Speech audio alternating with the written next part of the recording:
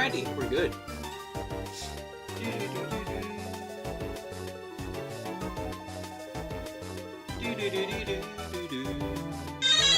Our phone magic has phone magic. Yay. Today will be a fun day. Today is the day the music lives.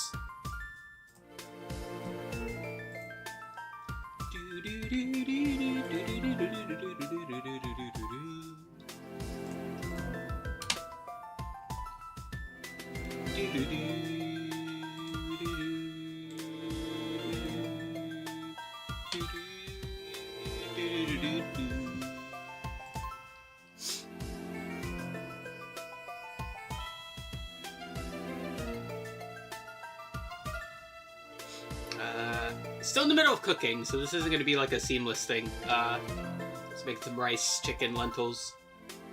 Lentils are fun. I like lentils.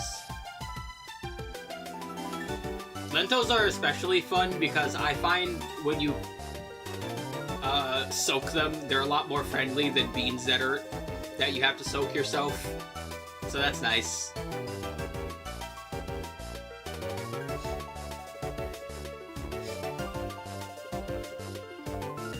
Oh, also, my desk has new friends. Hold on.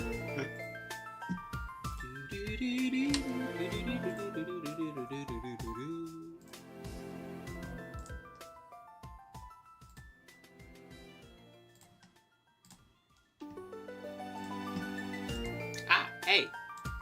You're supposed to shuffle, you goofy. There we go. I had it on loop. That's better. Button. Behold, my desk has new friends again. Wham. Whee.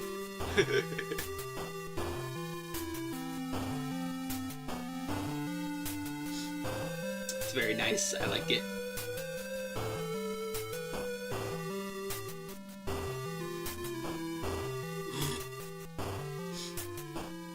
Yeah. I put the Pokeball and the Miss Magius and Iono stand on my desk. I have the other ones on my shelf. I think is there another one? Was there another one? Yeah, there's another one. Look at the little dude.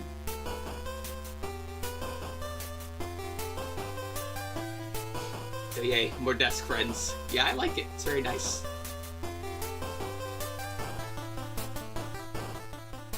Boop.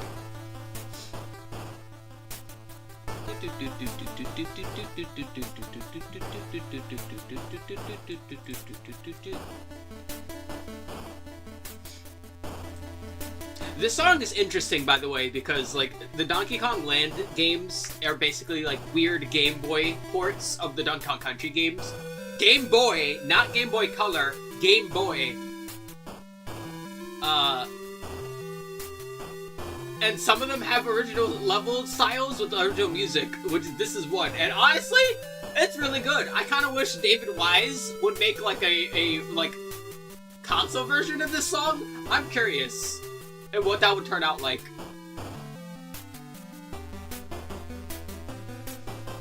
But yeah, time to rank. Oh yeah, just immediately the Toriyama vibes all over the place. Like the art of Chrono Trigger is one of the best parts about it. What do you know? It's one of the best parts of anything Toriyama worked on. My favorite, of course, is still Ayla sitting there in the middle. It's hard to beat Cave Mommy.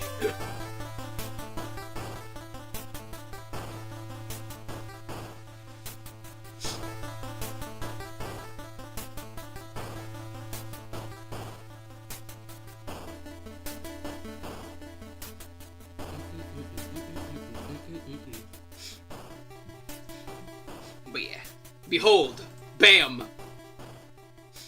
It is tier list maker. Here are the tier list. Hi Shirley, you're a new person. How are you doing, new person? Alrighty, let's change these tier names.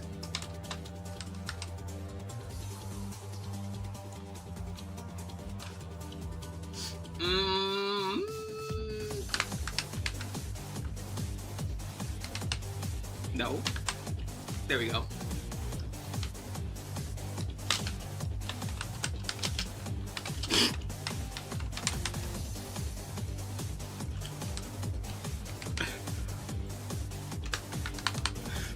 There we go. Lawsuit tier in place of F. We'll think about it. Thinking of watching a movie because you're bored. Oh, watch V for Vendetta. Remember the 5th of November. Love that movie. I'm interested in this. Oh, thanks for being interested.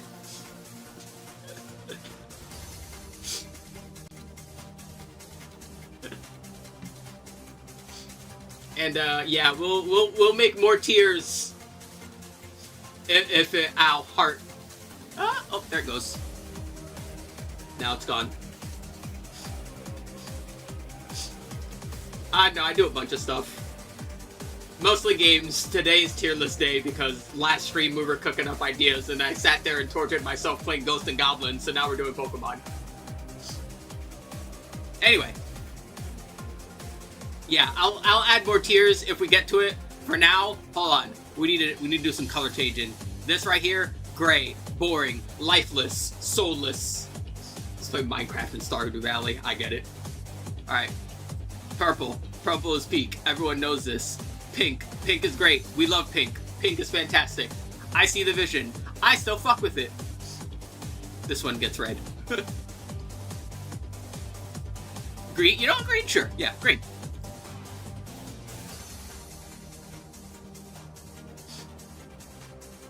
I'm not playing a game right now, silly. I'm doing a tier list. How long have I been playing Pokemon? Forever. Practically since I was born. It can be red. Honestly, I think yellow kind of fits it more. Because is not like outright disapproval.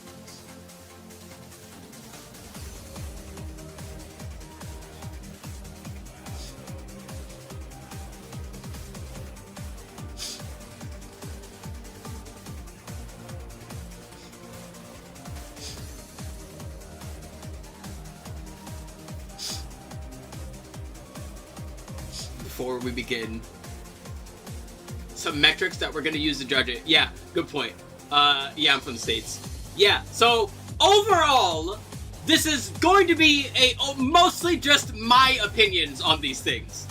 On their design and gameplay, but for the ones that don't have gameplay yet, you know, or the ones that are not in the actual game, because some of these are only still in ZA, and people can postulate and guess. Ow, bit my tongue. Guess what their abilities are going to be, but we don't know for sure. It will mostly be... Yeah, it will mostly be a design aspect thing. Whether or not I like their visual design. Whether or not I think their visual design is emblematic of a big ol' power boost of that Pokemon. Or the core ideas of that Pokemon amplified. Right? It will be more than anything, do I like their design? That will be the number one thing. There will be less gameplay, more design.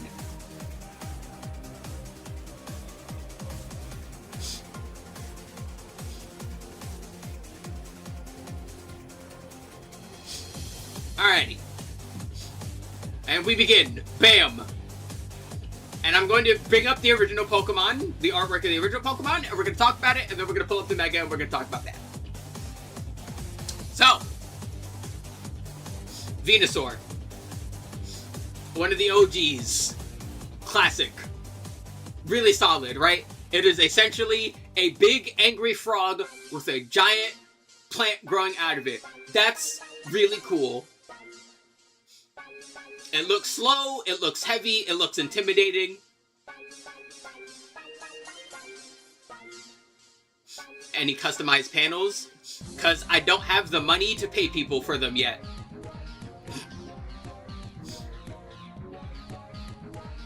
Also, not gonna lie, for how much I move shit around the screen sometimes, I kind of appreciate not having, like, locks and being restricted and having paneling. You know, that's just a me thing, though. In the future, though, that would be nice. God, I love the song. More Stretch Panic Shuffle, please. Yeah. So, Venusaur is great. Love Venusaur. My personal favorite of the Gen 1 starters, still, to this day.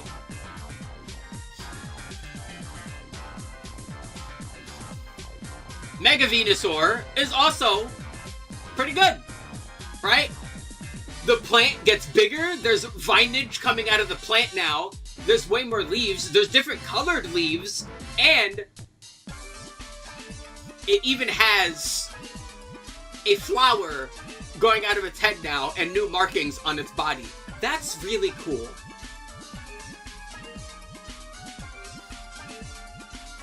Right? It is a simple thing to just take what was Venusaur, which, hold on, let me change the settings here real quick. So let's not have it fade, let's just have it cut immediately. Yeah, there we go. Right? To just take Venusaur and amplify the core design aspects of it, right? Which is, for Venusaur,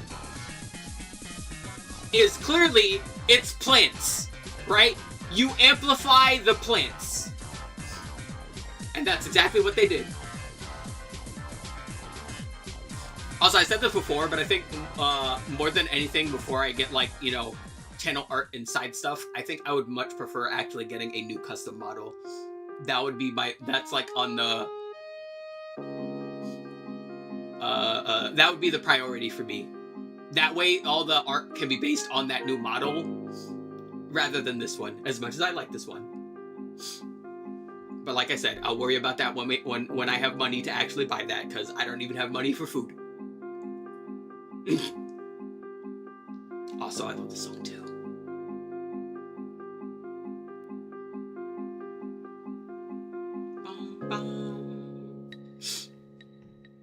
So yeah.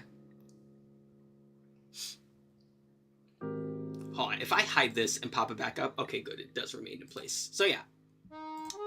Mega Venusaur. Fantastic. It takes Venusaur, it amplifies Venusaur's core design aspects, and does it really well.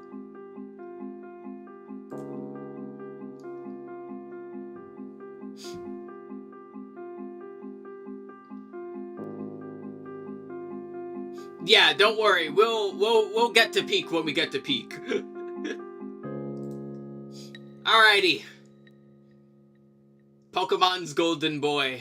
Everyone's favorite? Question mark. Apparently. They say it's everyone's favorite, so it has to be. Good old Charizard.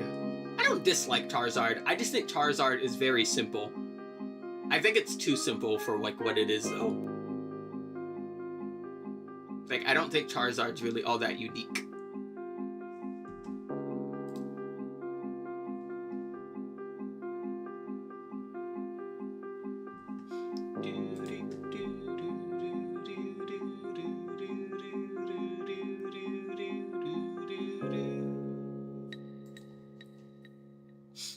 Yes, I got it, Shirley.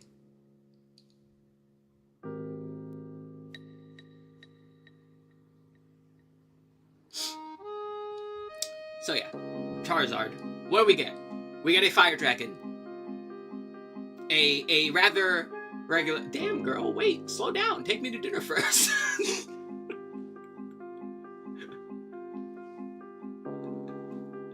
What do we get? Oh god, she's shooting lasers. We get a Fire Dragon. And of the Fire Dragon... You know, hold on. I gotta go, like, we gotta, like, pull up stuff just so I can, like, you know, bring my point across just a little bit better. Alright, because what is Charizard? Charizard is a Fire Dragon, but it is, like, a friendlier version of a Fire Dragon, essentially, right? I love this song. Shuffle is killing it today.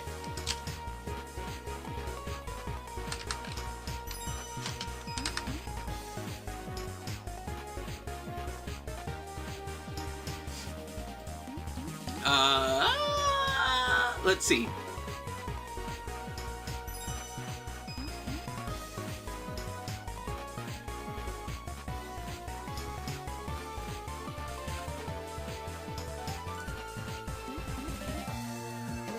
On.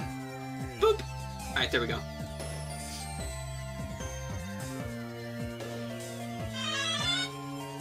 Phone magic? Why are you phone magicking? Alrighty.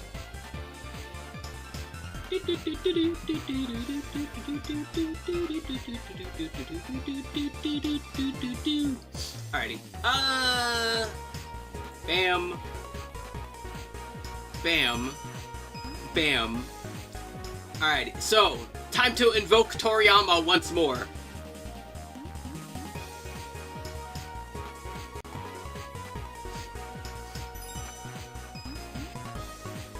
So, this is the Green Dragon. This is the dragon of Dragon Quest. This is the first dragon in the series.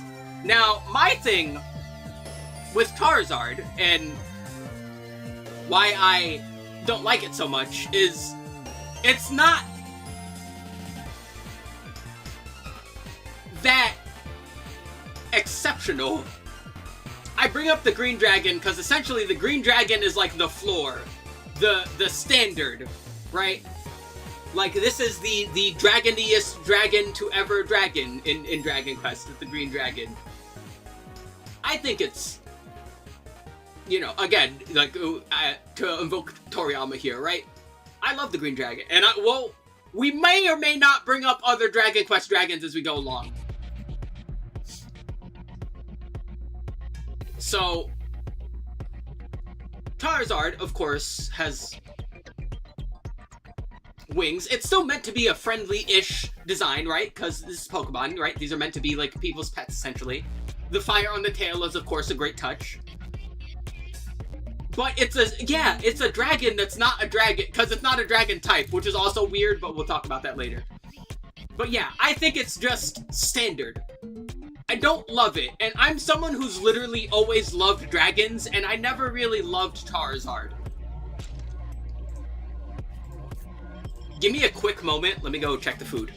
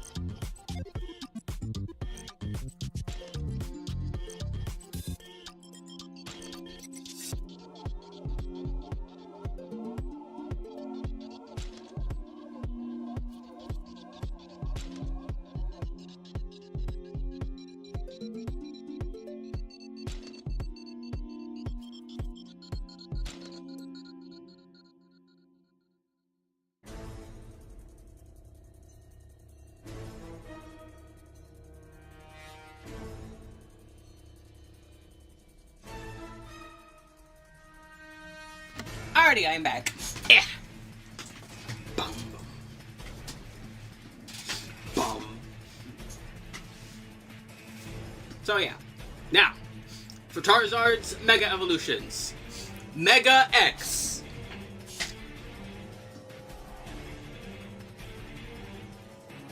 So, similar to Charizard, before anything,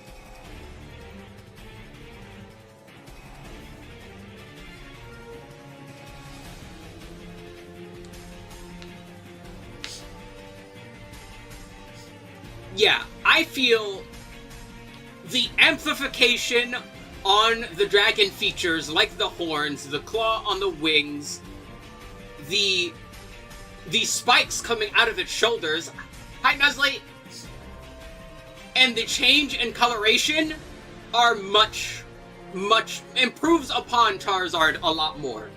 I like the amplification of, again, the dragon features. That's the main thing we're looking for with the Mega Evolutions, right? What is this Pokemon about? Does the Mega Evolution amplify the picture? the image of the Pokemon. And I think Mega Charizard X does that decently. I think it's pretty well. Again, similar to regular Charizard though, I only like it, I don't love it.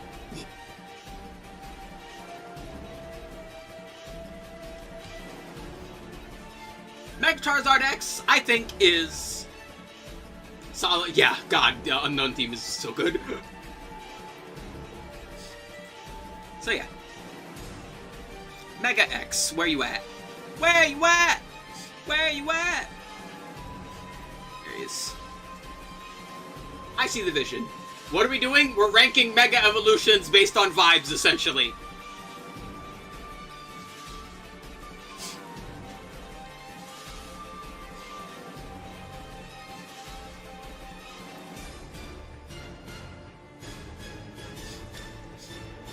The bottom of Fantastic? Ah!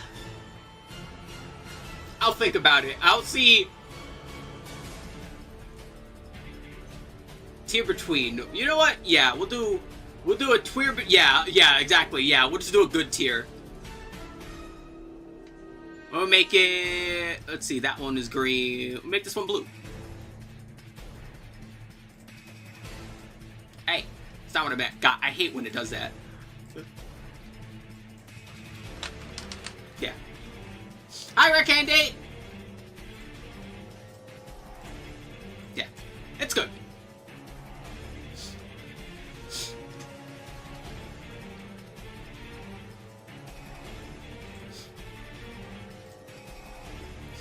Now, Mega Charizard Y, on the other hand, I don't like this one as much. I think the amplification of the wings is nice. The third horn growing out of his head is kind of weird. The wings popping out of its hands is also kind of weird. Because its actual wings are bigger. Why did it need wing hands? That's funky. I like the new spikes on the tails. I like that the tail gets, like, thornier, essentially. That's neat. The fire changes color just ever so slightly. But otherwise, it's just Charizard. Like, in the grand scheme of things, it's not really all that distinct. It doesn't amplify Charizard's key features enough for me to like it.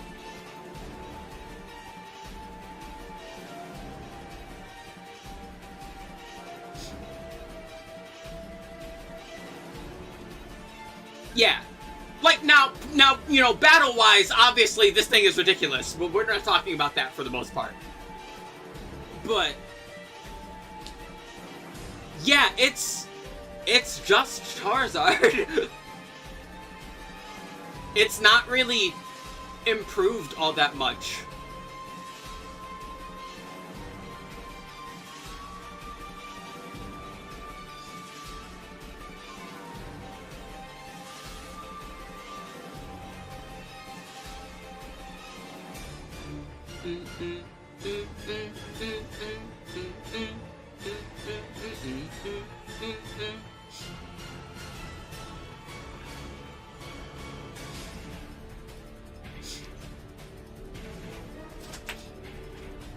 Ooh, hold on.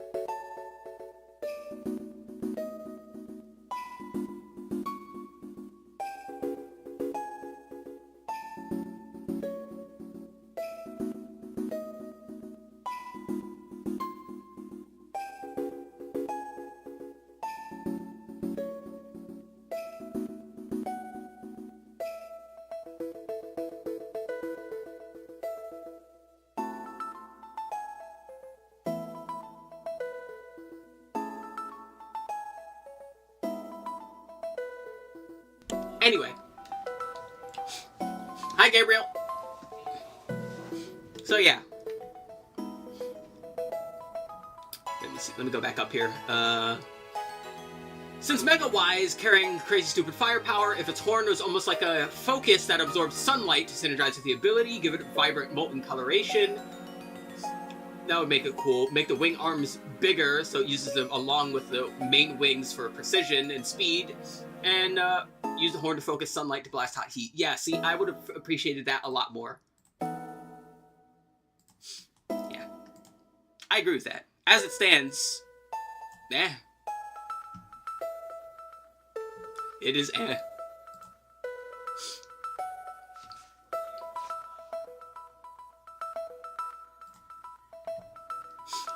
Boop.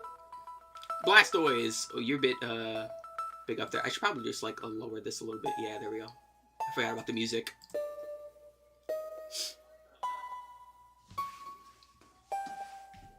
Yeah. Blastoise! So, I don't know about anyone else. I know a lot of people like Blastoise. It always bothered me that, like, in almost all the pictures of Blastoise, its cannons are, like, off to the side, because it's, like, that's a really awkward thing to use, like, combat-wise.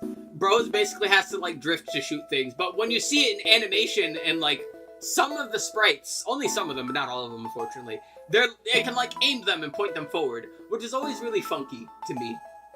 But that's a minor nitpick in the grand scheme of things. Yeah, it is a turtle with cannons that shoot water that cut through steel. It's solid enough, right? It's kind of, you know, it's fine. I think it's fine. Blastoise is fine. Honestly, I kind of wish the shell was a different color. Not the color that the shiny has, though. Yeah. Blastoise is fine.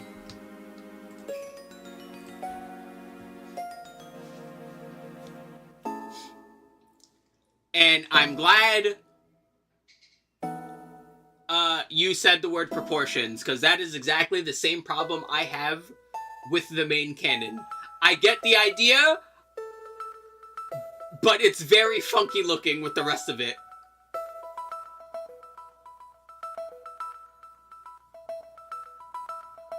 Like, a big thing with Blastoise is the fact that it can shoot out these cannons, but they're also retractable. It doesn't have to have them out at all times. So I guess the idea for the Mega Evolution is essentially that, like, it can't retract them anymore. It's, like, full offense, which makes sense. It has Mega Launcher. That is the Mega Launcher, as it is. But it is just kind of goofy looking. And Blastoise itself doesn't get that many changes either. Its claws change a little. It has a spiky spike on its chin. That's about it.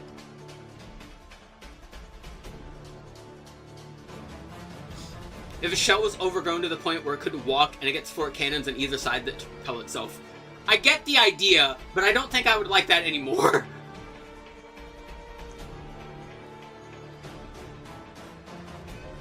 I think Blastoise being an actual, like, moving turtle rather than a rook, essentially, a war tower, like, works better. I just wish they did it differently.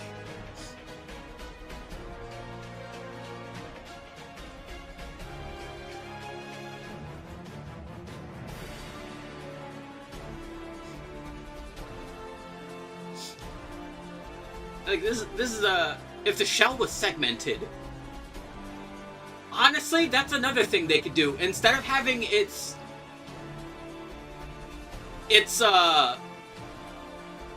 arms have extra cannons, having its extra cannons be in segments of a shell would have been a neater idea, I think.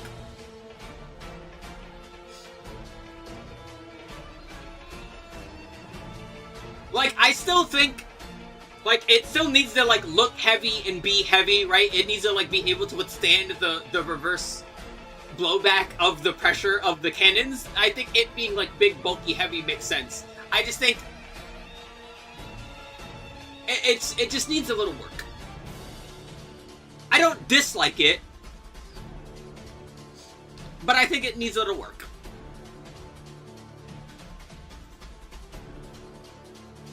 Yeah, exactly. I see the vision.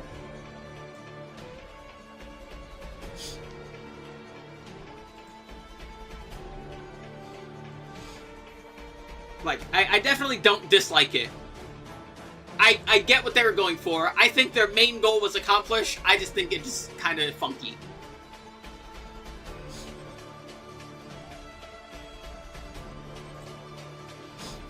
Alrighty. You like jazz? Well, too bad. This fucker ain't playing jazz. This fucker is playing no jazz. See, this is, I think, like a perfect example of like a classic Gen 1 design. Let's take an animal that essentially everyone knows, because everyone knows what a bee is, and let's amplify the core aspects of it. That's exactly what they did. What makes bees scary? The stinger. How about a stinger that not only does not retract, but let's give it stinger hands? Base bee drill? Pretty good. I like it.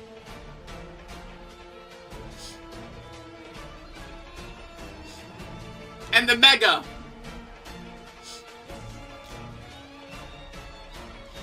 What do? They change the antennas, they change the eyes, they change the body segments even, and they change its legs into more stingers, and then they make the stingers it already had bigger. They even make the one on its thorax like a slight tinge of yellow.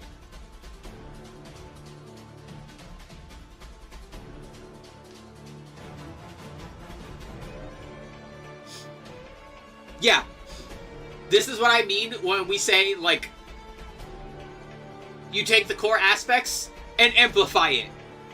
What are the core aspects of Beedrill? It is a bee that is very angry with big, scary stingers. We gave it more and bigger, scary stingers.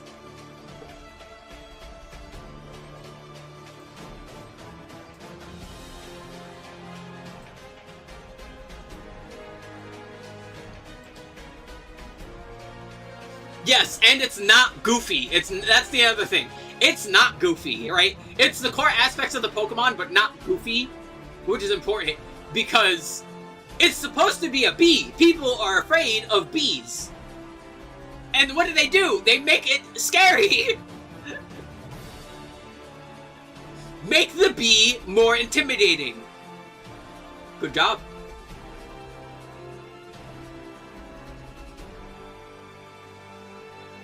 Yeah, fuck your shit up is an understatement. And yeah, I love that they changed the abdomen, yeah. Or not the abdomen stinger, the thorax. It's its butt. Not its middle. Yeah, I like that it is, like, slightly tinged, right? Because before, with the original, it was just the same color, but it being slightly tinged makes it more intimidating. Like, it's just completely different. And because of the black and white segmenting on the tinge, on the tip, it looks even weirder. It looks like special poison is gonna come out of it now. Not just regular toxins that the thing is usually giving you.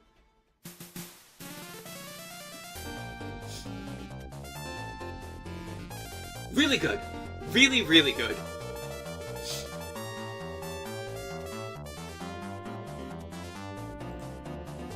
Alright. Pidgeot. What is it? It's a bird. I think specifically they're based on, not starlings, something else obviously. Not pigeons, as opposed to the name.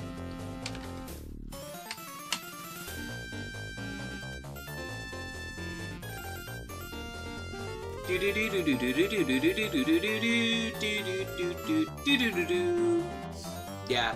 More resembling of ospreys or eagles. And other various birds of prey. More birds of prey than pigeon, despite its name. All in all, the birds in Pokemon are kind of funky, because sometimes it's just a bird. Pidgeot is essentially just a bird. It is a bird. It has bird coloring. I like the markings on its eyes. I think that's neat. The big old hair is also neat. Otherwise, this is a bird. So what does the Mega do?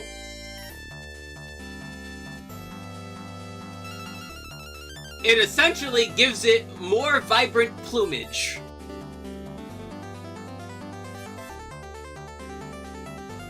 Bro went Super Saiyan. Sort of. The main body is now brighter, and the tips of its wings and tail now have blue coloring, which is neat. It now has an amplified feather coming out of its hair instead of like a long unilateral piece, and shorter hair in exchange for that longer feather, and of course with the frill coming out of the front.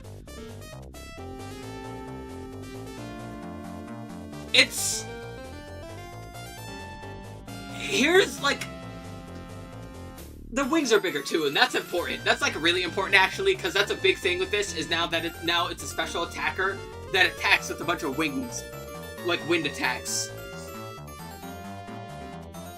Honestly, I think more amplification on the wing feathers was needed rather than the big ol' hair plume.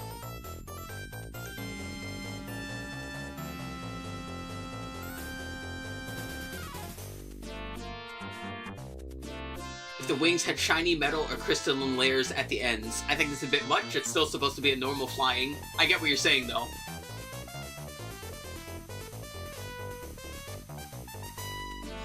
They could just be chitin. It could just be, like, hardened feathers.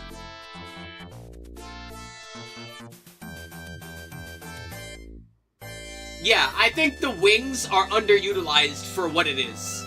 I think that's my main problem with this. Like, the wings are more important than the hair for this Pokemon. Especially now that they've completely shifted its like, attack style. It's attacking.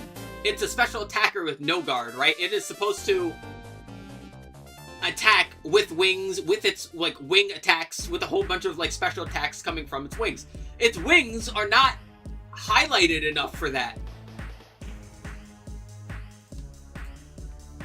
I think I'm gonna try my hardest to not blame or downgrade things for what they could have been, but that's going to be really hard sometimes.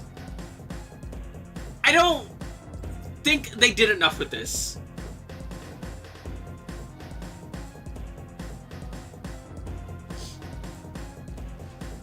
And I'm kind of just like, eh. I think they focused on the wrong parts of the Pokemon.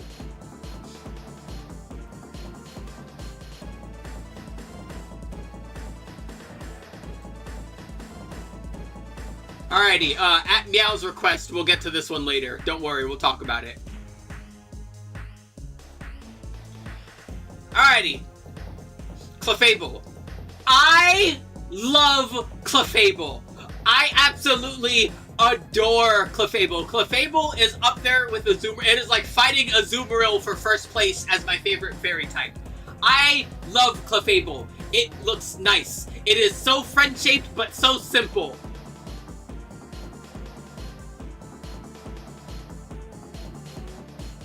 I like its cute tiny face. I like the swirl. I like the wings. I like the big floofy tail. I love Clefable.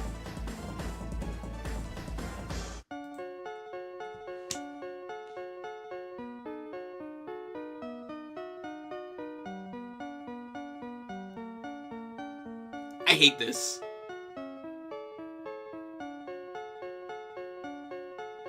I actually hate this.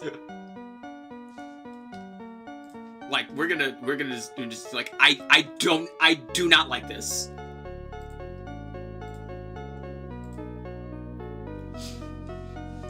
Yeah, now, important thing to note. Rather than being a pure fairy, it is now fairy flying. Hence, the wings.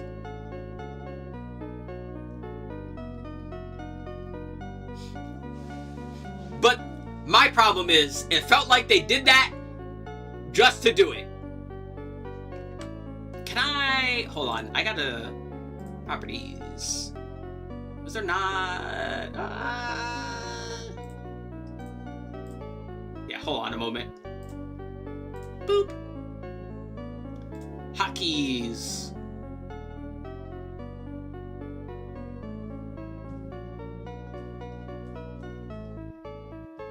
Do do do do do do do do do do do do.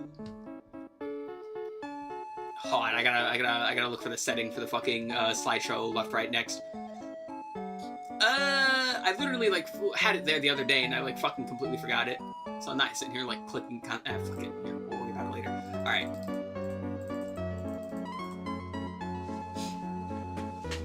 Yeah. Now, what makes Clefairy or Clefable? Well, it's very simple actually. It is simple. That's the important thing.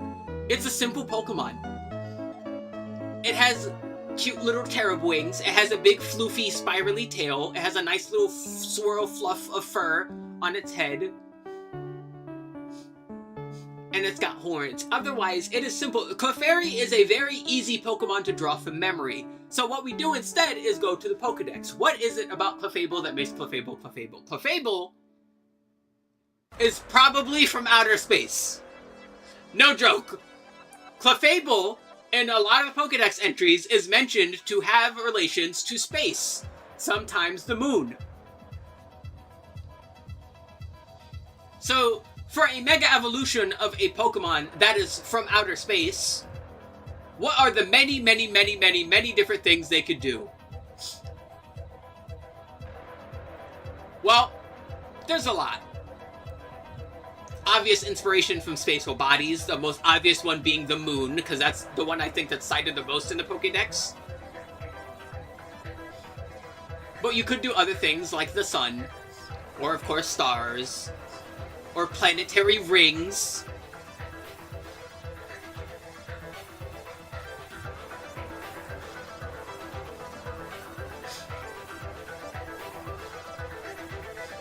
A giant Clefable, or a Clefable-shaped mech out of space dust. I think that would be a bit much. I think keeping it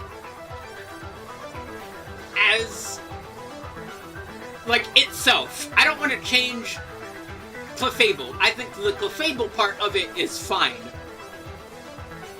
What I don't think is fine are other aspects of this. The wings are amplified to make a fairy fly. Yeah, like I was mentioning, yeah, I think doing other planetary things would be better. Like rings. I definitely don't think this goofy-ass artist's hat is working out. I really don't like that. I don't like that one bit. I can see the vision with making the horns into more floopy ears. I think the horns in the ears is fine. I think it's a bit funky overall, but I think it's fine. But all they did basically was give Clefable wings and a hat. This is a Pokemon with constant references and mentions to outer space, and all you did was make it fly.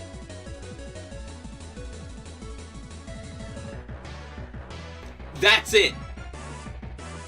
That's all you did.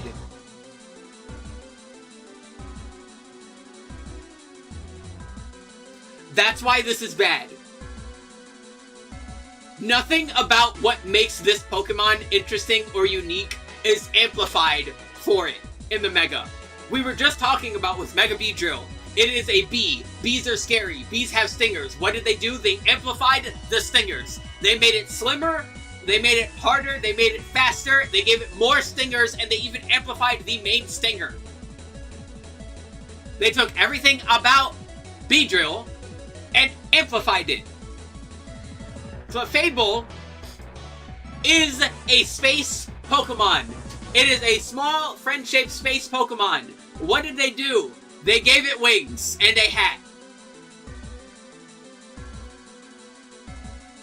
I hate this.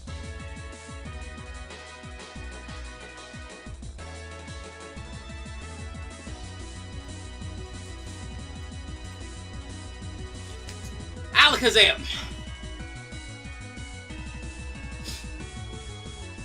Now, I love Alakazam. Alakazam is great. I like the emaciated look because it essentially is like a Pokemon that trades its physicality for psychic power.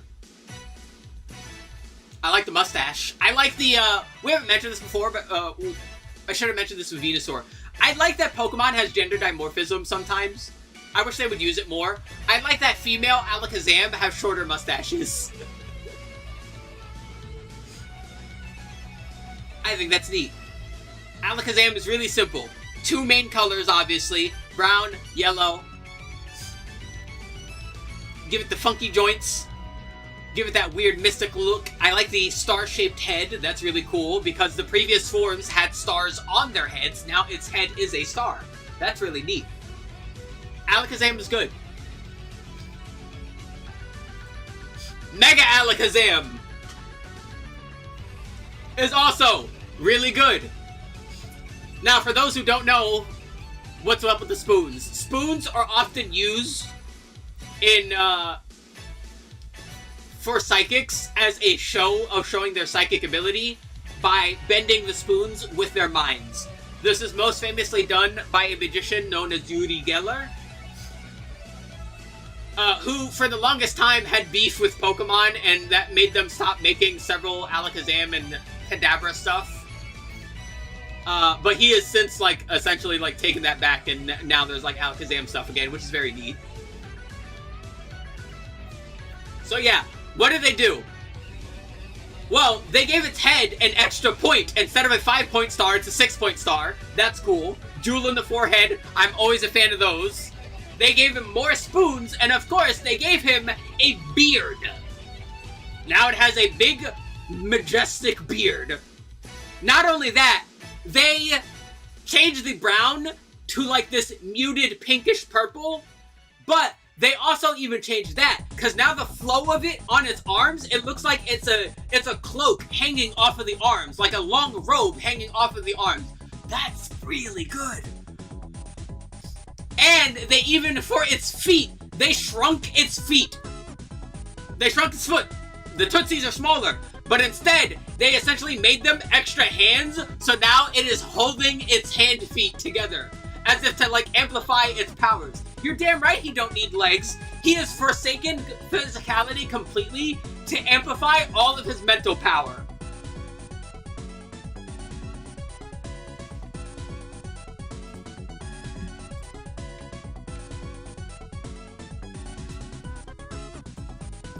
Mega Alakazam is phenomenal.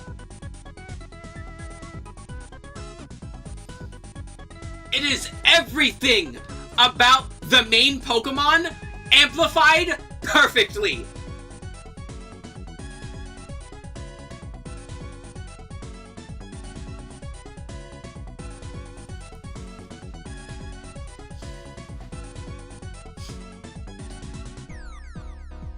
By the way, I hope what we've had here and how we spoke so far is like a good indication, because we managed to somehow put everything, at least one thing in every tier so far. I hope that amplifies like what we're looking for in Mega Pokemon, and why we like Mega Pokemon, and why we don't like certain other Mega Pokemon. I hope that what we've said so far helps highlight what we're looking for, and makes it clear.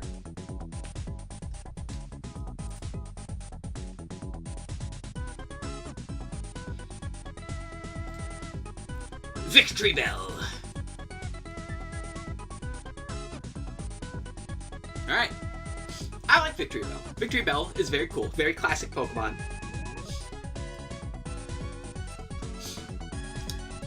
Victory Bell. Oh, you know what? Hold on. Since it just popped up in the background, hold on. I feel the need to talk about this. Boop and boop. I love this background. One thing, dude, if someone has wallpaper-sized artwork of all the Smite skins in like a big old like Giga document or like Google document, please link it to me. I need to find like all the Smite like skins wallpaper, cause like they don't have them anymore. Like they're like lost to time, and I've tried digging and I can't fucking find them anymore. Cause dude, I love the artwork. The splash art for the skins is so fantastic. I wish I could fucking find some more of these. Alrighty. Anyway. Victory Bell. I like Victory Bell. Victory Bell is based on, I forget the exact name of the plants, but they're carnivorous plants in mostly tropical areas that are essentially shaped like these cups, like these little cups. And when insects go inside of them, because of how they smell very nice to insects, they go in and they get stuck. And they get dissolved inside of the plant. The plant then absorbs the insect for nutrients inside it. Very cool. Very cool plant design. Actually, you know what? No, hold on. I will look this up because it will be very important for when we're talking about the mega. Hold on.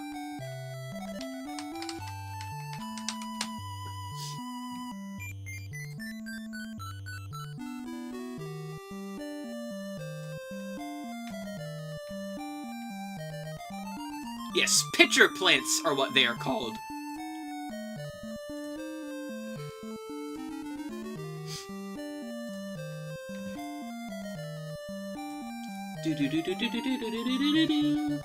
So yeah, what is Victory Bell? Victory Bell is a man-sized pitcher plant, as we are all probably familiar with from the cartoon, from the anime, the good old anime.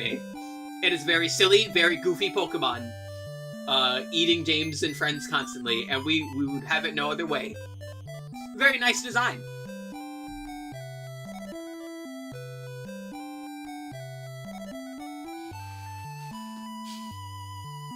Okay, so I don't outright hate this one, but I'm disappointed. So, if you've never seen pitcher plants before, pitcher plants have fantastic, vibrant coloration on them. They are beautiful plants.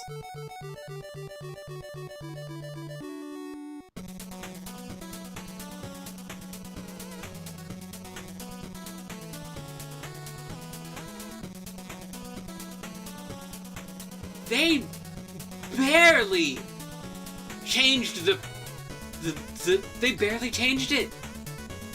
It's bigger. It has more leaves coming out of it. The tips of the leaves are different colors. I do agree, this is definitely a Pokemon that looks better in motion than it does in model. I think the vine constricting the mouth to keep whatever's inside of it trapped is a neat detail. I like that a lot. I'm not exactly a big fan of the lips themselves, but I like the idea of it. But it's just kind of boring looking in a way.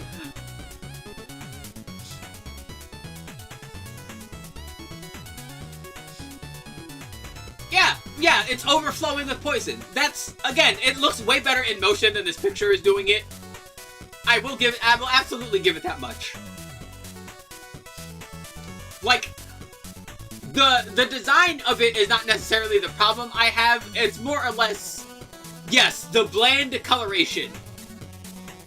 Again, these plants are gorgeous. This is just Victory, like, it's oh so barely different. Honestly, the only reason it might even look different all that much is just because of the capture used here. Like, it's very barely differently colored.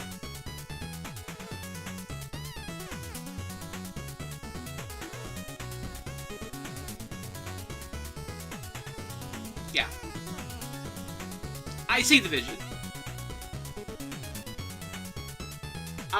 I see the vision.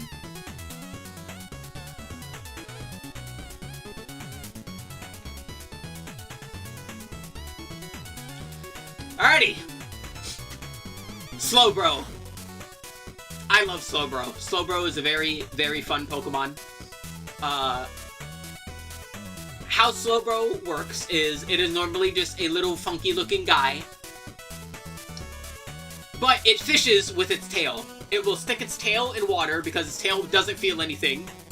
And even if it did, it takes like fucking aeons for its brain to actually be like, hey, something's on your tail. So the shelter that is on it has amplified in strength from the tail.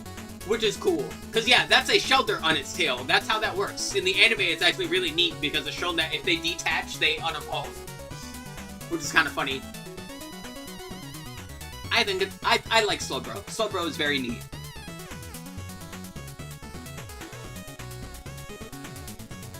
I also really like Mega Slowbro.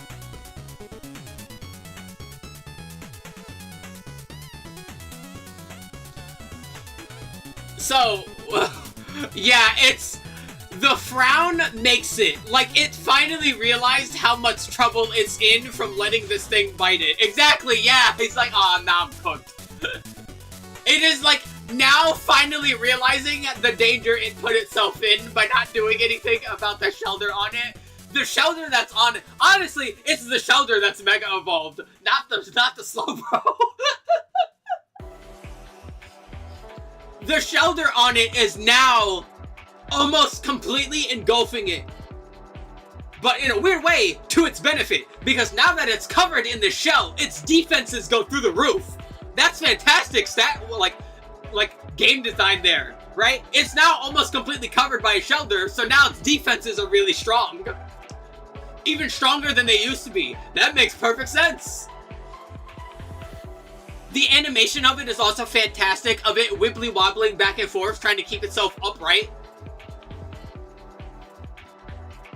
This Pokemon is like, it knows how much trouble it's in. And again, core design. What makes Slowbro Slowbro? The shell. The toxins from the shelter eating the Slowbro, amplifying its psychic abilities, but now it has completely consumed it. I don't feel like it is exactly fully peak yet, but it is fantastic. But to be honest, I'm not sure what would push this into peak for me. Imagine a TCG of it. Yeah, exactly. Matter of fact, hold on. Is there no Mega Slowbro TCG cards? Hold on.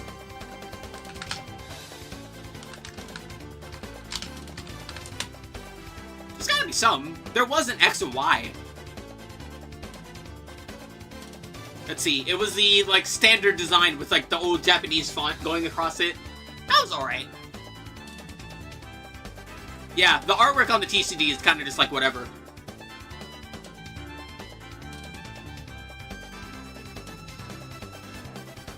What would a Mega of this do? Great question. So, like, Mega Slowbro is a tanky, defensive Pokemon. It's still Water Psychic.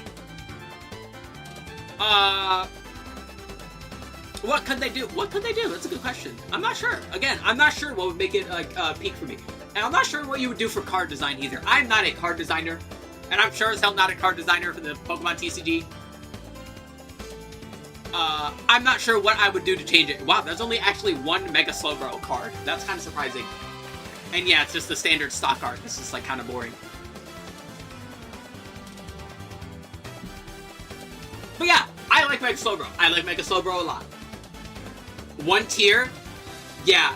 Like, one tier to, like, amplify how much extra. Like, because a big thing about Slowbro is that the reason it's so tanky is because it basically can't feel pain. So it crying would be like, oh, I'm in pain. I don't like this.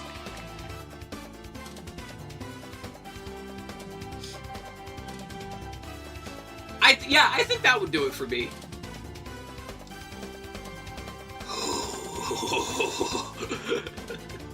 Ladies and gentlemen, my second favorite Pokemon. Your opponent can't retreat for 3 turns? That would be evil. Now, you know what I think they could do? I think a Mega Slowbro would be like, what would be a more, like, defensive strategy for card games is kind of interesting, because it would be more control-y. I think it being like a card miller would be a good idea. Like, have it have a attack that, for every damage counter on it, it mills a card from your opponent's deck. I think that would be neat. Give it, like, I don't know. What would be the reasonable? I think, like, 320 HP would be good, because you would, like, survive a hit for about 180, maybe 200, so you could mill 20. I think that would be pretty cool.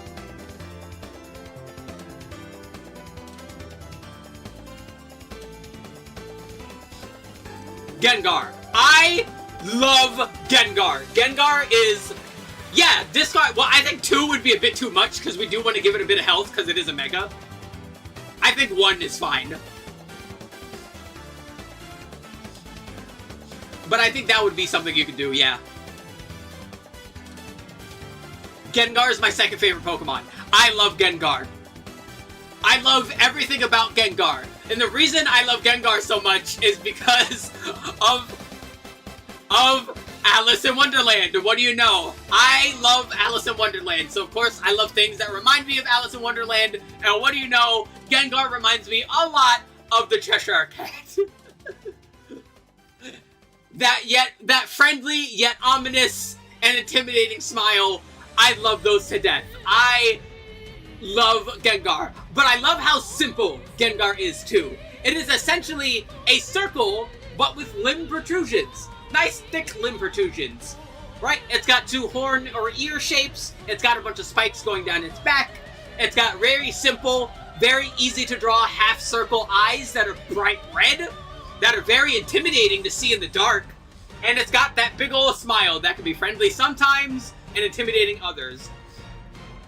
You got a plush? I need a Gengar. I need more Pokemon plushies, to be quite honest. I only have Dragonite and Mega Garchomp. I need more Pokemon plushes. I have a ton of Pokemon, or I need more Pokemon hats too. I have 3 Gengar hats. I have a ball cap and 2 knitted ones.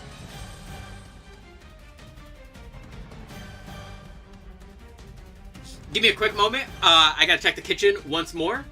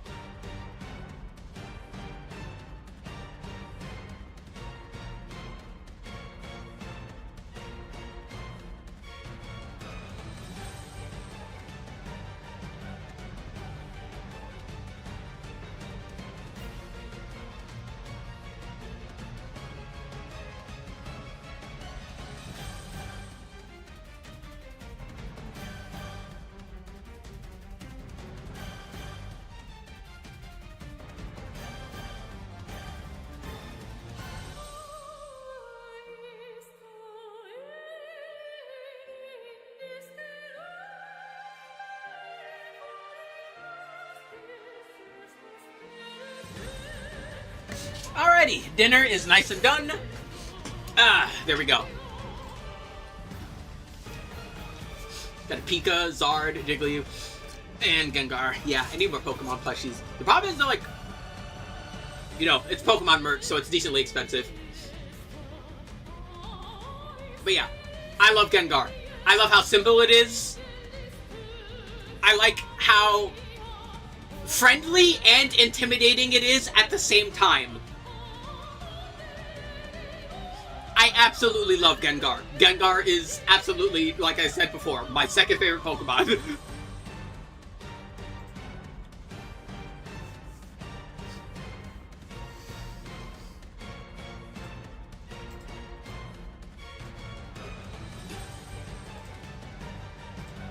Now let's talk about it.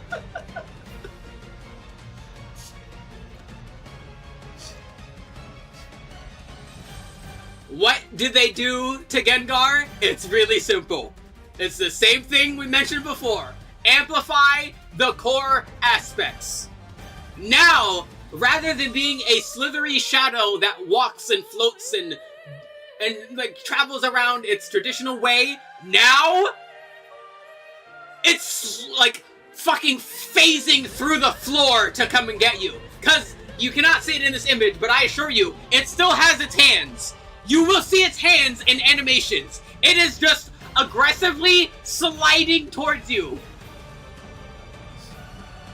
Like a shadow crawling along the floor. Oh, that's so good! Now, what else do they do? Amplify the core aspects. They give its eye more pupil. They give it an extra creepier eye from out of nowhere. They make its smile bigger. They change the shading to be more malicious looking shadow on it. Red shadow! They even amplify the back spikes on it. Again, here we have a Pokemon that is known for hiding in shadows. What do? They fucking just let it crawl along the ground like a big old shadow in and of itself. And the worst part is, you can't run away from it. That third eye is not just for show. That third eye forces you to engage with it.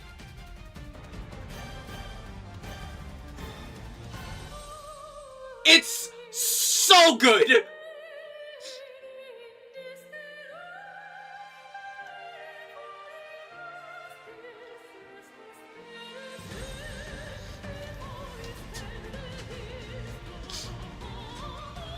And dude, some of the animations and attacks, especially in Pokken, if you've never seen the Pokken supers before, go look up Mega Gengar, go look up Gengar's Pokken super. It's really good.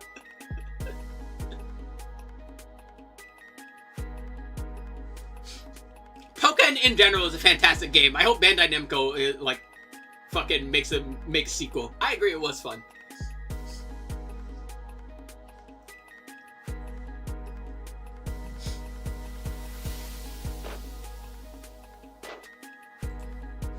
Kangaskhan!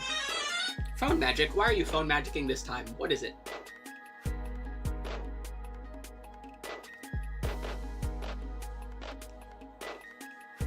Phone magic is drunk. Alrighty. Kangaskhan. Kangaskhan is a mother. First and foremost. What it is they are essentially a herd of these creatures with their babies in their pouch, right? And that's very simple. I like Kangaskhan's main design, right? It is essentially like a big, just a big old kangaroo-like beast. I like that though. And when its mouth isn't open and when you're not pissing it off, it's actually very friendly to people, which I also like. I like how friendly it is. Right, just don't fuck with the baby and it will be nice to you. Makes perfect sense. It is essentially a gentle giant. So for Mega Kangaskhan, they don't change the mother at all. Instead, what happens is the baby gets the power from the Mega Evolution. And this fits with its ability, Parental Bond. One of the most infamous abilities in Pokemon ever. Cause now the baby attacks with the mother. So you're getting attacked twice. And additional effects from moves have twice the chance to happen now. Twice a flinch chance, twice a paralysis chance from things like Body Slam, twice an attack boost from Power Up Punch.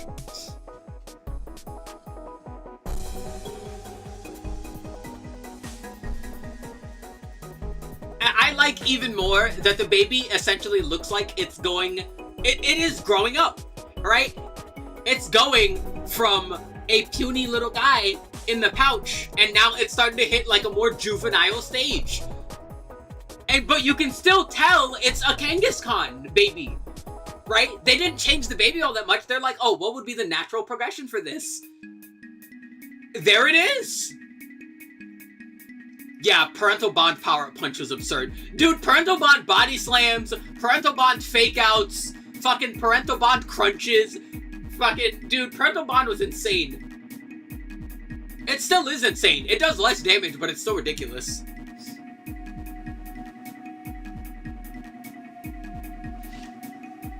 So yeah, Mega Kangaskhan is fantastic.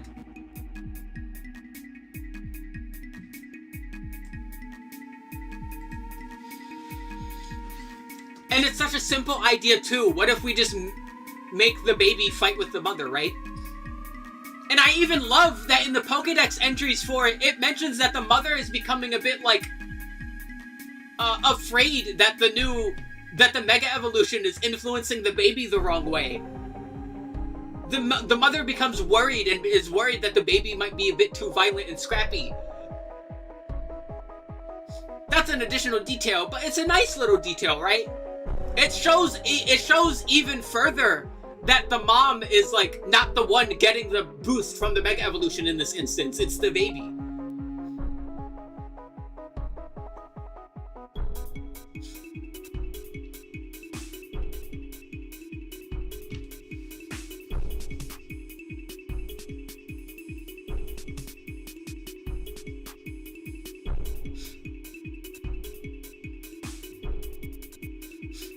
I think that would be a bit too much. I think that would be a bit too parasitic and a bit too creepy for what is supposed to be the design.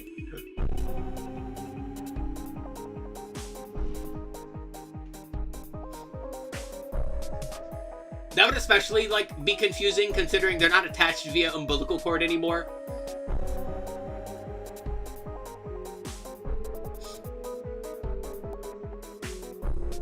But yeah, like, the way that Kangaskhan are described, they're not mentioned to be, like, you know, sacrificial in a sense, right? They're a community. They all help each other. They're not just, like, solitary creatures that sacrifice everything. Like, if Kangaskhan was an octopus, I could see where you're going with that. But mammal mothers don't usually do that. So I think that would be a bit much. I think the design is fine. Like I said, in this instance, I'm not sure what would push it to peak for me, but I think that would be going a bit too far.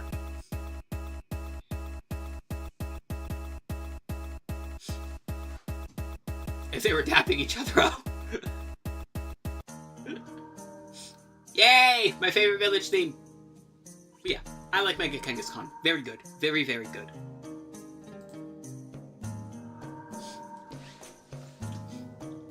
I love Starmie. Starmie might still be my favorite water type. It's fighting Gyarados for it. But I love Starmie. I love Starmie a lot. Have you noticed that I like Pokemon that have, like, space relations? It's almost like I love space.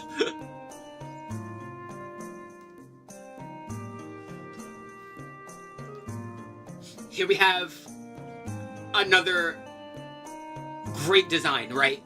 We have two stars stacked on top of each other, attached by a middle segment. We have a mysterious gem that is sending radio signals to space every night. This is a Pokemon that is, like, has mysteriosity with its psychic powers, which I always like about psychic types, when they're more mysterious than just outright psychic, right? Like, the psychic typing to them is less about being literal psychic or seeing the future, or less about, like, moving things with their mind, but more about, like, an air of mysteriousness. I like that a lot of psychic types are from outer space. That's really cool. Right? Where it's like an interstellar, like, astral connection, rather than a physical, tangible, telekinetic, or prophetic ability. I love that about psychic types. I love Starmie.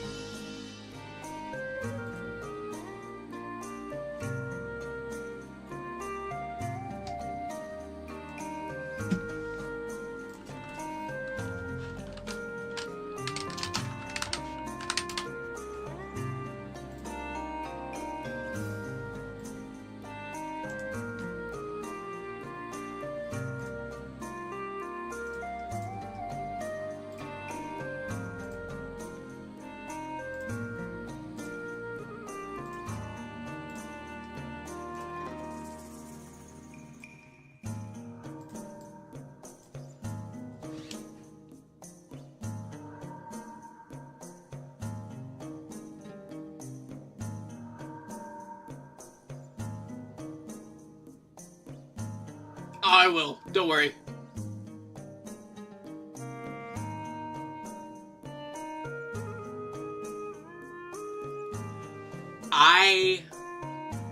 am so disappointed. I am beyond disappointed.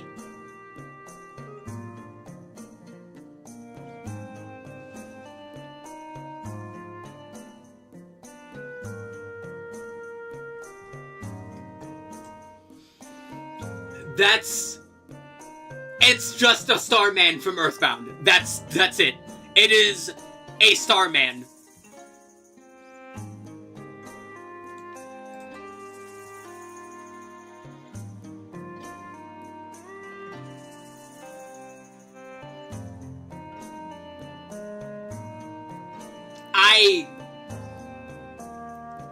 I hate it so much.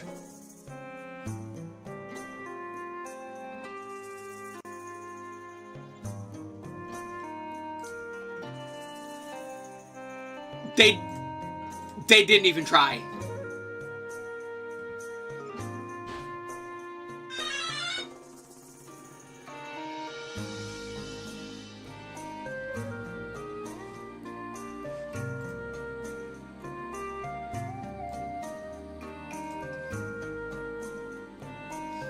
Well, I'm not gonna pull that up on stream, but haha.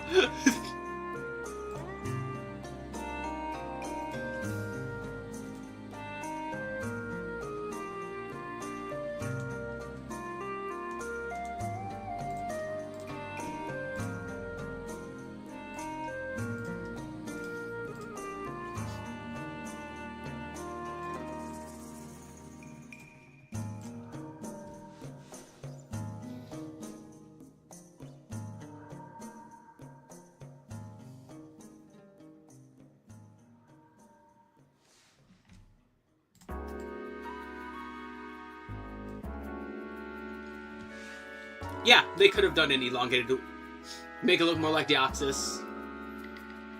They could have done that. I think we were talking about it a while ago because we were talking about Mega Evolutions. I think what they could have done is, rather than make it a big star, is split it into little stars in the shape of a constellation. Hell, even make different constellations. You could still make it like a physical attacker with huge power, right? But the fact that this essentially space body is attacking you with physical attacks would be cool. I don't think you would need to make it a special attacker if you do that at all. Right? It is essentially attacking you with, like, actual forces of space, with gravity, right? With strong, weak nuclear forces. That would be cool. And it would still have a tangible relation to space. Give it asteroids. Give it planetary rings. Give it like a miasma, a vibrant coloring, right, of quasar or something.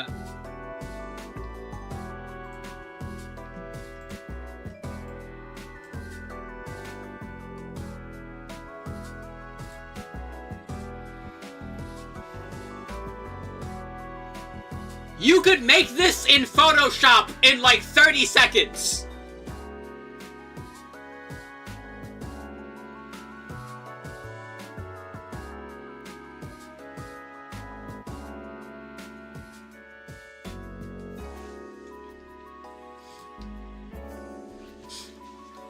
Pinsir. So Pinsir is like really funny, because Pinsir has always had an unsung rivalry with Scyther, and then by proxy Caesar. It was always the underutilized, the less cared for of them. But I think it's neat. I like Pinsir. Pinsir is neat, right? I like the more mandible forceps take on it. On a beetle, right? That's neat. I just wish they could have done more. Not a fan of its mouth, though. Never been a fan of its mouth. That mouth always bothered me.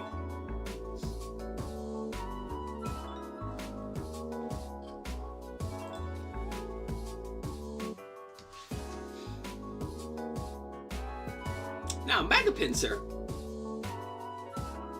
What do we do? The horns / mandibles amplified, right? There was already spikes on them. Make them bigger. Make the horns bigger. What else could we do? Give it very angry pair of wings.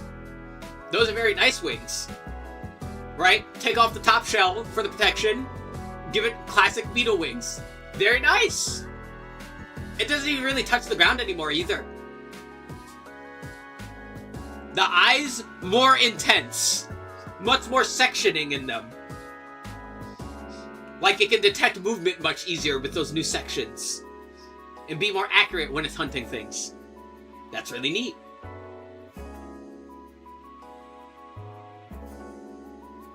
Also, we have like little,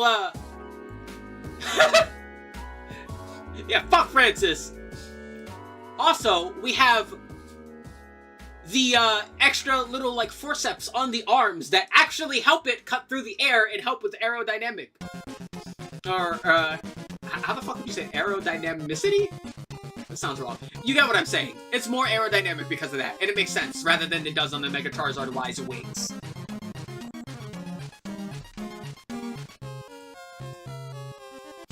I like it. I think it's good.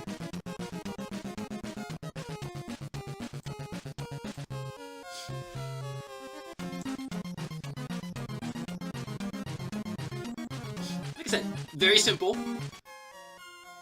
Pinsir itself is very simple. Mega Pinsir, still simple, but again, amplifies the core aspects of the Pokemon very well.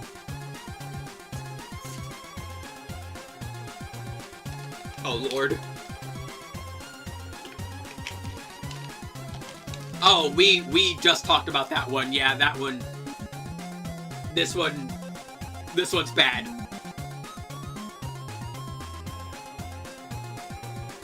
Party City costume is next level. That's... You're correct, but I hate that you're correct. Yeah. I hate this. Deserves its own spot. Ugh.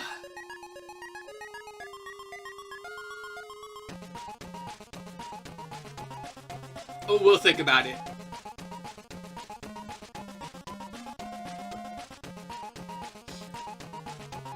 I'll think about it. If anything else is like like more like it needs to be like a more clear-cut, worse showing for me to like put it in its own tier, or like make it worse than ass. Because everything in ass I hate equally and for pretty much the same reasons.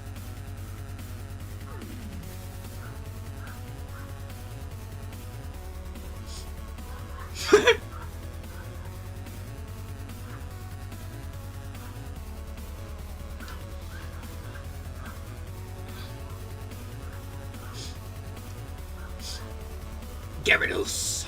I love Gyarados. Fun fact about Gyarados, the gender dimorphism on Gyarados are female Gyarados have white whiskers instead of blue. Again, Gyarados is usually fighting Starmie for my favorite water type. It is a large, serpent-like, destructive, like, just angry force of nature. Like, this Pokemon looks pissed off. Like, this Pokemon is not friend-shaped. It looks mean. And it is mean. This thing destroys cities because it's pissed off. In a day. It just goes on Rampage Fest. And yeah, even if you are nice to it, it will still be pissed off. It's just angry.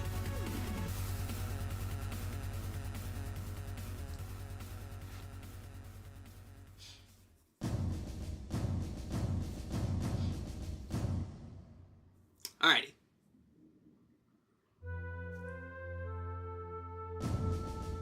What are we doing? Core aspects. Yeah, I agree. Yeah, like, okay, more fins and fin shape to help with swimming. Checks out. Bulkier, right? It's a bit stronger, it's a bit tougher. Horn, new horn, right? Amplify the horn. I don't dislike it. Yeah, I think this is another Pokemon where in motion it's definitely better than in picture. I don't dislike it. I don't love it. I don't think it's exceptional, but I don't dislike it. Also, it is now water dark. Its anger has now corrupted it to the point where it is now dark type. That's also cool. I do like that touch.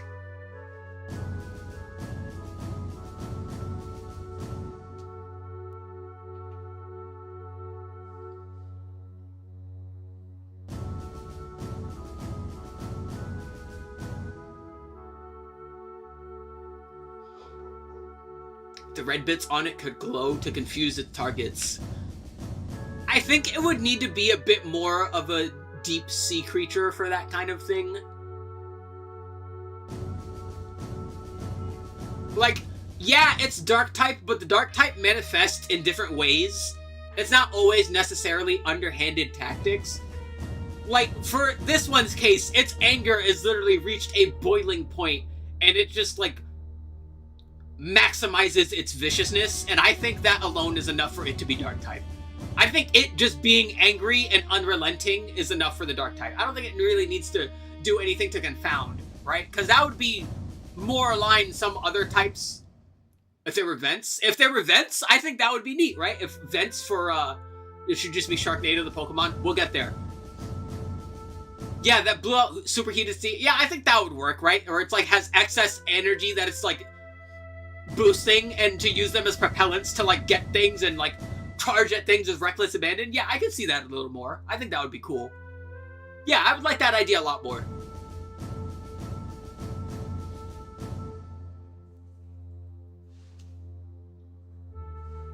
Yeah, I think it's fine. Aerodactyl. Alright, what do we have here? We have a fossil Pokemon.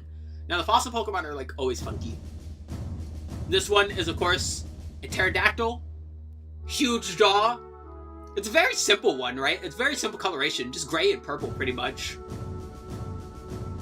Rock flying. All the fossils are rock something, for the most part, so... Except, like, well, except the newer ones, you know? But yeah, rock flying. Right, and yeah, it does look kind of angular, right? Very tough. You know, simple design. I don't dislike it. I don't love it, though. Aerodactyl is fine.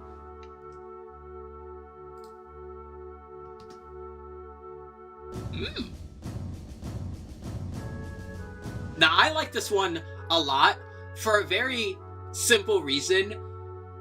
The protrusions that are growing out of it now are actual, like, angled, sharpened rocks. Like, you can tell those are rocks. Sharp rocks. Dangerous rocks. Ulysses has grand sideburns. And I do really like it, though.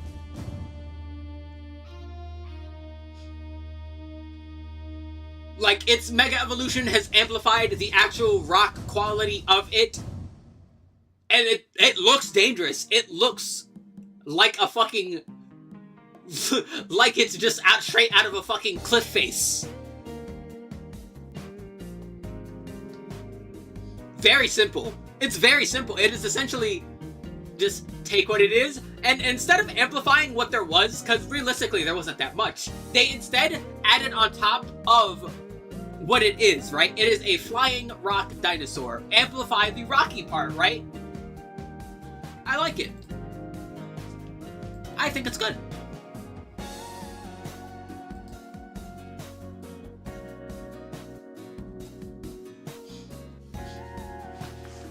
The prime version of it, like a more... Well, the thing is, like, the fossil is its original form. That's the point. Like, that is what it is. Like, it was reanimated directly from the fossil. Like, fossilization in Pokemon is just that Pokemon is alive again in the modern world. So, the Mega Evolution is essentially amplifying what it is to a point, which is a key design aspect that we're talking about a lot here. Especially, and it's especially funny in Aerodactyl's case because its fossil is old amber. Like, it is solidified in amber, so it's as pure as it could possibly get.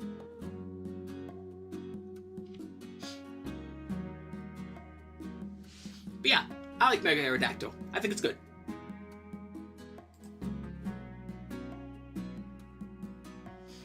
The rocks should have been amber. I think, actually, you might be smitten here. The amber coming off of it would be a cool touch, I think. Yeah. Amber's like seeping out of the connection points between the rock. Yeah, that would be a good idea, actually. Yeah.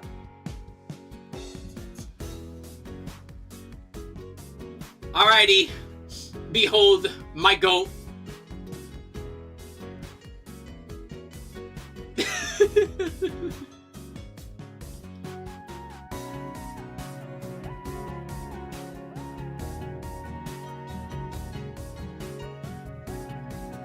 Yeah. This Pokemon is my favorite for several reasons. This Pokemon, to a T, is the definitive friendly giant. It looks friend-shaped. It looks huggable. It looks friendly. But it still has that decent proportionality and like size where it still looks strong. But you know it won't misuse that strength. And it won't misuse that strength. It saves people. It literally just saves people. It saves people for fun. And when it's not saving people for fun, it's your mailman. He delivers your mail.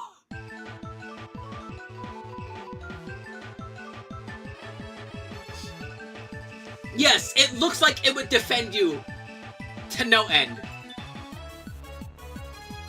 Exactly, it is the gentle giant. It is so nice.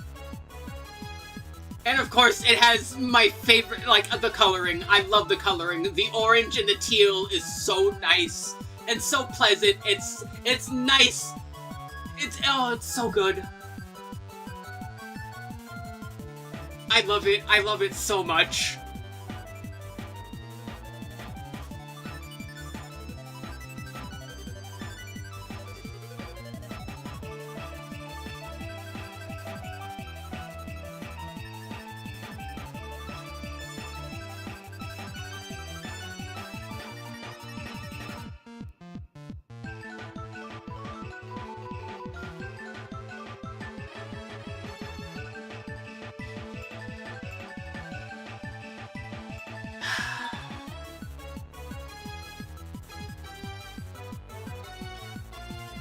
Alrighty.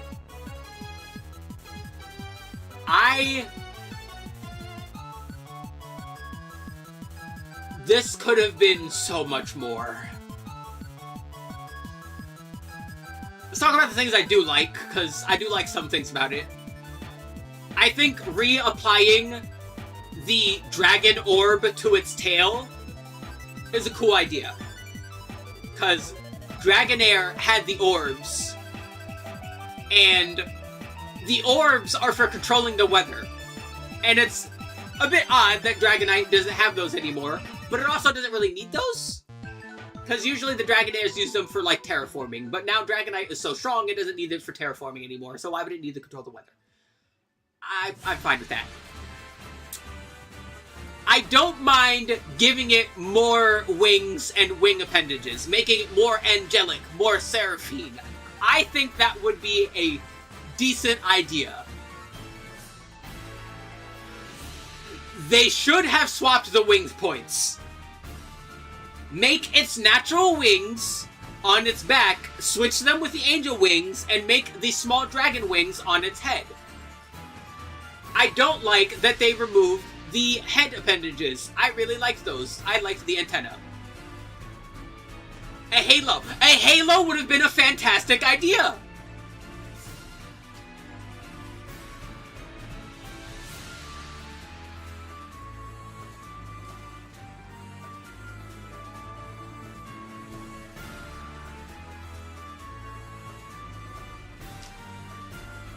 To make a fluffy cow. Yeah, like a nun? Like, if it was an angelic nun that covered itself with its wings, that would be a fantastic idea.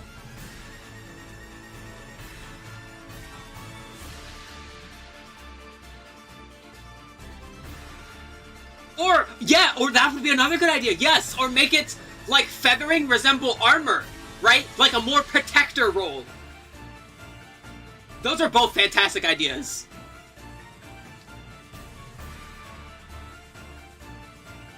Or, as, we're gonna hit this real quick here. Boop, boop, boop, boop. Yeah. Meow showed me this fan art the other day while we were talking about it.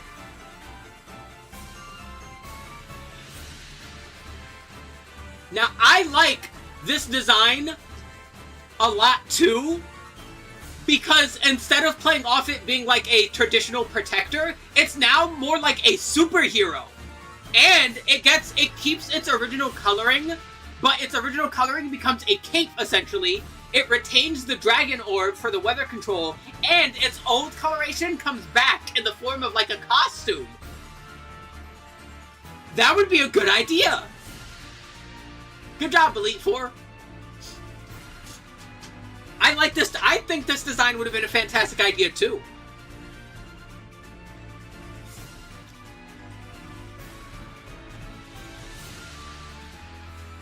I really like this. This would have been a better, like, this is cool. This one is cool.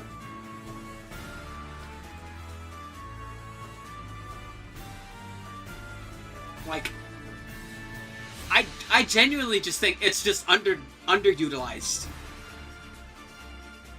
Dragon Fairy? Yeah, like Dragon Fairy would have been neat.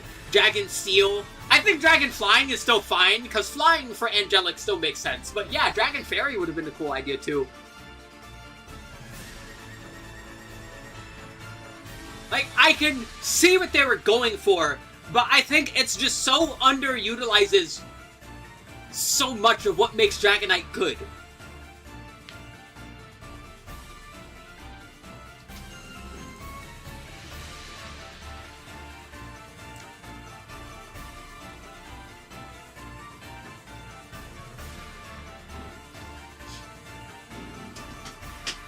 Alrighty, Mewtwo. As we were mentioning, a thing I like a lot about the Psychic type is the otherworldliness, right? And that fits with Mewtwo really well. Because it was designed in a lab. And it looks like it was designed in a lab. It looks artificial. But that's the point. And because of that, because it was designed in a lab, it hates people. Mewtwo does not like people. Yes, embryonic almost, exactly. Mewtwo is a very angry test tube baby.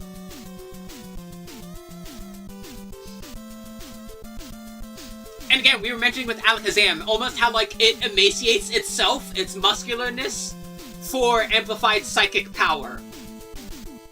And that's going to be really important when we talk about the Megas, because yeah, it essentially decides to go into two choices. Mega X instead decides to use its psychic abilities to amplify its physicality.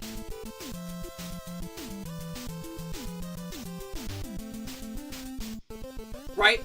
All those new lines to essentially channel its psychic energy into its muscles. It is now psychic fighting, which is really cool. I like that the tail is now up in order to remain out of the way, almost as if it's conscious that it's not trying to get grappled by its tail anymore, right? It's not trying to use its tail as an attack, right? It's trying to use its newfound muscular strength. Right? I like that it's trying to keep its tail out of the way, though. Right? Because now it has strength in its arms and legs that it didn't have before. It doesn't need to use its tail as an attacking limb anymore. So it keeps it out of the way. I like the ridge on its shoulder. The tail being a whole piece to the front. It was always like that. See?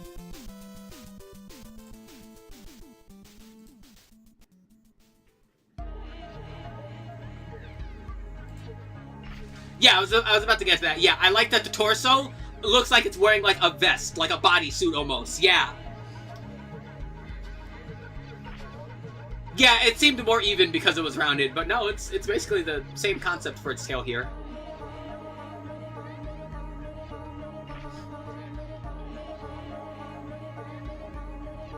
Now, Mega Mewtwo X amplifies its physicality. Mega Mewtwo Y goes more primal and amplifies its mentality even more. Right? It's now smaller, slimmer. It very, very, very much reminds me of Final Form Frieza. Intentionally so.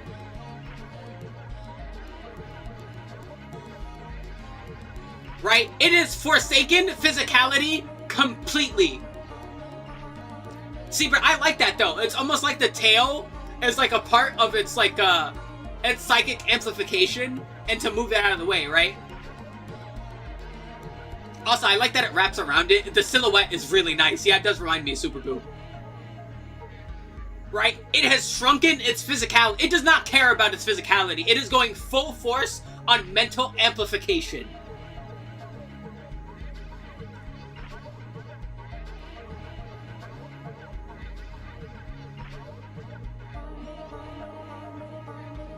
So it's a Discord mod.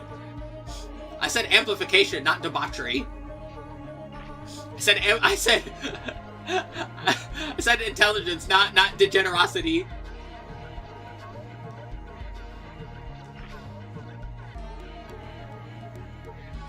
Yeah, that's another important aspect that we haven't like gotten across. Where, yeah, Pokemon can only really Mega Evolve if they feel a solid friendship connection with a person trying to invoke it. You cannot force Mega Evolution, right? So a key aspect of Mega Evolution also is, what is this Pokemon doing when it Mega Evolves, right? What is it getting? It's almost like Mewtwo is using its psychic abilities to become a stronger protector for the person it finally has connection to. I especially feel that in the X because of its eye color change, right? Right? Because the golden eyes are really nice, but I feel like the blue eye is a much more friendly eye color.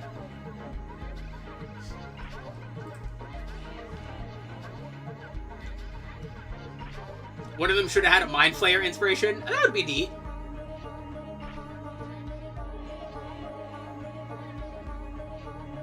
Yeah, like, yeah, it looks tough but fair. Like, you can tell it cares. Like I said, it finally has the connection to the person. Yeah, and the eyes here are not like a scary shade of red. They're almost like a muted red.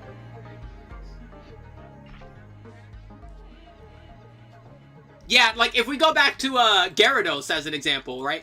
Gyarados, that's a fucking scary red. They're both scary red. Look at that shit. That's scary red in Gyarados' eyes. Don't really feel that with Mega Mewtwo Y.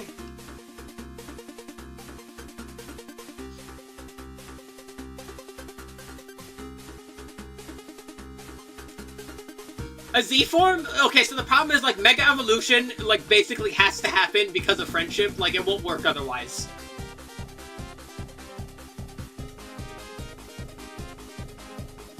And they already gave, like, in Pokken, actually, Mewtwo does have an alternate form where it's just, like, amplified hatred of people changes it.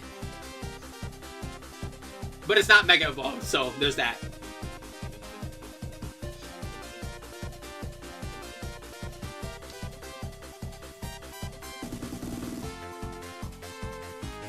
But yeah. These are both peak. Like, they're both phenomenal.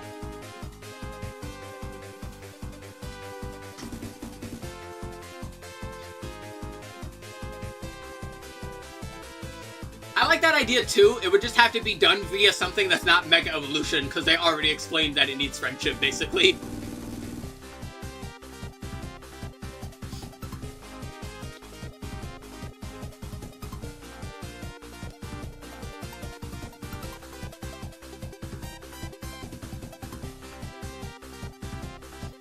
Yeah. That's another thing too, like, Mewtwo is an anomaly because of its sentience. Okay, so the problem with that is we're going to have, and there will be, Pokemon that are technically smarter than Mewtwo that would have been able to Mega Evolve essentially by themselves before Mewtwo with, like, other means. Don't worry, we'll get to it.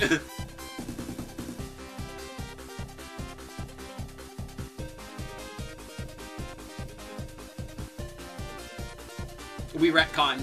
Eh.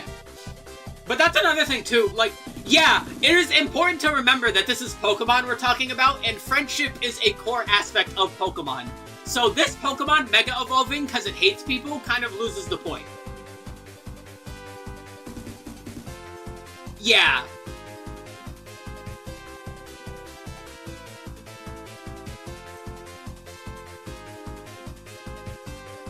Like, I feel like that would make more sense in a Mystery Dungeon game. Like, if Mega Mewtwo was the final boss of a Mystery Dungeon game, I think you could get away with, like, skewing the lore with that a little more. You just can't really do that with base Pokemon because of, like, the core theming of it.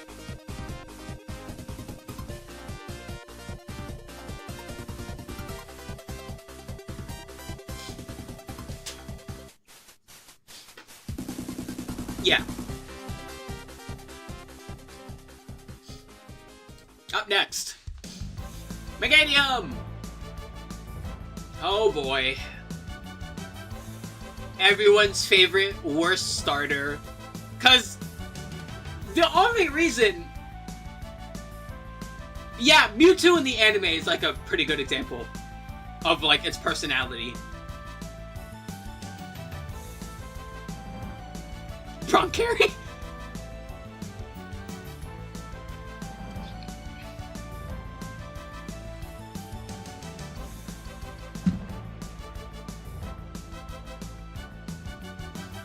Yeah, in the anime, it, like, doesn't need to hate people anymore. Right? It has grown, right? It has gone through his character arc, right? He realized now that the circumstances of one's birth is irrelevant. It is what you do with the gift of life that determines who you are.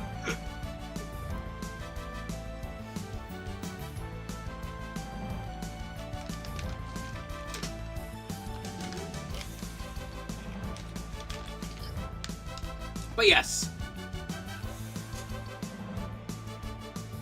Mewtwo is not very... Yeah, it's not in the anime all that much.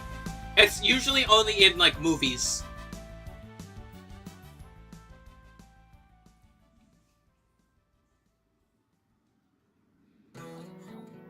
I love the song.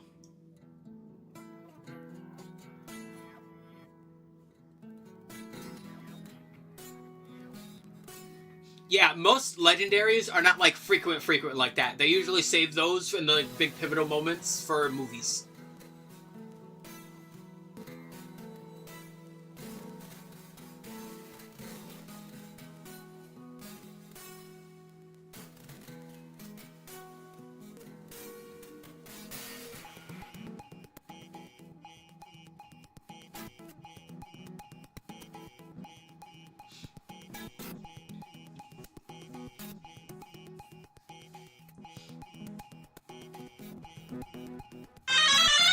Phone magic? Why are you phone magicking?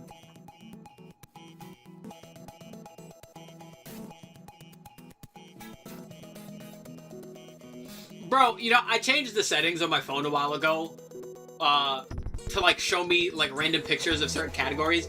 For whatever fucking reason, almost every time it's showed me food so far, it keeps showing me this fucking clam risotto, and I'm like, okay, cool, but where's the other food?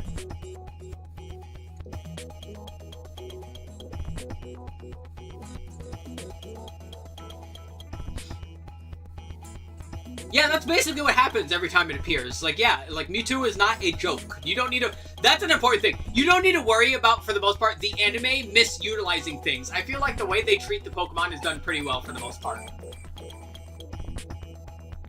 And if you don't believe me, go look up, like, any of the fight scenes from the movies.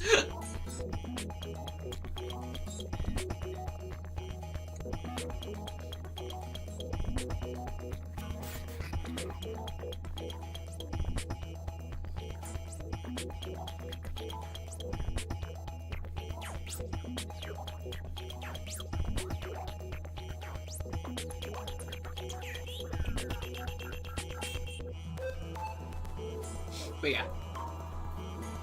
Enough mewing. Yes, he must defeat the Huns. Did they send me daughters when I asked for sons?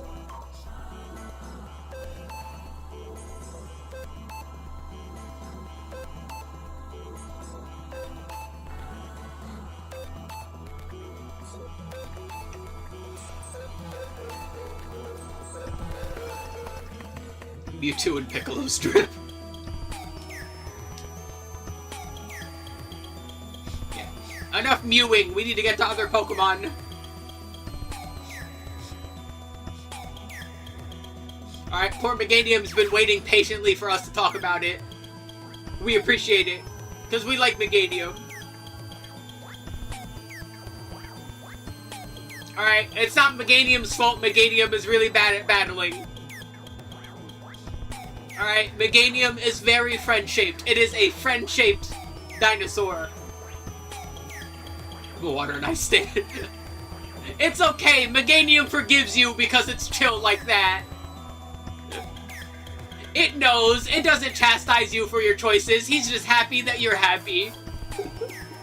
It is very friend-shaped. I just wish it was better in battles. And a very simple design, right? Very pleasant, muted green. Very simple antenna. A very nice, vibrant flower as a neck piece, right?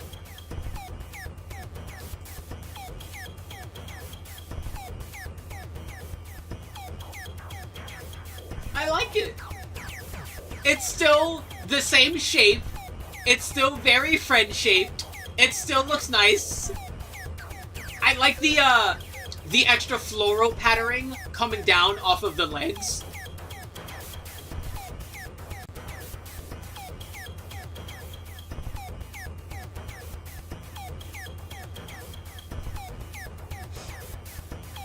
See, I'm fine with the design you sent, but, like, I'm also fine with the regular one. I would have been fine with either, to be quite honest.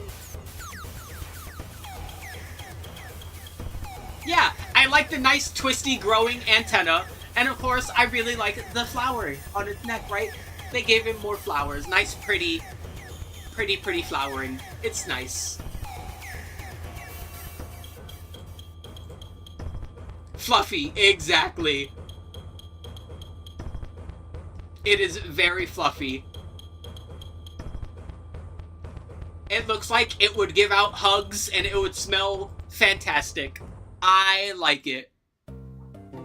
I don't think it's fantastic. I don't think it's exceptional, but I do love it.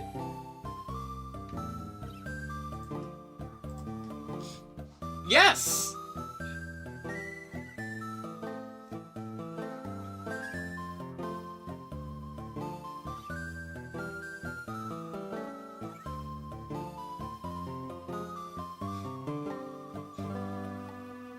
Again, it is... Well, yeah, it's a plant. It has to do that.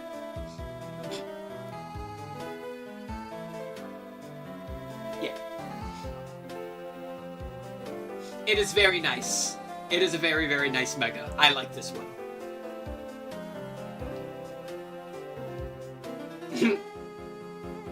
Right next to his nose, though. Maybe it's that. For how much it adds to the design to put it in Fantastic. Ah!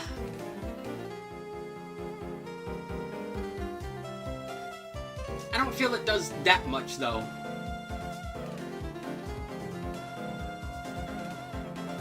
Like I said, I do like it, though. I think my main issue is, like, Meganium is so simple that, like... yeah, like, trying to add more to it without taking away from its simplicity in a meaningful way is difficult to improve the design past a certain point.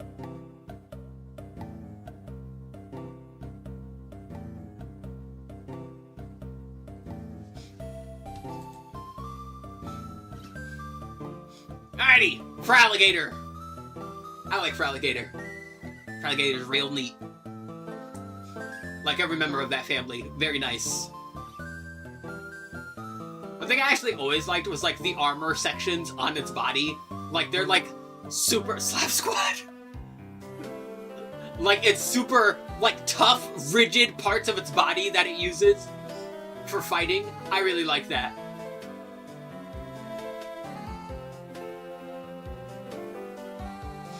Again, a very simple design. The arms are kind of look really high in this artwork, which is kind of funny. But, you know, we can make do. I like it. I like Feraligatr. I like Feraligatr a lot.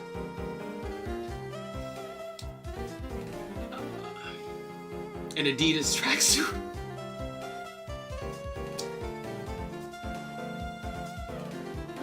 So, this is another Mega that suffers when it's not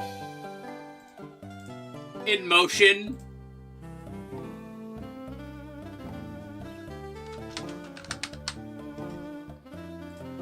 So, you won't be able to tell because of how this is, but in actuality, on its back is essentially a hood, and it makes it look like essentially a giant Totodile, right? It essentially like turns itself into a big old dangerous looking mascot. It doesn't really have less armor, they're just different colors. I don't mind that, right? You make the armor more pronounced by making them different colors. I think that's fine. I like the extra spikes. It itself is not that different though. And it just gets this big doofy hood.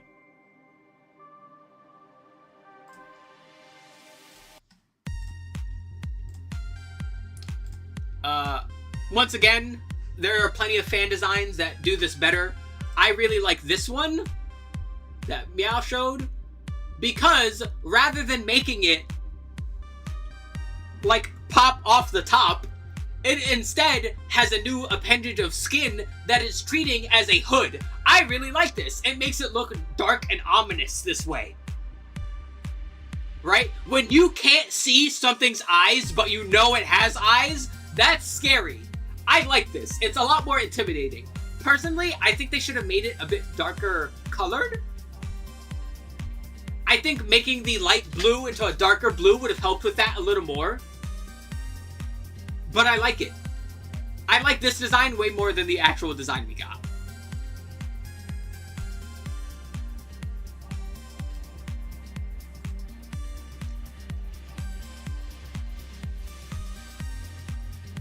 Oh, like he's like squatting, like he's ready to like pounce. That'd be a neat idea too. Yeah, like all fours, like ready to rush. Yeah, that makes sense.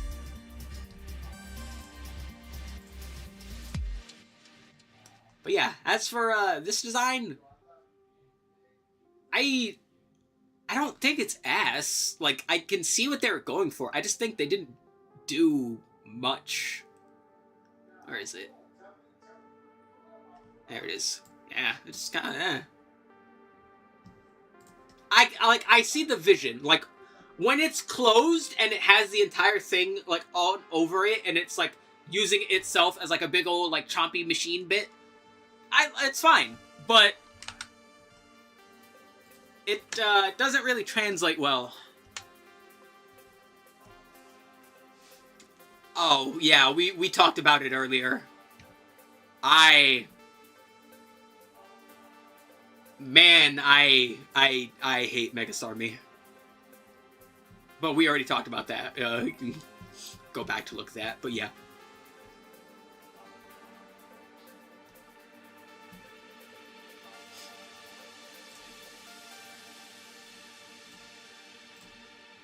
Up next, Ampharos.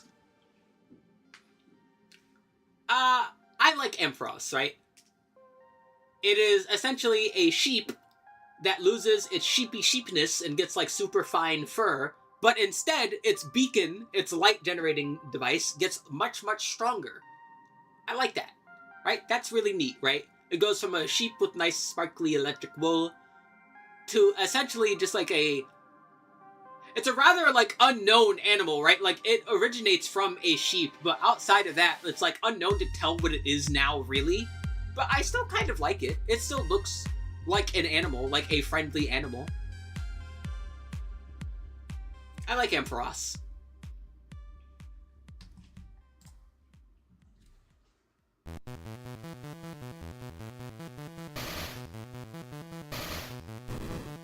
Steel Electric. That... Yeah, so like... My disappointment with this one has nothing to do with the design. It's purely in a battle perspective. I just wish this thing was stronger.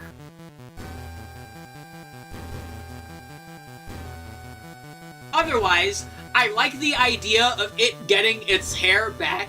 Its hair, rather than being like curled and tangled like sheep fur, it is now nice and well maintained, right? Nice and free flowing.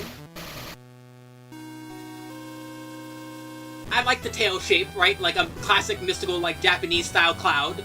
I like that too. I like that it gets more amplifiers in its tail. I like it. I do like it. I even like that they, for once, I like that they muted its color.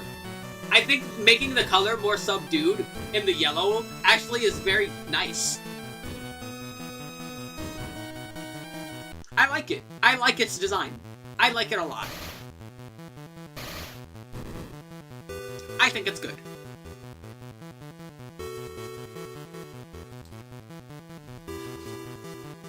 And it still looks friendly. That's another important aspect, right? It still looks friendly.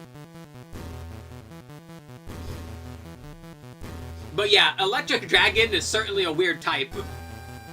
Electric Steel would have been neat.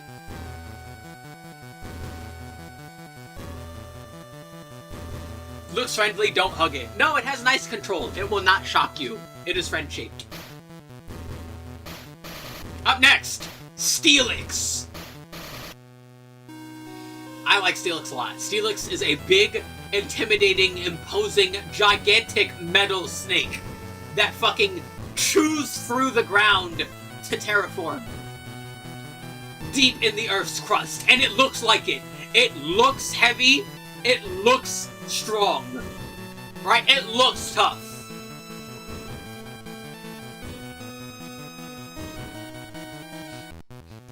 Steelix is a very solid Pokemon.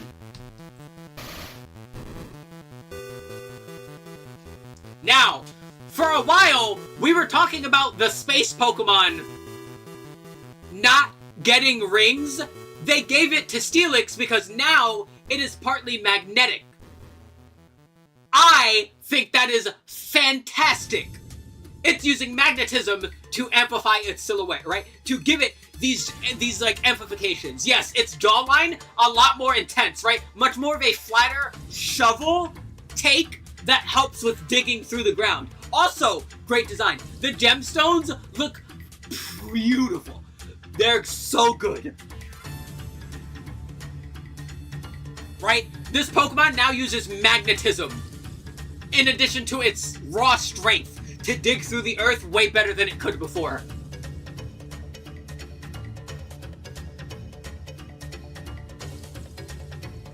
And of course, because of where it lives, because of that pressure, its body is now much more sleeker, much more smoothed out, much shinier, with much more intensity due to the pressure it's usually found in.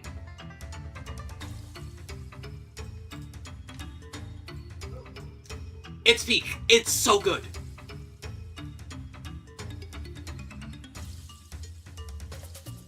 This is what we want out of Mega. Amplify the core design or add on in meaningful, insightful ways. Right? This is a Pokemon that spends most of its days in the Earth's crust, digging away and eating dirt, and essentially like compressing that dirt, right? It is getting like pressurized inside of itself, and now all the pressurization from what it's all the dirt and the rock it is consumed is now shiny, beautiful gems. Fantastic.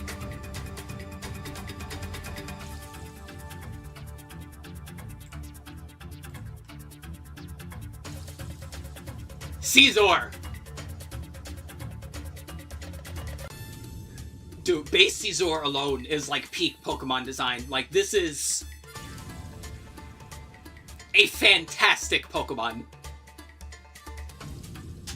It's If you find someone that hates Caesar, you just found someone that just hates Pokemon, period. Like, Caesar is almost, if not just straight up, impossible to hate.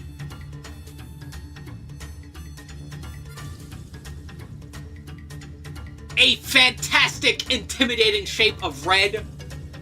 Very large, very intimidating sharp claws with eye marks to almost give them like their own personification. Yes, it is the evolved form of Scyther. It is from Gen 2. And with a nice metallic sheen to play off of the new steel typing. It's Bug Steel. Very nice detail.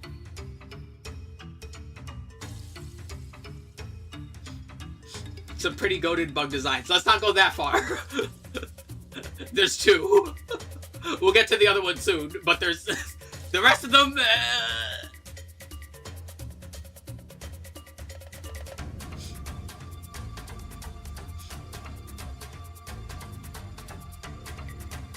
I like Scyther more. I like Yanma though.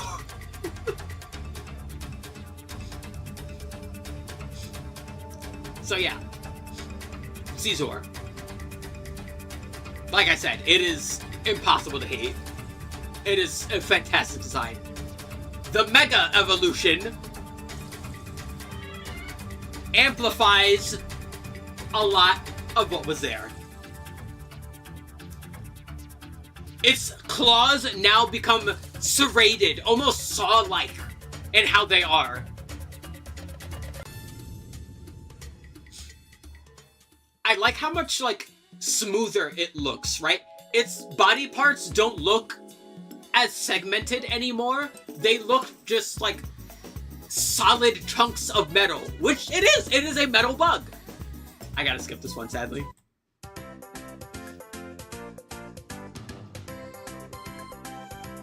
I like the change from its eyes being gold to blue. I like that a lot. And I like the amplification of the attachment segments of its body being black. Instead of sometimes not even being there at all. Or just being red. I like the black to help them stand out more. Overall, I like it. I don't love it. But again, this is the same problem I have with like Meganium, where it's like the original is already such a good design, it's kind of hard to meaningfully improve on it without taking away from it. I think it's good.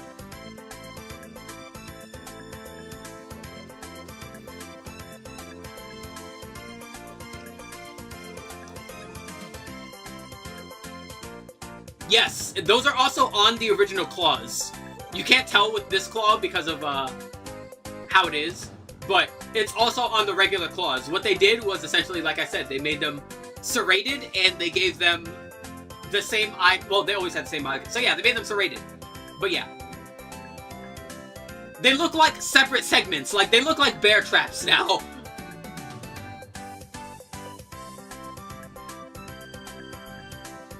Again, I like it. It's good.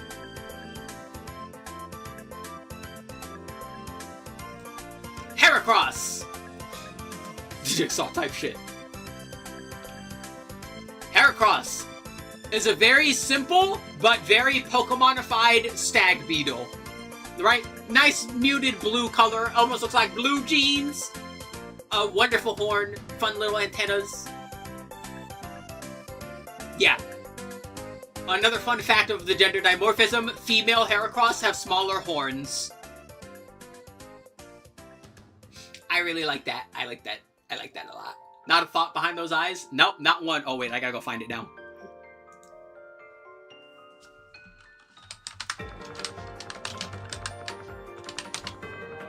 Hold on, I gotta go find it now.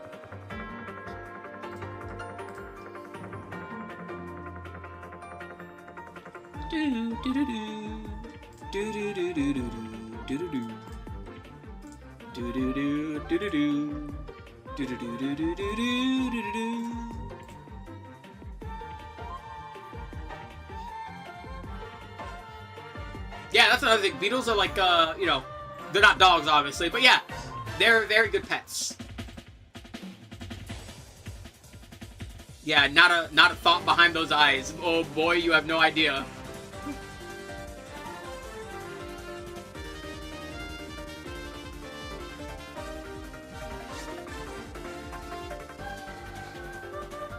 Bro is just slurping.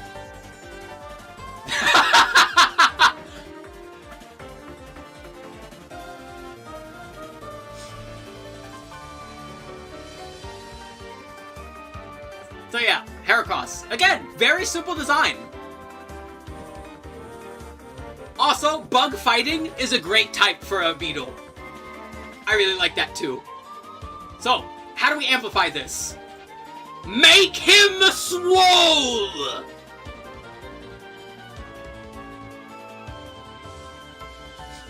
Now, red coloration to distinctly segment the body parts. I really like that.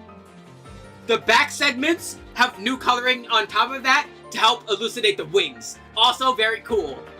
The antennas are amplified, but of course, the horn. The horn is now massive. Its arms are now massive. This thing looks like a wall.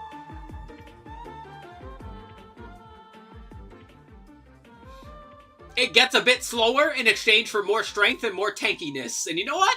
That is a valuable trade-off.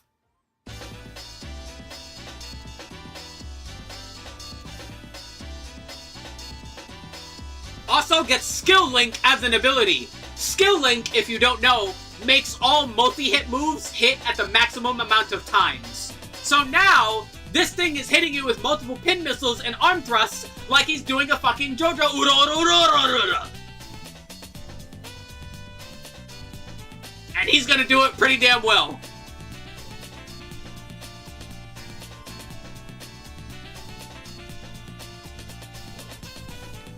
Fantastic.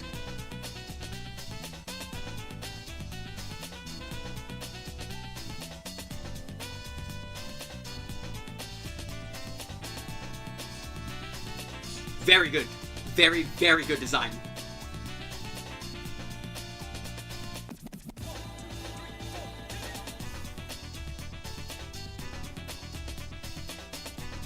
Alright. Skarmory.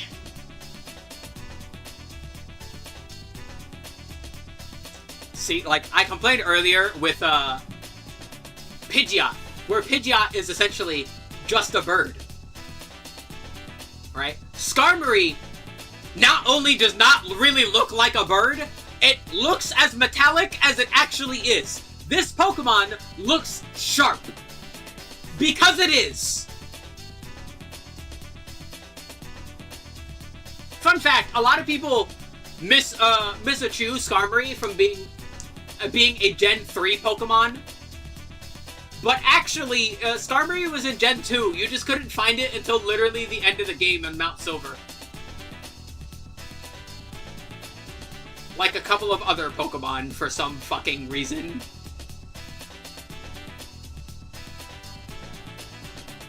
I will never not be a certified Gen 2 hater. But yeah. AC 130. We're not exactly going there. See, a big thing with him is its physicality. Its wings are literally razor sharp. It will retain that razor sharpness in a very interesting way, actually.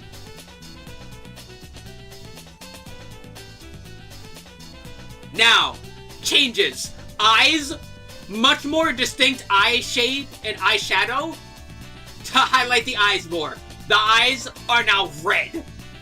Claws, massive. Why is he yellow? I'm glad you asked. He is now gold.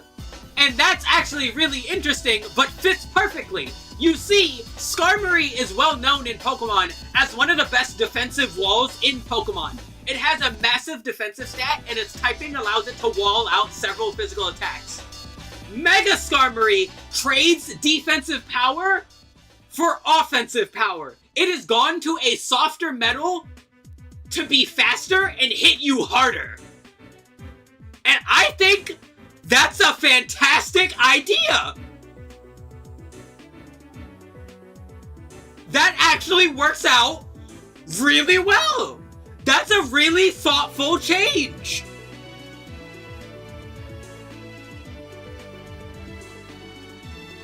It has gone to a lighter, weaker metal to to be physically less defensive, but physically sharper. And of course, the iridescence on its like darker wing segments look wonderful. It has taken a while, but finally, I think the new Mega designs have a peak. Because it does not amplify Skarmory's strengths in the traditional sense. It instead changes what makes it strong in a different sense. It completely changes this Pokemon from a defensive bastion to an aggressive powerhouse with nice, meaningful changes that make perfect sense. They tried with Mega Skarmory.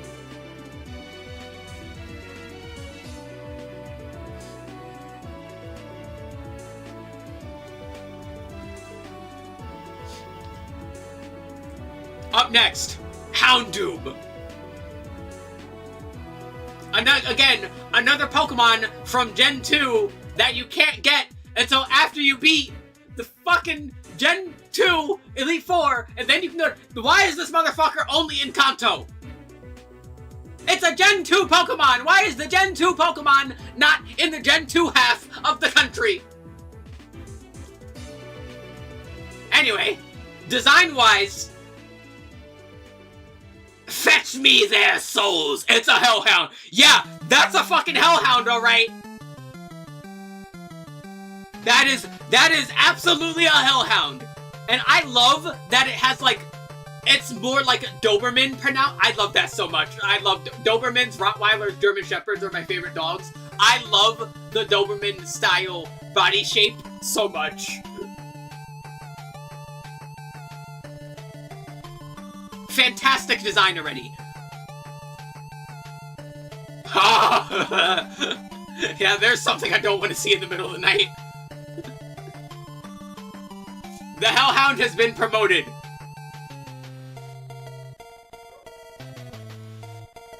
His name is Sprinkles, yeah. Yo, this is my dog Sparkles. He don't bite. I like that the cuffs that were on its legs are now, like, separated, as if it's, like, not under control anymore. Like, it's literally breaking free, right? Yeah, the chest plate looks... Yeah, it looks like it's wearing something... Like, it killed something and is wearing it, right? Like, it had those, like, those segments on it, but now they're amplified, and it just straight up looks like the bones of something else. The fourth Devil's Tail, fantastic touch. The horns... now going upwards, right? Much more imposing, much more, like, threatening in silhouette. The only reason, and I do mean only reason, I'm not putting it in peak is because it could have been a Cerberus.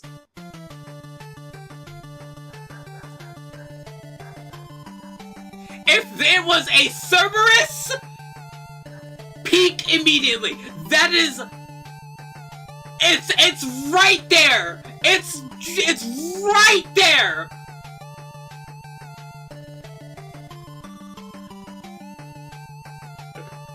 That is the only thing keeping it out of peak.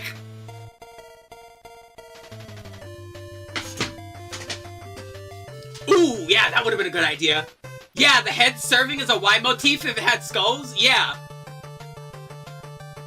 Like, to me, it is such a lost opportunity to make literally an amplified Hellhound and not make it Cerberus. Like,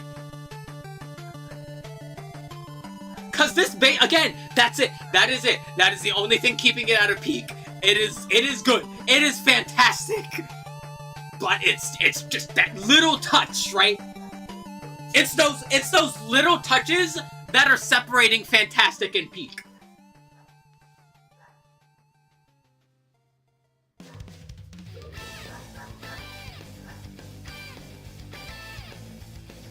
Yeah. Yeah, it's good. It's really good.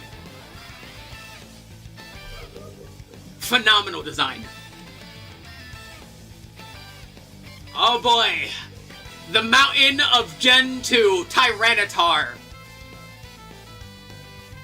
Vegito dogs. I love Tyranitar. I love all the pseudo-legendaries. I love, what do you know? You know, favorite Pokemon, Dragonite. I like everything that's similar to Dragonite in that vein. Who would have guessed? I love it. Very clear Godzilla influence from its stature and from its body shape. It's even posed. This artwork is a Godzilla pose. Like, just straight up, this is a Godzilla pose.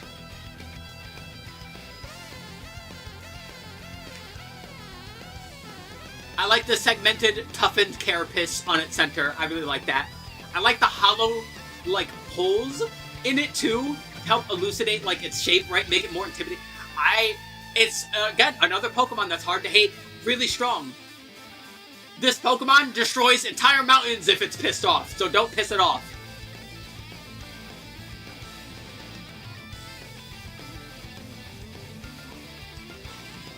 You pissed it off! Why'd you piss it off?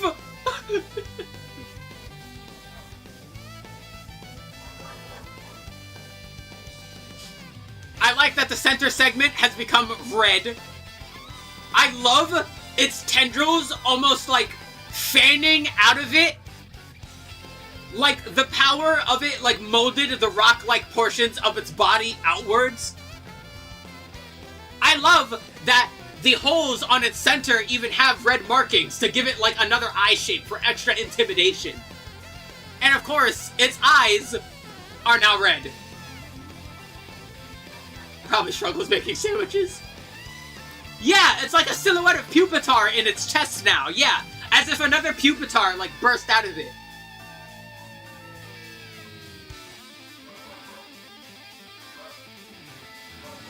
Very, very strong, very solid design.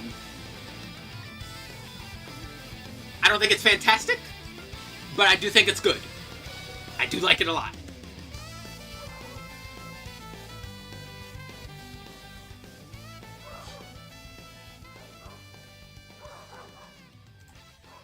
Alright. Sceptile. Yeah, the order in my, if the playlist is not the same as the order on the tier list maker. Sorry to disappoint. So yeah, Sceptile. I love Sceptile.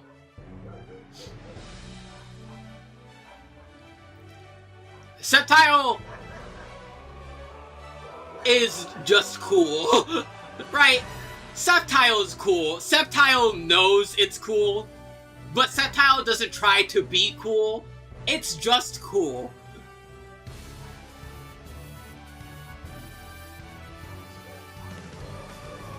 But like in the grand scheme of things, it's very simple, right?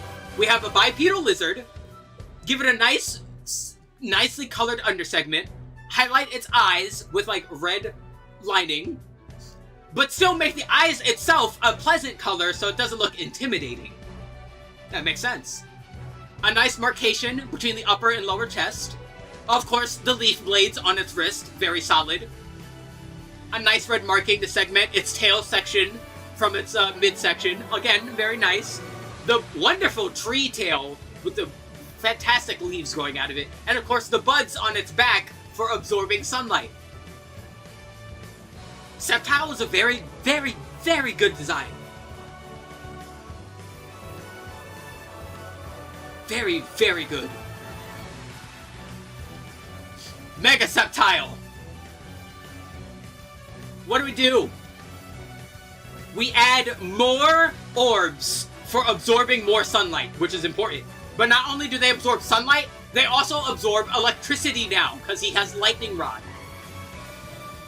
We change the red on the eye. We don't change the color, but we change it and change the accent to make the eye shape more intimidating. We add sharpness and red tipping to the leaf blades. And of course, the tail segments now segmented with green and red, with a red tip at the very end.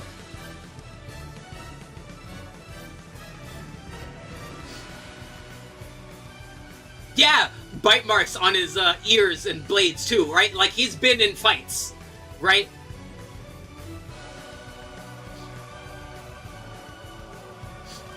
And it's presenting its tail first because its tail, because of the solar segments and because of the tip, is now stronger at shooting out energy attacks.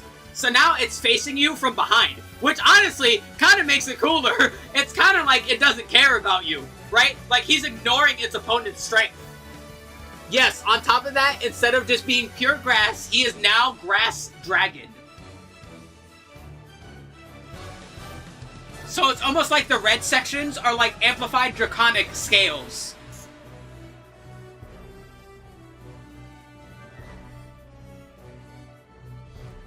This is a very fantastic design. Very good, very strong, very phenomenal.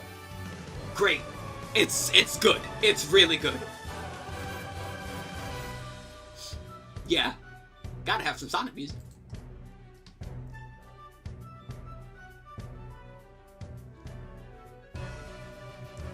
Up next, my favorite starter Pokemon. I love Blaziken.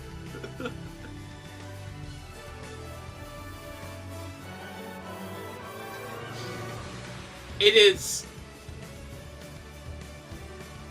is hard for me to hate Blaziken. Like, I love everything about it. It still keeps avian features, right? Because it's a bird, right? It's a Kung Fu fire bird.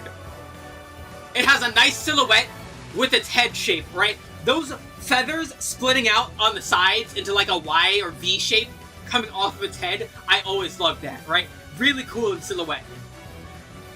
The claws have segments in them, but those segments are not just for show, because when it's fighting, fire erupts from those segments. Fire that erupts more intensely the harder it's fighting, which is really cool. And of course, the solid marcation between its upper and lower legs, but you can still see claws. I like that they still show you its underclaw to still show a nice intimidating like claws there, right? And, like its kicks are not just a joke, as evidenced by it using a knee strike as its pose. And of course, the plume of hair coming off of it, separating its arms and chest into almost a vest shape, is also fantastic. I fucking love Blaziken.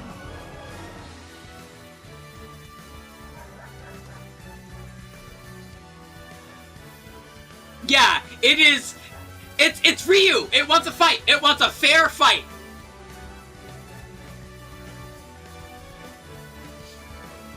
Right? It is that classic fighting game stereotypical hero archetype as a Pokemon. I love it.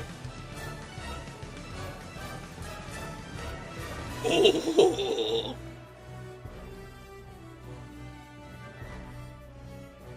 I love this one so much. As mentioned, the plumage creating the Y shape has now been separated, almost creating an X shape in combination with its chest, which has been elongated. The yellow marks on his body has now turned to black, almost as if charred. On top of the segments themselves having flame markations instead of sharp marks now. And of course, the wrist flames are now constantly erupting into giant fire tassels. Oh, wait till we get there, Gold Star. And again, sticking with that like Kung Fu, that Muay Thai pose, right? With the knee up, hands ready.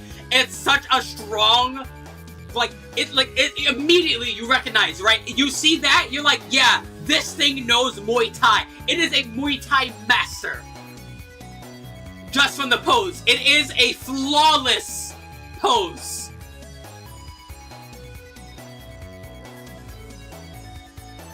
Right? Core amplification.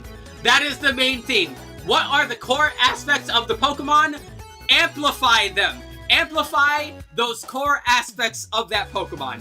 Because that is how you get peak.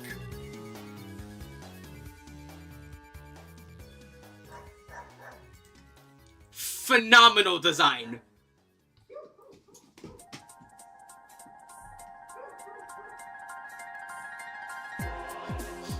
Up next, Swampert. I love Swampert. It's hard to hate any of the Gen 3 starters. Gen 3 is just great, sweetest starters. Swampert, meant to be a mix of both fish and frog, right? Very nice coloration, right? A nice, pleasant blue. Nice orange, even for the eyes, which lets me, like, highlight that the eyes themselves also have some kind of, like, additional power, right? Very wide, right? Very strong looking. Nice fins, right? Nice dark black fins. Helmet swimming. Very solid, very strong design. Bro hit the fucking gym. So rather than being a more slimmed down frog like Kokis or tree frogs, this one looks like straight up like you took like an African bullfrog. Right? The fins are now much thicker. The amplification on the facial segments are a lot cooler. The mouth shape looks a lot sharper. And of course, the muscles. Its overall stature, right? This is a hulking, huge, strong Pokemon. Yeah, put the amp in amphibian, exactly.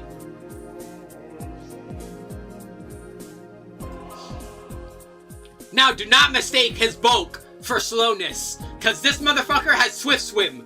This motherfucker moves fast. Right? It did not trade out those muscles for speed. If it's raining, it's catching you.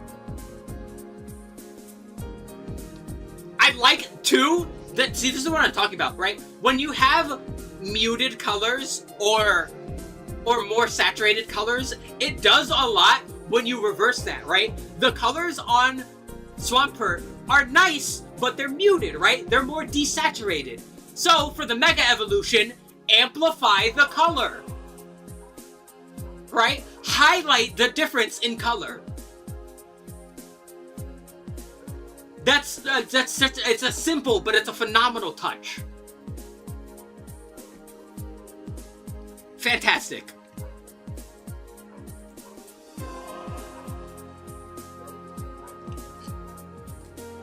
Up next, everyone's waifu. It is virtually impossible to hate Gardevoir. I should know. Rule 34 told me so. Now, horny aside, Gardevoir is very fantastic. It is a fantastic design, right? It is the silhouette of essentially a frail, almost alien-like woman. Which again, I've mentioned this, I'm gonna keep mentioning it. The astralness, right? The unknown of the psychic type is one of its best strengths, and I like when they decide to go further into that.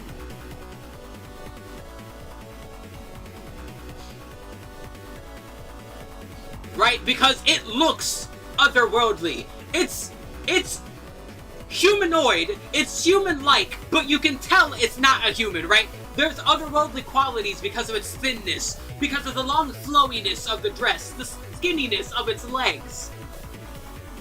The weird chest horn, I'm not sure what to call that. Like, I think horn is like a weird term, but I'm calling it a chest horn. Right? Like, this is a Pokemon who has a very otherworldly but beautiful and peaceful appearance. So, for Mega Evolution, for the person it loves and cherishes the most, it amplifies those core aspects. The dress has now become a ballroom gown. The arm segments are now pure white, as if shedding the green, and to highlight its hair more as like an actual hair or helmet shape to be more unique. It is now in a pristine white dress, with its chest piece split apart. Again, heart piece is a good idea for it, right? Amplifying its psychic energy even more.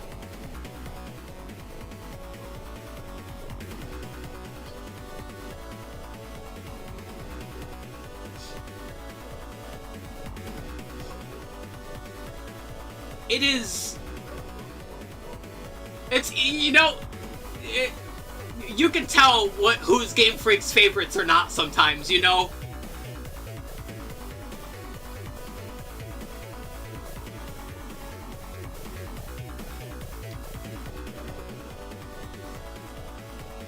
Yeah. Mega Gardevoir is fantastic. It's not peak, though. And I'll get to why it's not peak when we get to its counterpart. Have I finished the event story? No, I've not played today. I'm on 10. I'm on stage 10 right now.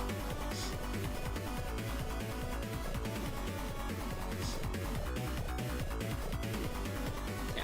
I cleaned up all the campaign stages. I'm just not finished with the event story yet. So yeah.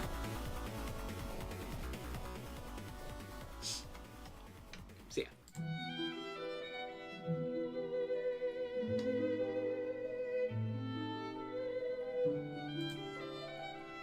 Next, Sableye. Stuck on mirror container. Yeah. So, Sableye is a dark ghost. He's a little gremlin-looking motherfucker that goes around eating gems. It knows they're gems because in the darkness of the cave, the gems are the only things that sparkle. It has no need for eyes. Its eyes are just gems. It has gems on its stomach, gems on its back, gems on its eyes. This little fucker loves shiny things. Very simple, but a very nice design. I like Sableye a lot. Now, Mega Sableye! Stitch phenotype is correct. I love Mega Sableye. It is like it has found a gem that it loves so much that rather than eat it, it keeps it with it. Like, it found its personal treasure that it doesn't want to get rid of anymore. I love that they changed the colors of the eye gem. Its eye gem, now red.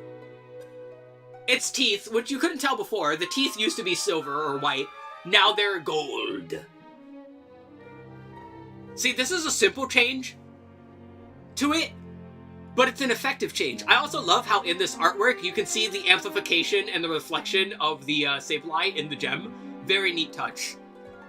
Very solid design.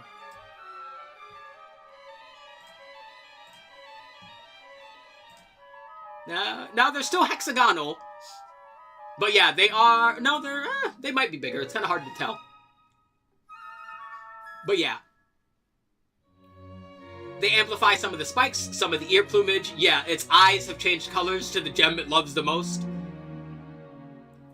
Exactly, yeah, like this is its favorite. This is its treasure now. They eat gems. It's not eating this gem. This gem is its favorite.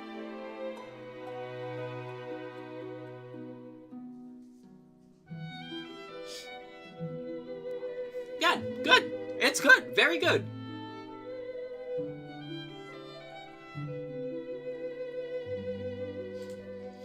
Mawile!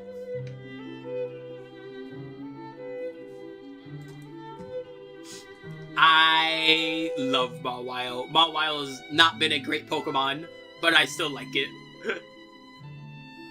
It's really hard for me to hate Mawile.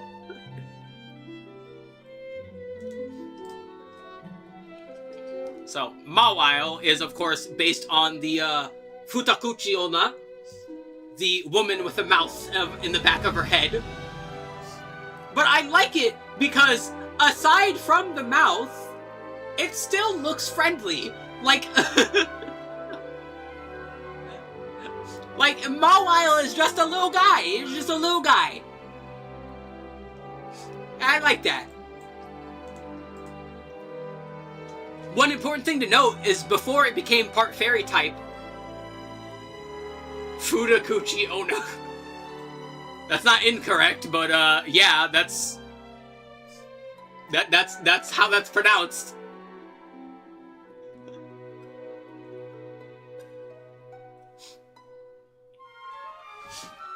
So yeah, I like that Mawile. Oh, as I was saying, it is part steel type, or it is steel type. It was steel type before it became steel fairy.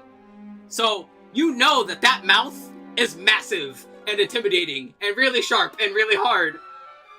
But it still looks really friendly. I like it. So for Mega Mall, oh Jesus Christ!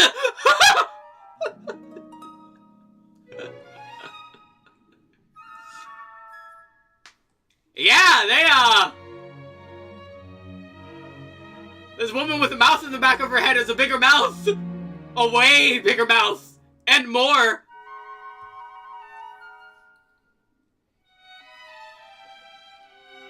Hey bro, I heard you like mouths, so we added more mouth for your mouth. Here you go. Mission accomplished. It looks a lot more intimidating than base. It looks less friendly. Like the way it is looking back at you now, with its mouth open, is almost like it's cherishing in your demise. And I love the pink coloration on it to almost give like classical old like Japanese clothing on. Which is also a very neat touch, right? Like it's wearing like a hakama or something.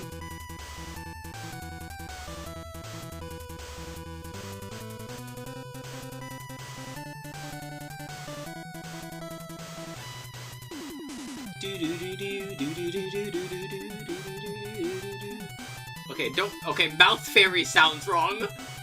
Overall, I'm split between good and fantastic for this one. I do like it. I don't think it's, like, exemplary, like a lot of these ones up here in Fantastic are. I'll put it in good.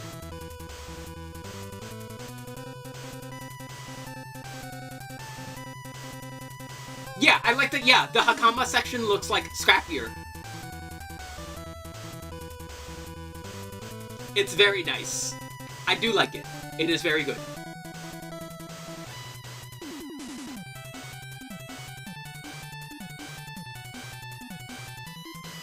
Yeah, no, this thing looks like it hunts.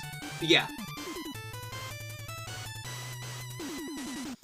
Aggron! Here's Fox's, or one of Fox's favorites. And it's easy to see why. A big metal fuck you dinosaur is kind of hard to hate. But man, that Steel Rock typing is biting him in the ass.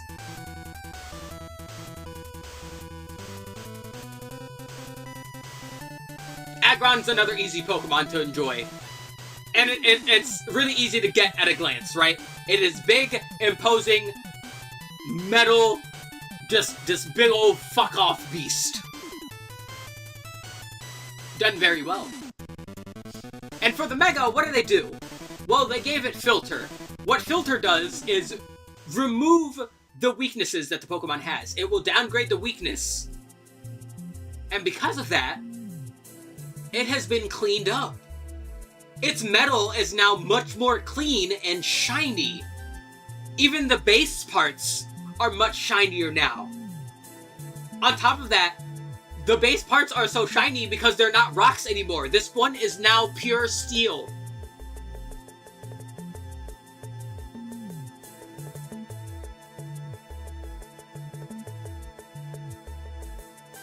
I think this is like another phenomenal design. Right? It is encased in like more steel, which is also cool. But you can tell that the base body parts in and of themselves, because, again, coloration is important. They brighten the body segments and even the steel with like this bluish tint, almost to give them like a chrome look. To show how much more pure the metal on it is now. It was the same thing I said with Mega Steelix. I don't think it's done as phenomenally as Metal Steelix, but I do think it's done very well.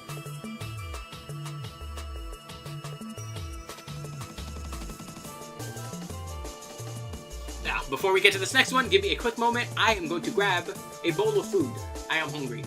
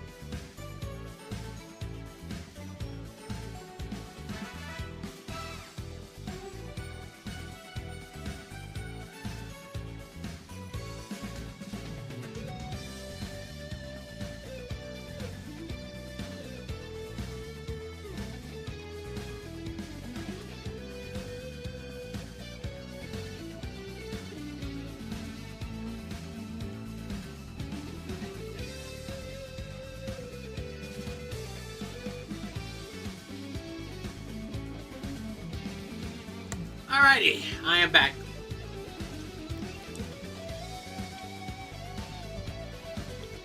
With comida.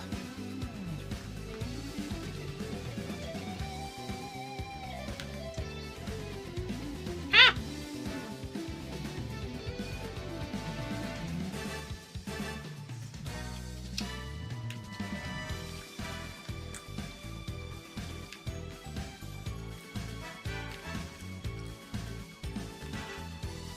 So you know I'm hungry when I'm eating on stream. Oh boy, do I. I mentioned before, I don't like when people, like, watch me eat.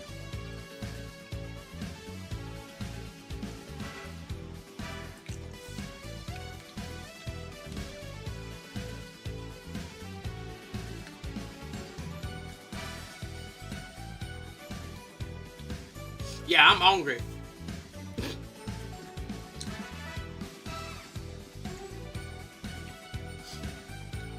Alright. Next. Medicham. Again, a key part of Psychotype, the unknown, but mysticism, right? This one has very clear Hindu inspiration, from the pants to the head to the it looks like you took a genie and taught it how to kick ass with its legs, and it does. It will beat that ass with them legs.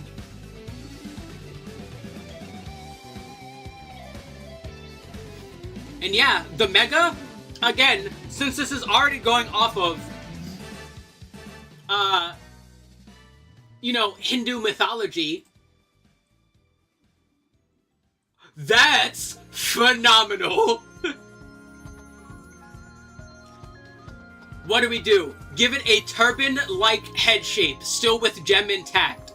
Give it multiple appendages, like a Hindu god. Give it golden armbands, right? Amplify the sections on the pants to look like golden rings. Give them droplets like belly dancers. And again, as I mentioned before with the Mega Blaziken, knee in the air to still show combat readiness.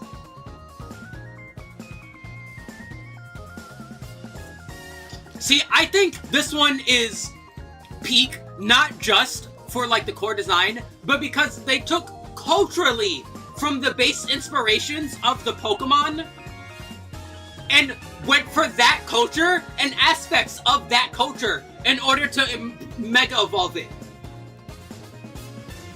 And I think that's phenomenal, because there's not that many Pokemon that have a direct link to direct cultural ties, and I feel like doing this is an exceptionally fantastic job.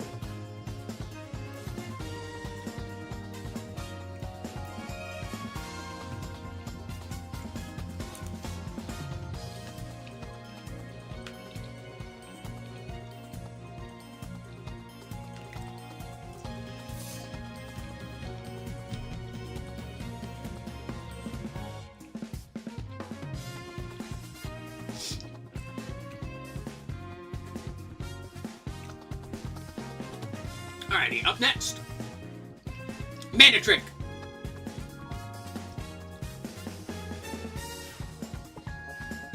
I think Manitrick on base is fine.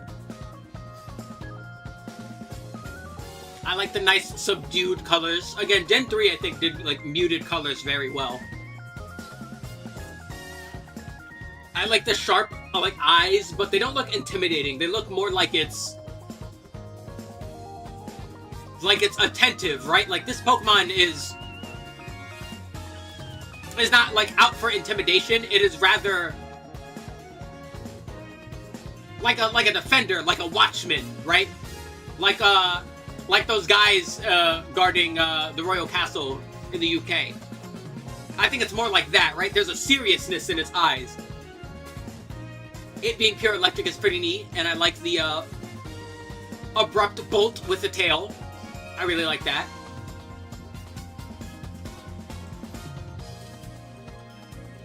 Now the Mega, I am indifferent to.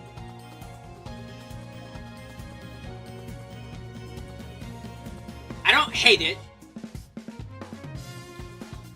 but I don't necessarily like it either. I think it's too on the nose. Like, it is just... We made the electric Pokemon a big thunderbolt.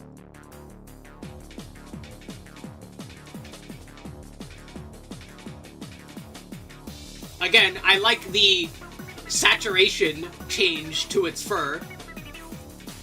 I like that they made its nails red as if to highlight that they're more dangerous. That's really cool too.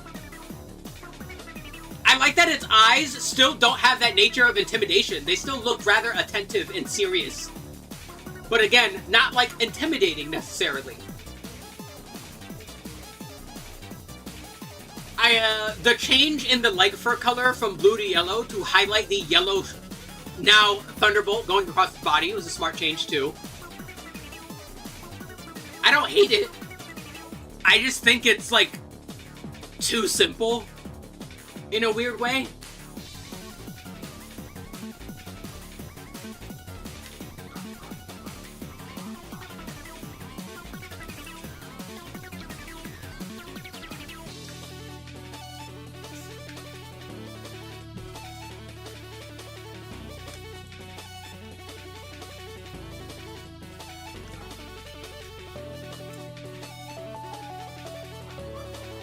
Next, Sharpedo.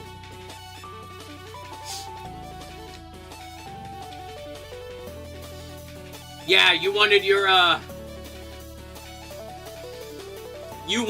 fucking angry shark? You got it. This shark is literally part shark, part fucking, Braden is forgetting the name.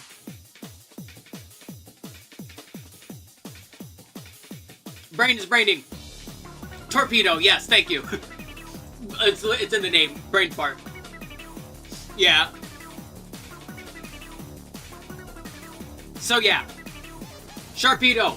Very, very intense looking Pokemon. Yeah, this thing looks pissed. And it's fast. Like, fun fact, when Pokemon used to give a shit, Pokemon with that you could surf on would actually move at different speeds. Sharpedo swims faster than anything else in the older games, which is very fun.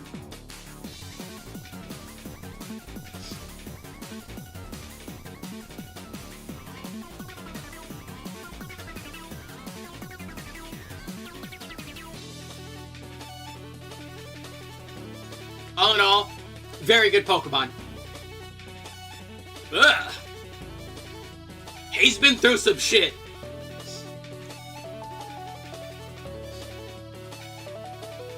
So now, the X marked scar that was on what used to just be its forehead now has scarring all over itself. Yeah, the gills blending in with the eye to make it look as if it's encased is really great. I love the tearing of the jaw. Like, if you look carefully, the jaw segment is not just its teeth, but the jaw itself is, like, sharp. But you can see, like, little tears in it. But it's a shark, right? Whatever comes off of it will grow back. That's one of the things that make them so dangerous, right? These new spines on its front included. But yeah, the Mega Evolution is so painful that those scars hurt when it's Mega Evolved.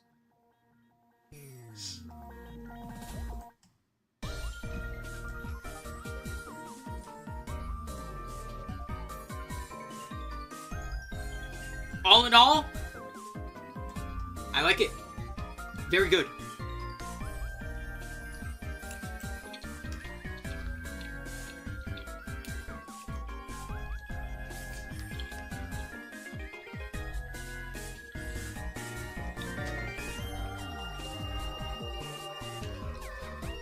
Yeah, Mega Evolution is, like, interesting in that regard, because it's almost like the Pokemon is willing to, like, destroy itself. That, yeah, it will go through hell and back to defend its trainer.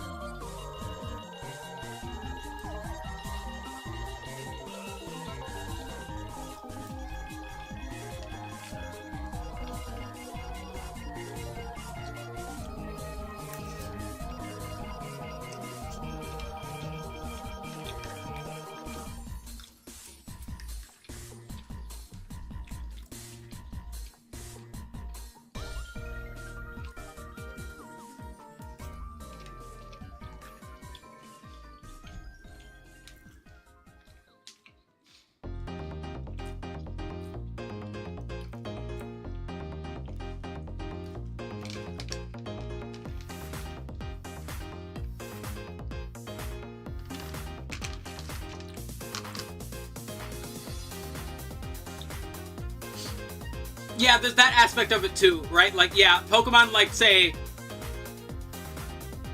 you know, Gardevoir is the most obvious example, or Mega Dragonite, right? Are much more, like, tacit and, like, less egregious with the excess energy that causes them to go through Mega Evolution, right? There's no abject pain. Like with several Pokemon. Like with Caesar. The Caesar Pokédex entry mentions that Mega Evolution is literally so hot, it's causing it to melt from the inside out.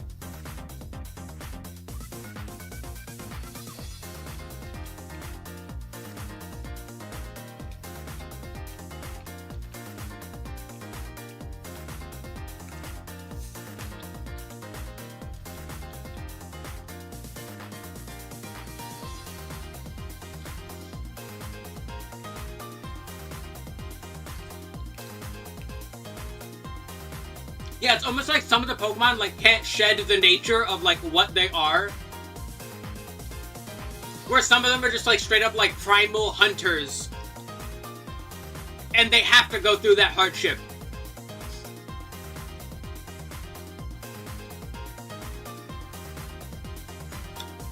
Camerupt! Camerupt is very funky, but I like it. Very simple. He's a very simple, funny-looking camel.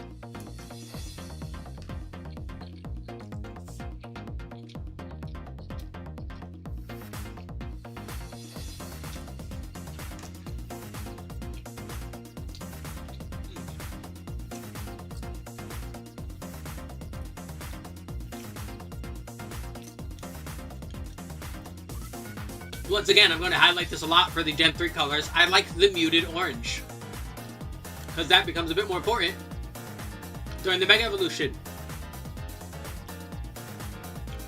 The volcano humps on its back have now become one giant volcano, with lava literally pouring out of it, actively, as it's fighting. Oh, we didn't mention this before, but now is a good time to mention it. Because it's very hard to see for Sharpedo, but I like that Mega Camerupt gets the Team Magma M on its forehead.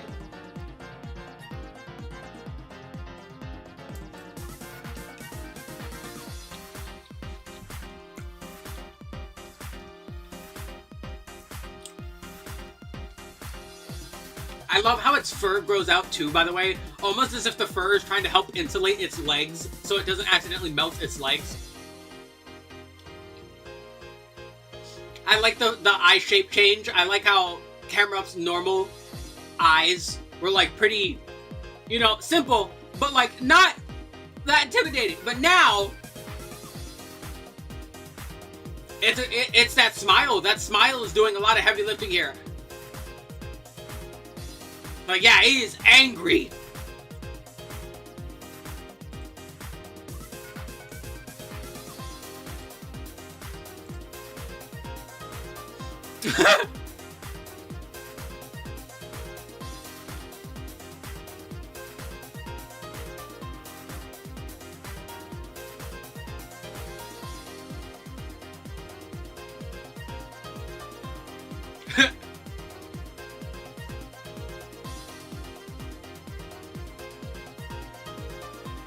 And yeah, it gets pissed. When it gets pissed, it erupts. It will fucking erupt, alright. Very simple. Core aspect of the Pokemon, camel with literal volcano on its back. Amplify it.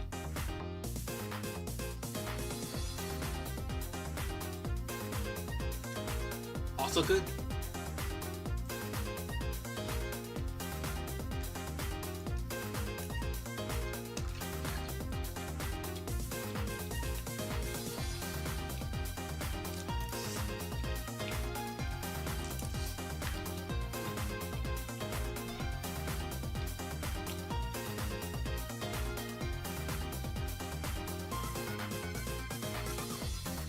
Up next, Altaria.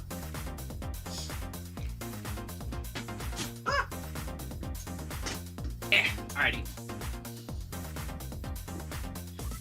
Burb. Burb, but cloud burb. Definitely not dragon, it is just a bird. It is a fluffy bird. It is a fun friend-shaped fluffy bird. It looks like it would be very fun to sleep on. It looks very floofy and I would fall asleep very quickly. And also, they're very nice to people, so it would be very friendly.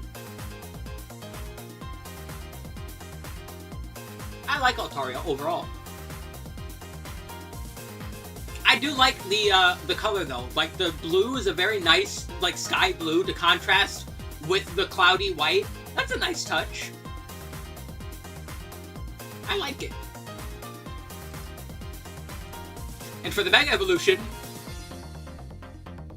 once again, I mentioned constantly, you shift the saturation, right? The sky blue has now been muted to a more dreary blue, but in exchange, the shading on the clouds has become phenomenal. That looks like Bob Ross painted this Pokemon.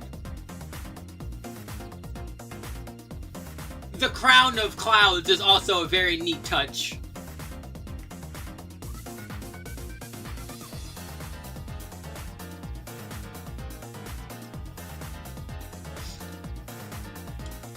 I don't have too much to say about this. I just think it's very good. Like, yeah, it looks like it's from the skies. It is very solid.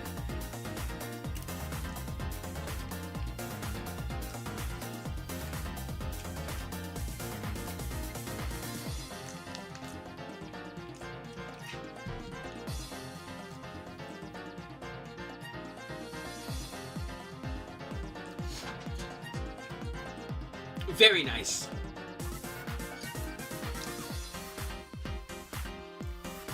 Now, Baynet. Again, another fantastic Pokemon. Now, Baynet is a haunted doll. It is the ghost of dolls that have been left behind and abandoned by the kids that used to love them.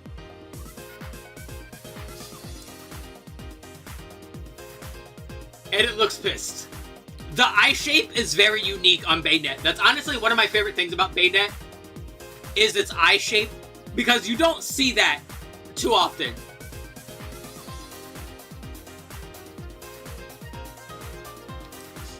Yeah, and the zipper that withholds its insides. What's inside there? I'm glad you asked. Fucking evil.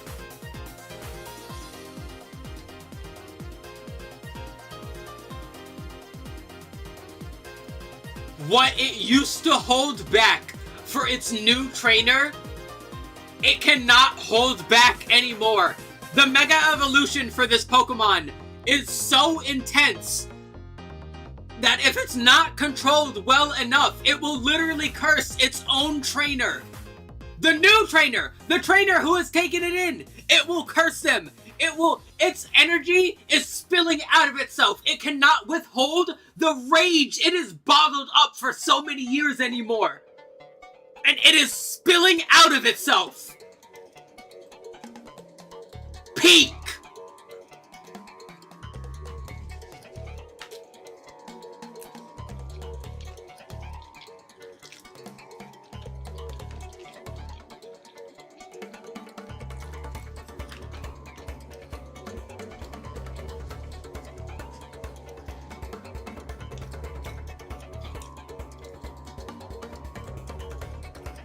Bro, he's giving you fucking stage imaginary. Like, you won't even be able to comprehend the shit that's gonna happen.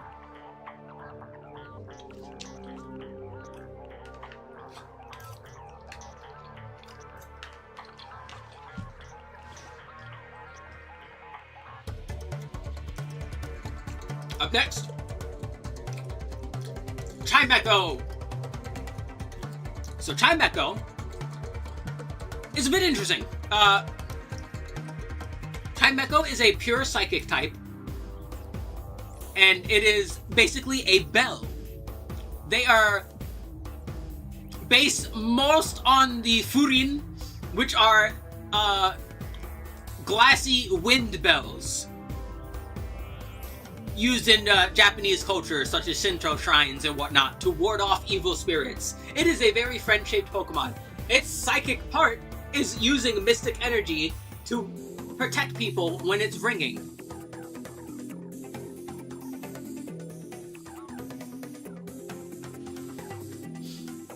Overall, I think Chimecho is decent. I kind of wish it was better, not gonna lie. It's kind of a dog water doo-doo Pokemon, but the design is there, and I think it's really neat. Now, Mega Chimecho.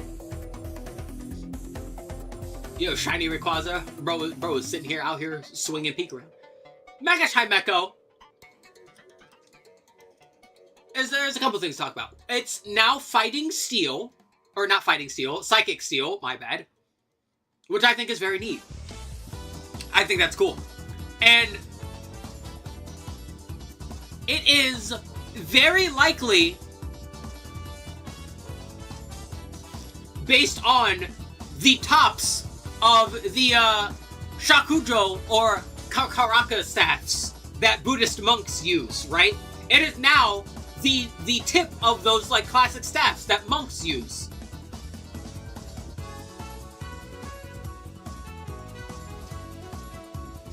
And you know, before I realized that, I didn't really enjoy it all that much. But after learning and recognizing that that's what it is, and that's what it's based off of, I think it's really good. Hell, if I'm being honest, honestly, no, I can't put it in Fantastic, because I think, for me to put it into Fantastic, I think I would have to like it just a little bit more visually. In this particular instance. Once again, I mentioned with Metacham that the cultural relevance of a Pokemon that has cultural relevance is important.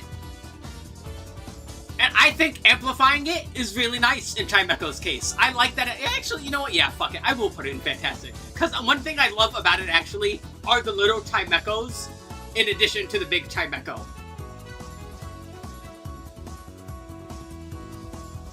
Like, this is one that when you learn about what it is and what it represents, it becomes, the design makes more sense and fits better.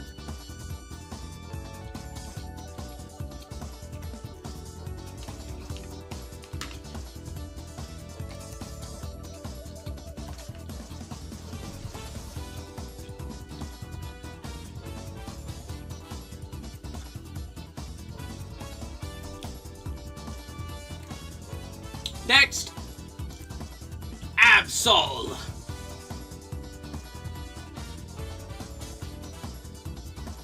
Poor Absol. Harbinger of disasters, destroyer of cities. Except not really. Because this Pokemon is instead a warning signal. It does not cause disasters, it warns people of disasters. It actually really likes people and wants to be integrated into people's society, but because of the misconception, it is instead pushed astray and is usually left alone.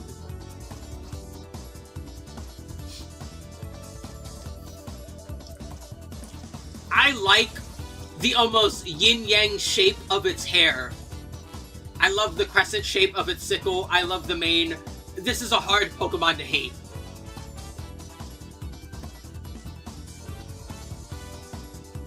And again, we talked about like coloration with the eyes. The eyes are red, but they're not intimidating. Like, this Pokemon is not trying to threaten you.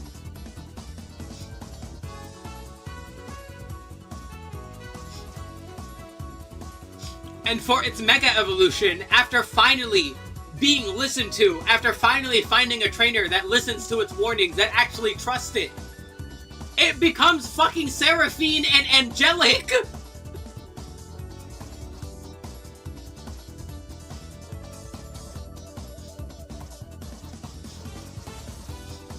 It finally gets to become more emblematic of the warder of disasters rather than the causer of them.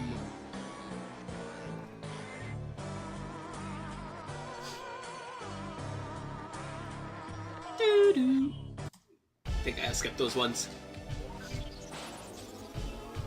Yeah, this is another one that's like easy peak for me.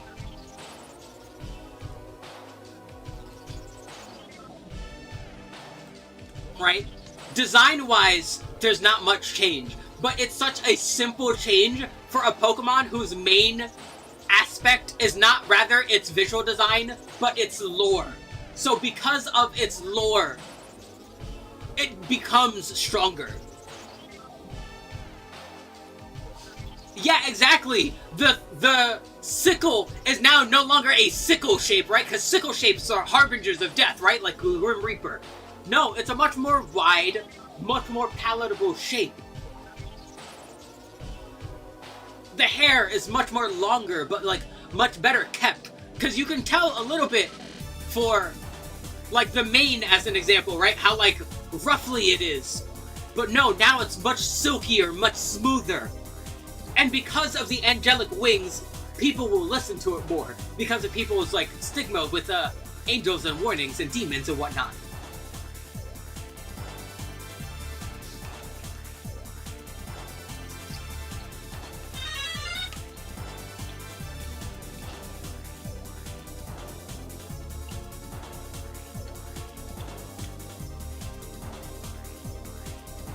Next, Glalie. Now, Glalie in general is just an interesting Pokemon. Glalie is basically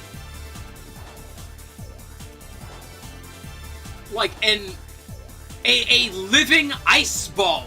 There's no real getting around it. Like, that's what it is. It is mentioned that its main body is actually rock, but hardens itself with ice, able to freeze and manipulate ice to its will.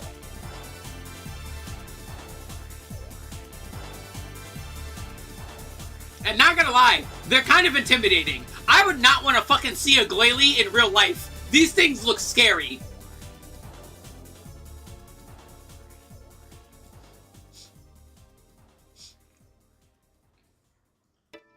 Like, yeah, this thing is scary and intimidating, almost with the ice giving it almost like skull coloring. Well, the Mega Evolution can't be— oh my goodness! And now it's going to eat me.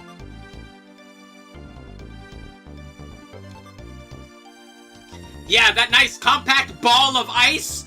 Yeah, the Mega Evolution has literally dislocated its jaw.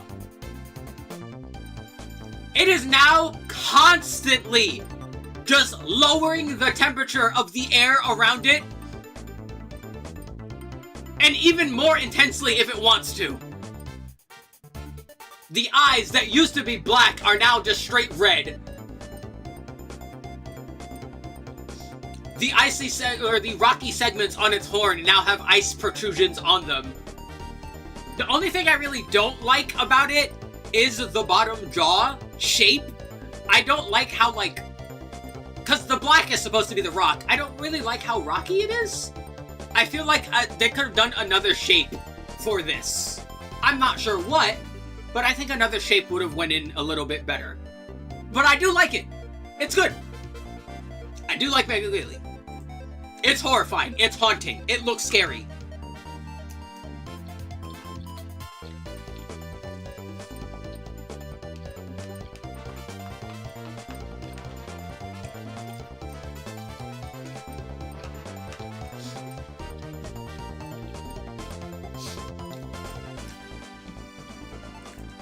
Oh, hold on.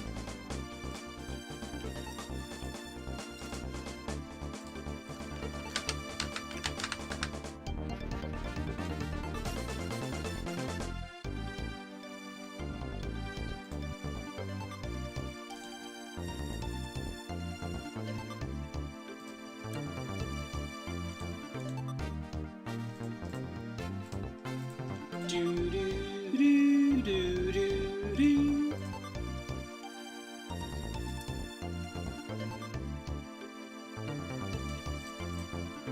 Do, do, do, do.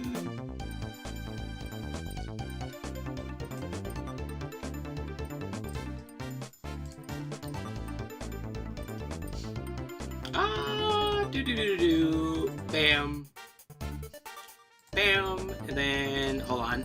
Bam, bam, bam. Bam, because yes, we are Once again, approaching peak. We are, in fact, approaching peak. Don't worry, hold on.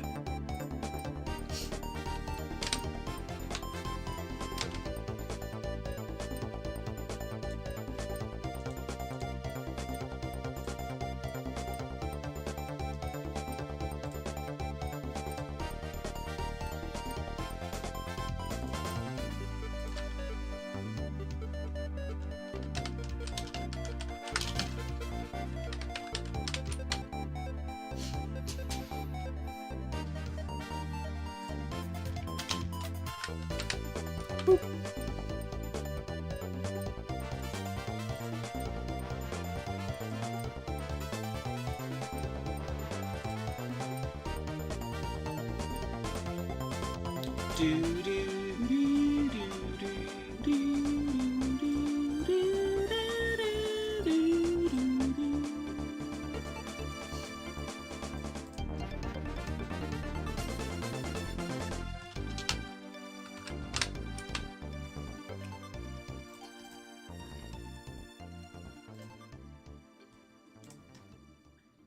Boop. Boop. There we go. God, that takes so long to find. Alrighty. Shrink. Up next.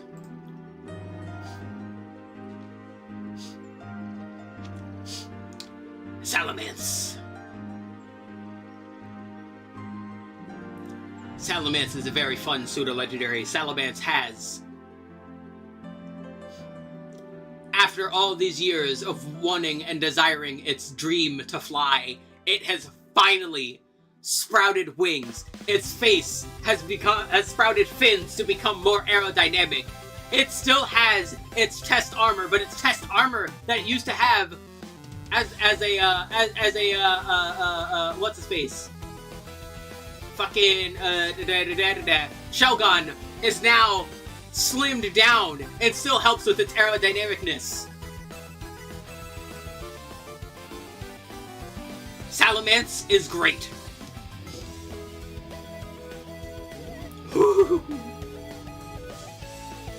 Now, you want to talk about peak silhouette? Nothing's more peak than a fucking blood moon. A crescent blood moon. Mega Salamance's wings have fully connected to each other on a full-on moon shape. Hello, Perry Palm. You're a first-time chatter. How are you doing?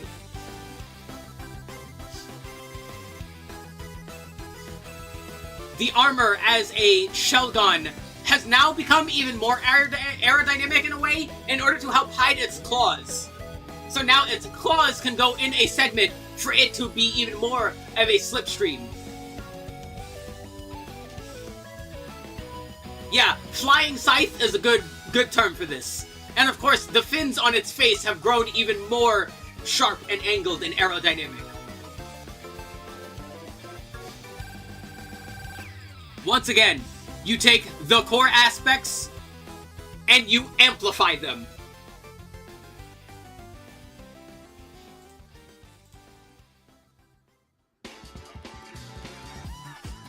Fantastic design.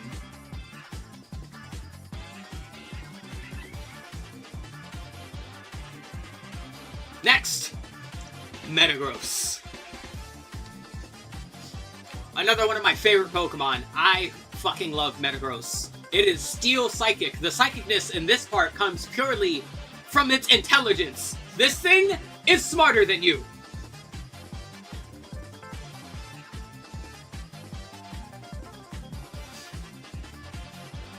But yeah, this thing, heavy. It looks heavy. It looks scary. It looks intimidating. And that's because it is. They have immense physical strength and immense mental strength. They have such immense mental strength, they can use magnetism to levitate themselves off the fucking ground and move at surprisingly fast speeds. Which is very scary. You know what's even scarier? Giving it gigantic fucking claws so it can move faster!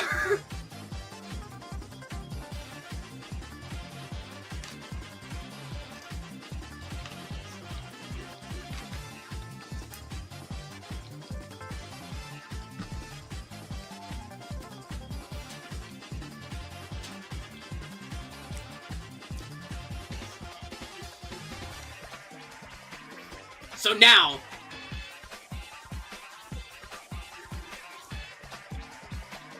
yeah, it knows who asked. The silver X on its face is now sharp and solid gold. We have a massive spike popping out of its bottom. Its claws are ginormous. Now no longer using them to walk, purely using them just for attack. It is just straight up cutting. He's cutting a bitch.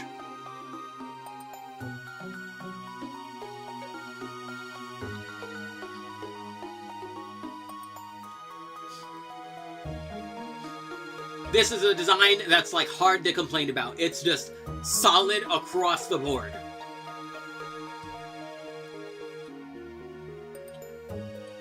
Oh, and the worst part is we were just mentioning its intelligence. The worst part about its intelligence is it has the intelligence, but lost whatever emotion it used to have. It will now just be as cold and as ruthless as possible to complete its task.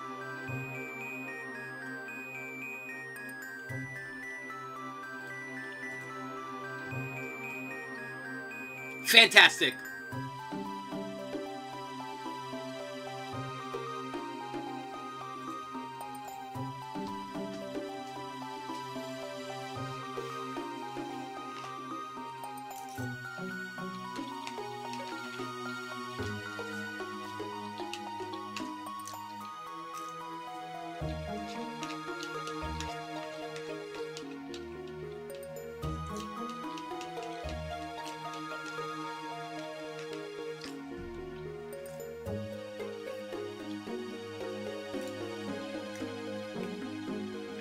I'd like to think that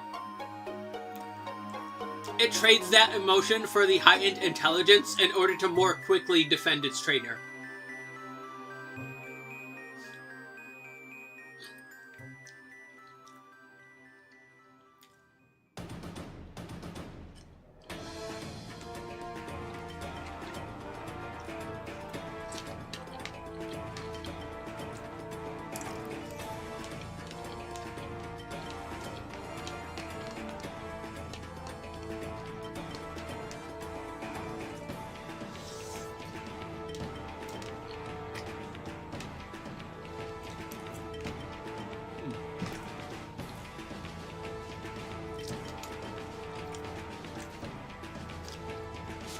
Yeah, like, it knows.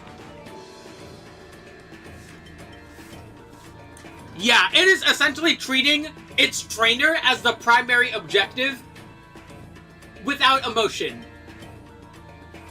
Right? Like, rather than a relationship, it is essentially like a code, like a subroutine, right? Like, its primary objective is to defend its trainer at all costs.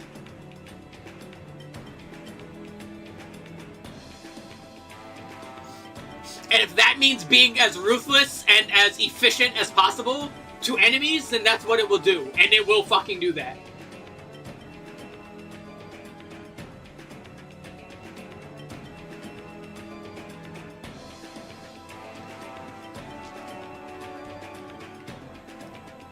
Up next, Latias. And by extension, Latios. I like both of these Pokemon, for they are two peas in a pod. These two are the Eon Pokemon. Basically, pilly-walling and traveling through time to their behest, having fun with each other. Latias is the much more friendly, while Latios is the much more stern, much more protective defender. And you can see it.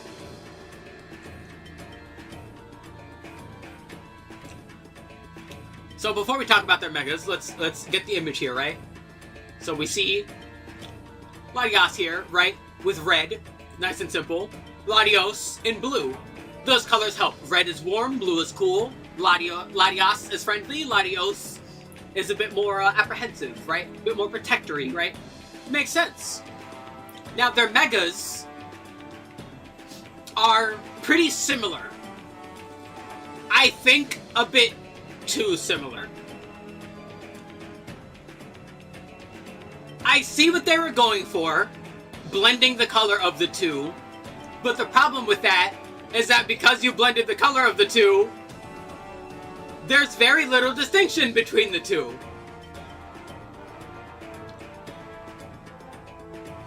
I like the amplification on their jet-like body segments. I think those are neat. I just wish that there was more different between them. There's so little different between them, I bet you didn't even notice that I swapped the megas. This is Megaladios. This is Megaladios. The only difference aside from their pose are their eyes. Their eye color remains the same.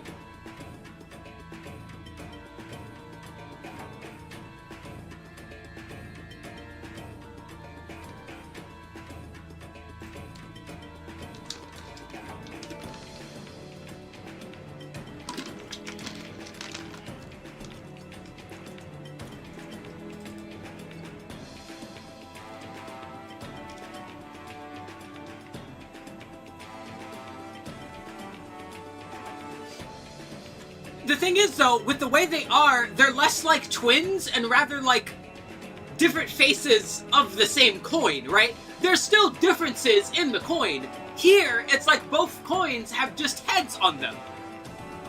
There's barely anything different between them.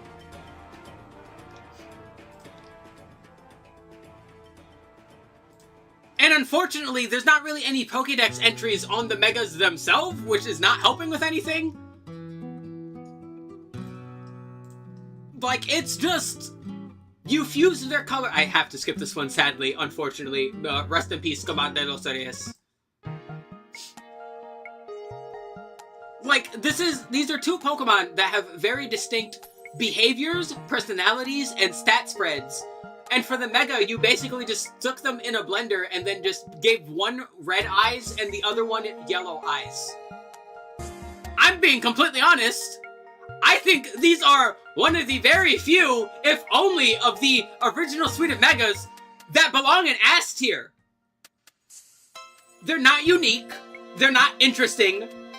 They don't help separate or differentiate the Pokemon that they're a part of. It's just there.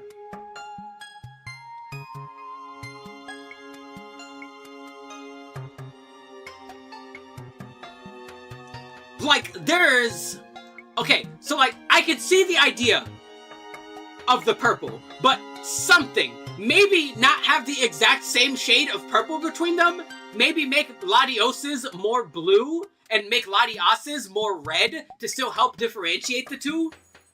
Maybe change the way their shapes are. Maybe give Mega Latios sharper shapes to indicate its more offensive nature, and Mega Latias smoother shapes to indicate its more playfulness and friendliness, and its willingness to defend its trainer. These Pokemon, this is the same Pokemon. Literally, this is just the same Pokemon. This is lazy. Just straight up. It is ass for the same reason the other two are. Of all the interesting ideas, especially considering this is a pair of Pokemon. This is a... Dude, the Mega Mewtwo X and Y... The X and Y Pokemon have much better, much more distinct design decision between the two. These are Pokemon that are already two separate Pokemon, and their Mega Evolutions look so identical that I swapped the Megas. I hate these. These are really bad.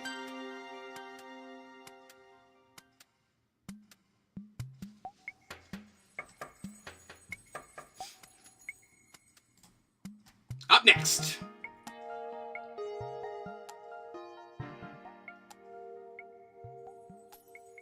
Rayquaza is really cool.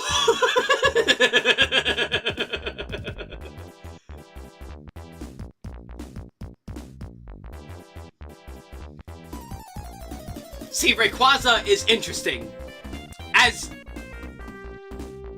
scary looking as it is, and it is, this Pokemon, more than anything, wants peace. This Pokemon spends its time just flying in the ozone layer, extracting nutrients from that area, from the sky itself. Only coming down during catastrophes to quell Kyogre and Groudon, to get those two to stop fucking bickering. Big Sky Daddy is essentially, yeah, that's exactly what it is. The green is like really nice, really vibrant, but with like the subdued subtle reds that highlight its body in specific segments, it's really good. Like, this is a Pokemon who looks intimidating for the sake of stopping other things that would cause more damage than it would. Right? It's like the boogeyman to Kyogre and Groudon. That's why it's intimidating. With such solid, clear marking between the body segments that make it look so cool.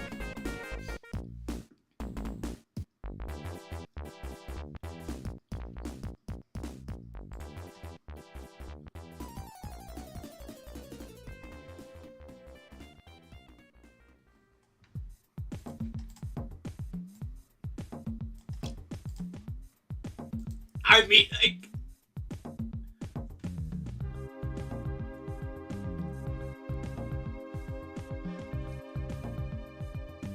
we're not ordering this, we're going in order.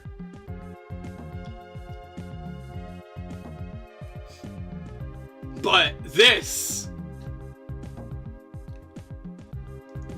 is peak. The red segmentation of its body has now eclipsed into a much more vibrant orange. There are now segments of orange dragon energy along its body where there wasn't. Not just on the segmentation, but just actual orbs, actual capsules of energy in and of itself.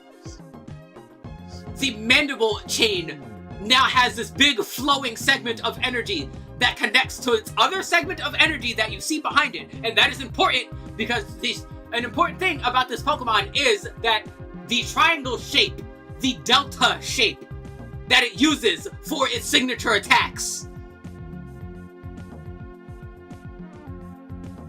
the much, much, much more intense body markings, including, of course, the flaming draconic energy marking pouring out of its eyes. It's peak. Genuinely, you say put it at the top of peak. You're right. Like, I don't think any of them are gonna be better than this.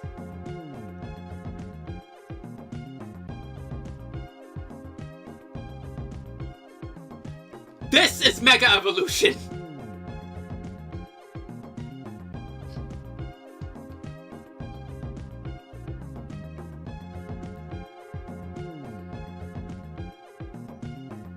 Again, yeah, it's not a carnivore, it's not a predator, it's a defender of the planet.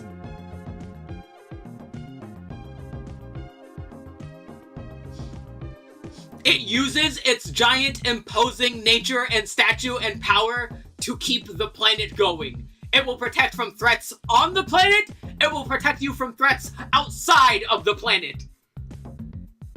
Literally destroying planetary-ending meteors to save the planet.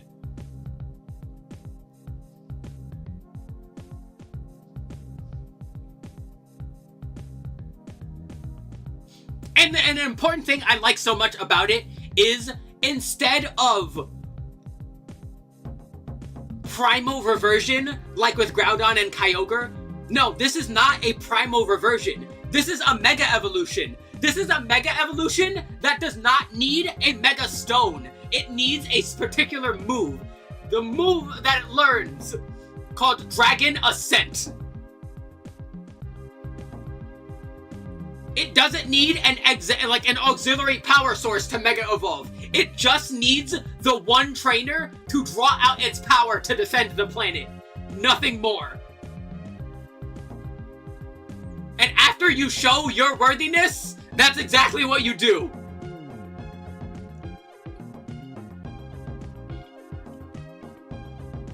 Peak design.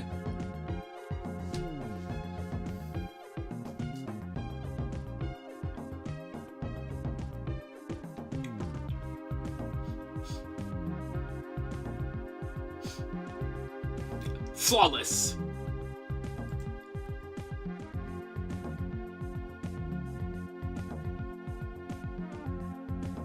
How do I cover Pencil's eyes? I don't have hands. I need to cover Pencil's eyes. Don't look, Pencil. That. Okay, there we go.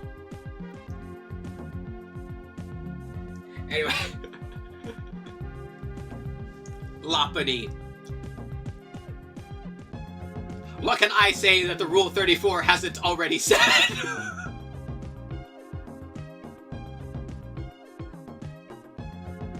It is a very friend-shaped bunny.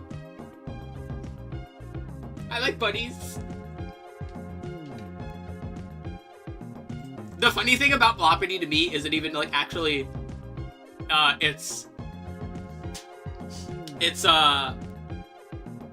appearance or anything. It's actually its abilities, Cute Charm and Klutz. Klutz is hysterical. I'd like to imagine this thing just going around wandering the house trying to help its trainer the best way, like trying to clean or something, and it just keeps like breaking shit. That's fun. But yeah, Loppity. It's a very good design.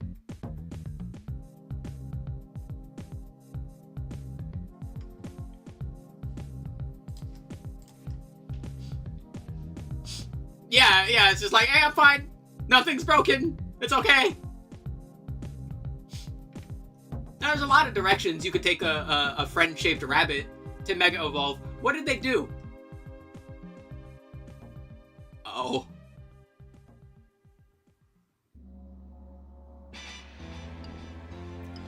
Perfect time for the steam to pop in.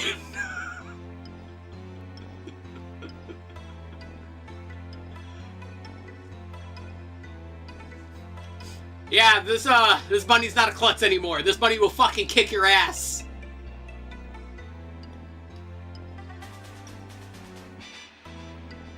Again, have you noticed that every time I brought this up, it's been true? Knee up! Fighting pose ready! It is ready right now. And those tied up ears are not just for show. It will fucking beat your ass with those ears. That is an actual thing. It can hurt you with its ears. It is now normal fighting, as you might guess. And it's even got scrappy, so it can hit ghost types with its normal and fighting type stab.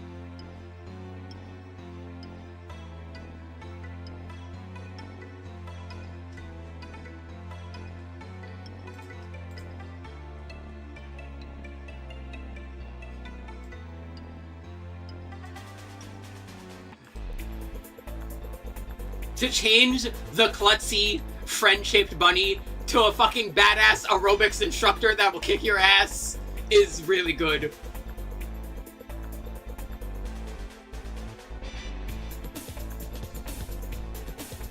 I love, by the way, that old, like, 80s era, like, aerobics, aesthetic. I love that so, like, every time I see that, I'm, like, in love. I especially love Megalopody because of that. Oh god, like, I gotta go find it now. There's this, like, one Yu-Gi-Oh card with, like, 3 fairies on it that are, like, doing a robot. I gotta go find it now.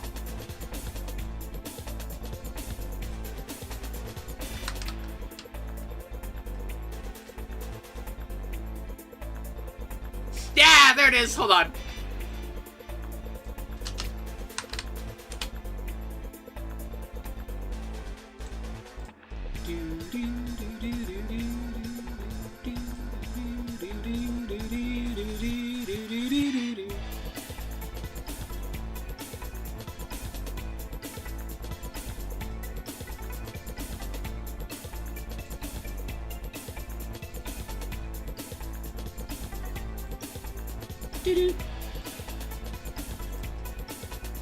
Let's see, hold on. Boop. Boop. Boop. Boop. Yeah. Couldn't find full art, so we have to look at the card. I love that aesthetic so much. Ah, that's so good.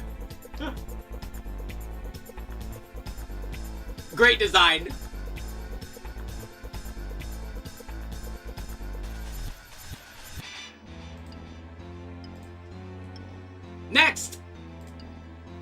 Garchomp.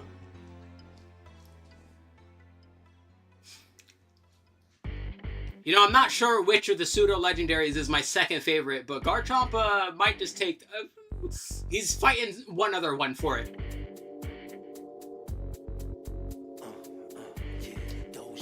Sorry, Doja, I gotta skip this. Yeah, I've been ignoring the Dex entries, because not all of them have Dex entries, because... But yeah, some of them are very funny. And horrifying.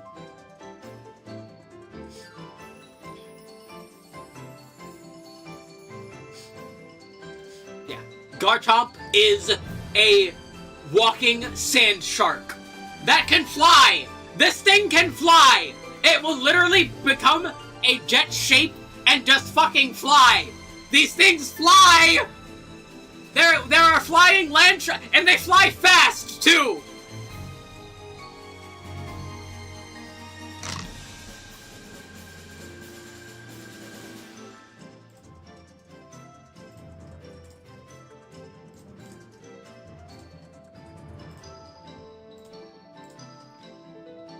Like, these fuckers fly! These fuckers be flying!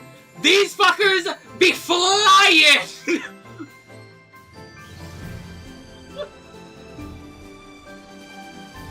Now that's horrifying!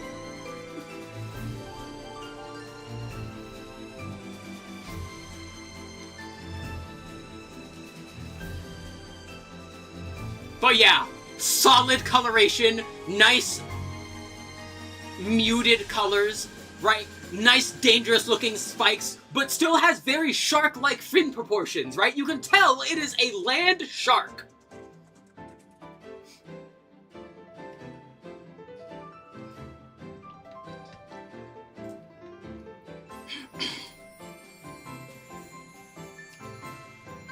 Once again, I mentioned before, improving the saturation helps so much. It now looks much more vibrant, which is especially helpful for its newfound scythe claws! Yeah, the excess energy from Mega Evolution literally molded its claws to scythes.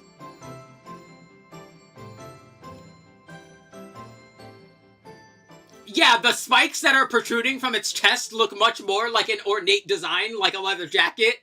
Again, the improved vibrancy of the coloring is also really nice. This one is very good.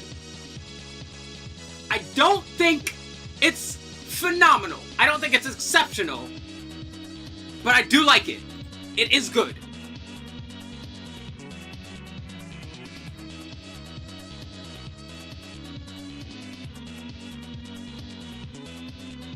Oh yeah, it'll eat your babies.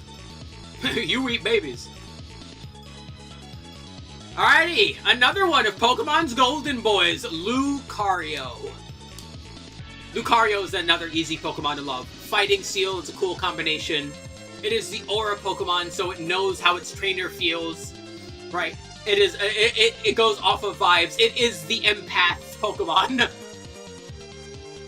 Able to manifest its aura, the energy of all living things, into various ways to do all kinds of different attacks.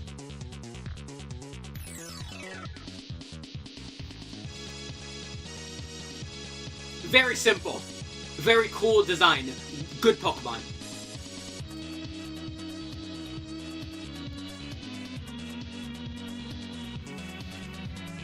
We talk a lot about color, and like red is an intense color, right?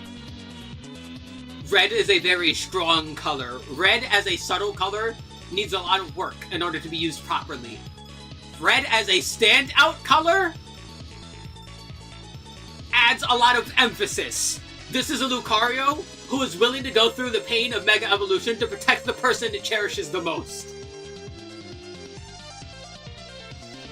The steel spikes and protrusions on its limbs have now even grown in new places in order to amplify its physicality even more. But it doesn't just gain physicality. It's appendages. It's almost dreadlock-like appendages themselves also have redness As if which, if you don't know, are what Lucario uses to sense aura. It's those dreads. Even those have been amplified. His spiritual presence, his sensibility has also been improved by the Mega Evolution. He is improving himself on all fronts to defend his trainer. He's not just sacrificing his physicality, he's not just sacrificing the mentality, no. It is a pure decision to amplify itself for its trainer.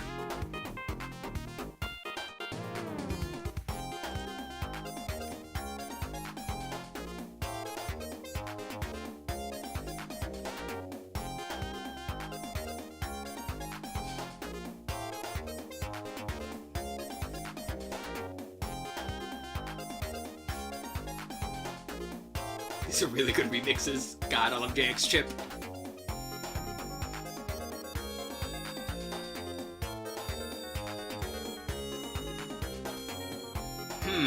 Now the real question, is it fantastic or is it peak? For once, I'll let you pick. I'm fine with either, to be quite honest. I'm just not exactly sure where I feel.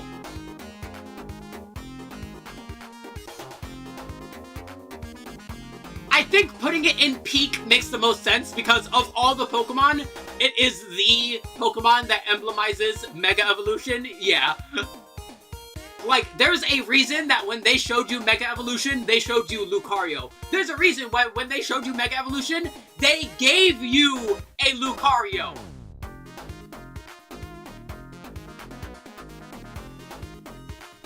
They know what they were doing.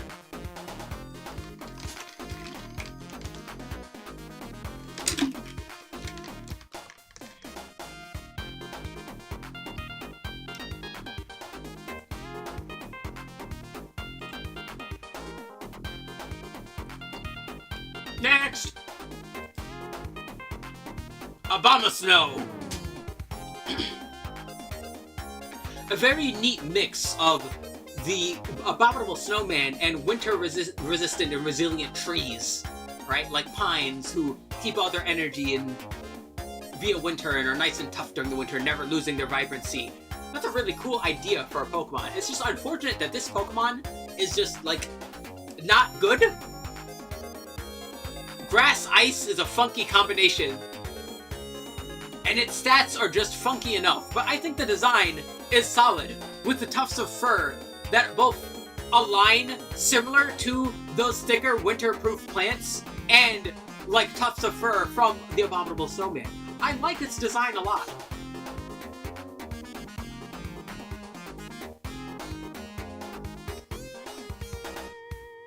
And then the Mega. It is almost as if it has become more tree-like than beast-like, right? Like, it is summoning the blizzard itself, for once, because that's what this Pokemon does. That's literally what this Pokemon does, but now, this Pokemon looks like there is nothing but cold emitting from it. The ice spikes, like, piercing its back is a nice touch, too.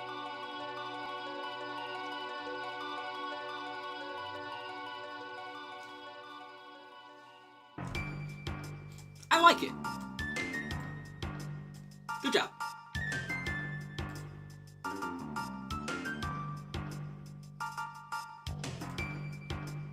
Next!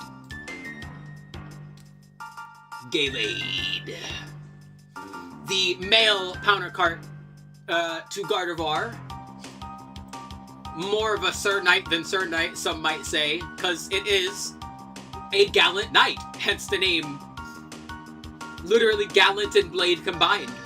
Similar to, they are essentially two peas of a pod, however. Gardevoir and Gaylade both behave essentially the same, as essential peak guardians to whoever their trainer is. Whereas Gardevoir manifests that through energies such as black holes, Gaylade manifests that through elbow sword fighting!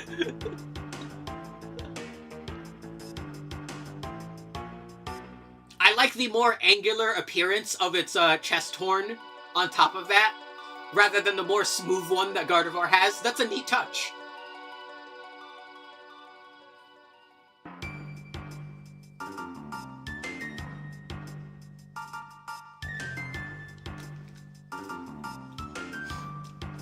know a lot of people aren't a fan of its waist. Me, I'm just indifferent to it. No, they'll go straight to your thighs! And then you'll blow up!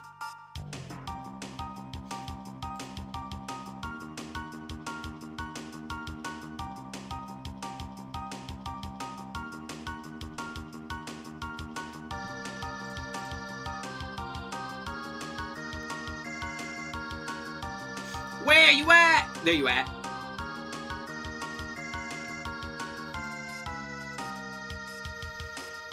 It is as if Gaylade got promoted. He has gone past just being a simple squire and is now a full-on knight, cape and all. Amplified helmet to show his new sense of status. Similar to Gardevoir, the green on the body now changing to solid white. Emblematic of its change on top of that.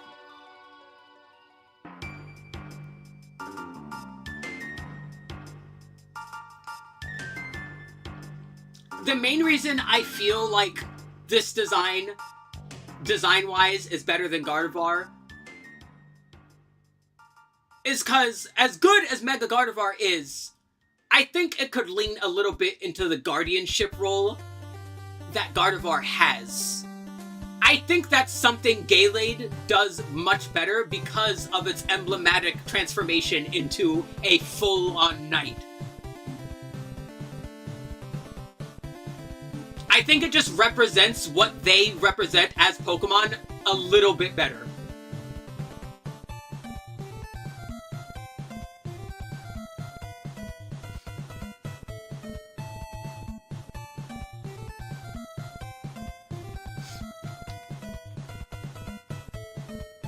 Next! Ooh. Before we talk about this one, let me get more water.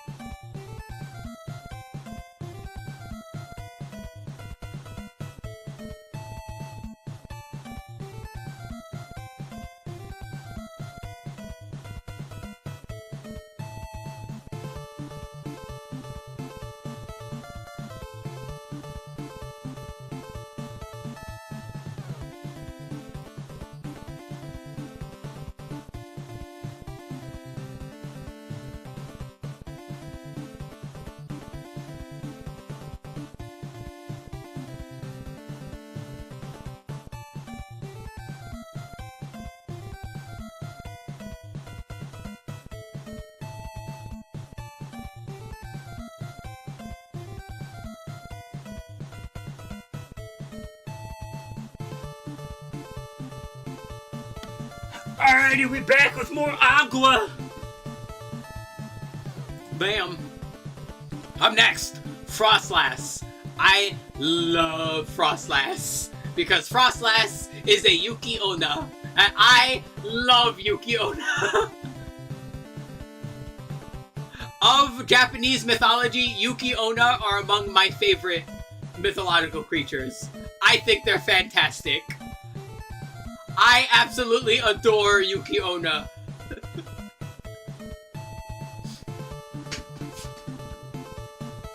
And I love that Frostlass in and of itself is also basically just a Yuki Onna. Frostlass is just a Yuki Onna. This one is from Muramasa. Once again, hey, Vanillaware, please put your games on PC. I want to play Muramasa in HD on PC.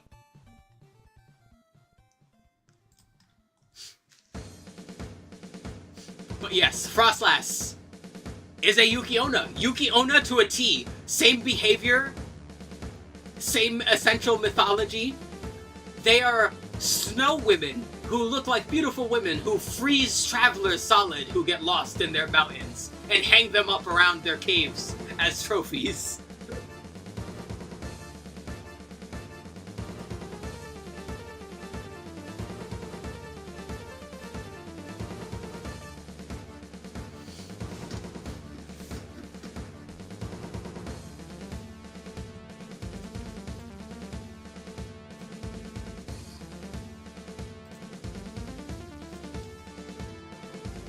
it's stuff like this that still makes me have a little glimmer of hope for Pokemon in general.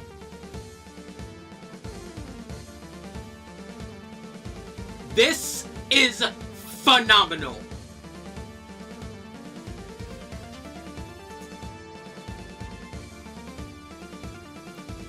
Its horns are now much more intense, its eyes much more subdued, its body much longer, much more evocative of classical Yuki Onna design.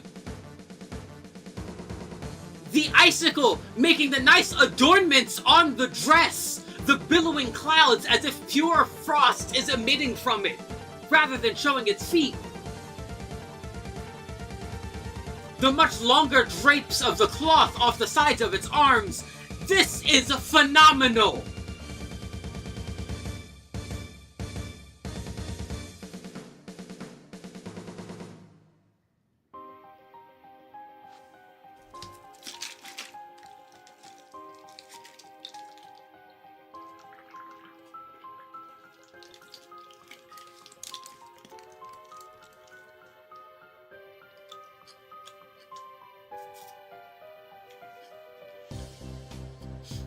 Yeah, this is a mega evolution.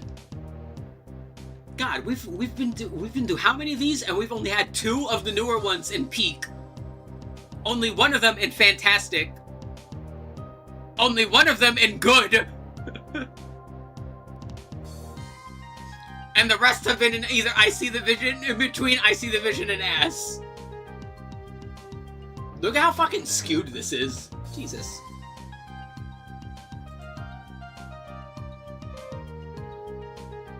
It's like Pokemon is great when they give a shit. I just want them to give a shit more.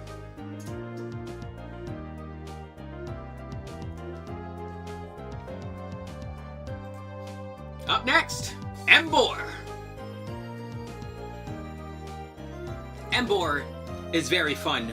It is our 3rd firefighting starter, but I think it's a really neat one because rather than going for a Muay Thai aesthetic like with Blaziken or a Wukong aesthetic like with Infernape, Emboar is a much more full-on, almost sumo wrestler, which I think is pretty neat.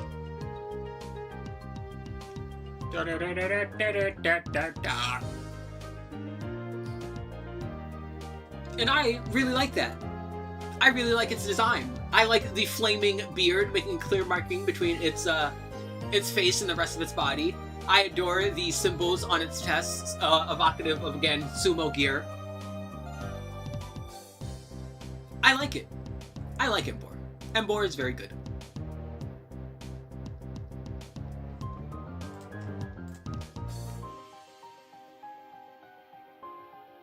I love this song. It doesn't pop up too often.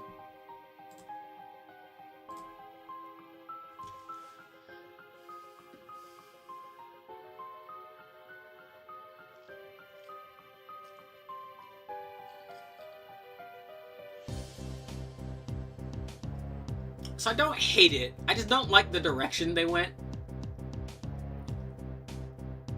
Making him go from, like, sumo wrestler to warlord is neat.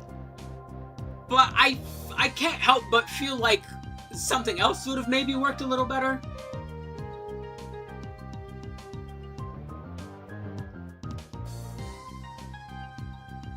I especially feel like a spear for a Pokemon like this is not the kind of weapon. I think a different weapon would have probably helped sell this a bit better for me. Like, when I think Emboar and give it a weapon, spear is not the first thing that comes to my mind. I'm thinking nice, big, strong weapons. Give me a hammer. Give me a Kanobo. Give me... That's another thing. Yeah, like, it's not evocative of the fighting type anymore. It just looks like it's fire type with a big fire spear. When I think fire gauntlets would have been a much cooler thing, like gauntlets with its chest symbol on it.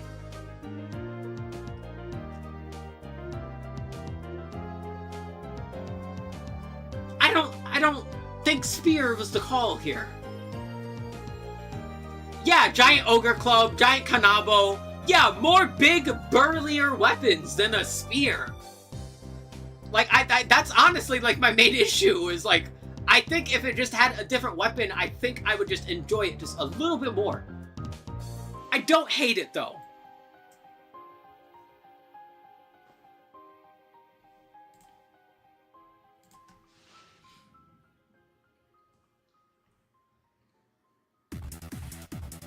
Next. Excadrill. Excadrill is one of my favorite Pokemon. Period, full stop. Bro is very easily in the top 10. Bro is... might just be the GOAT of Gen 5. Excadrill is a fucking menace. We have a Steel Ground Mole. And he looks pissed. And he is pissed. Because he's a mole. He's out here digging all day. I got work to do. He's doing that work. Really simple design. You can tell it's a mole. Nice big metal claws. Big, meaty claws! And the red markings on its chest especially, as if it was like fighting other Excadrill, is also a very nice touch.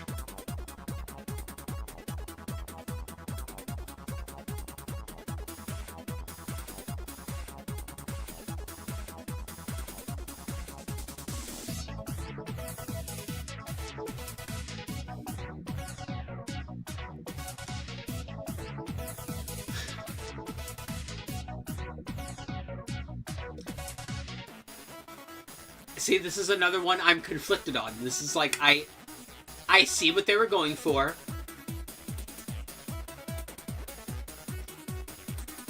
I just don't think it was the call. We were talking a moment ago, and there was like fan art, but I think what would be a better, hold on.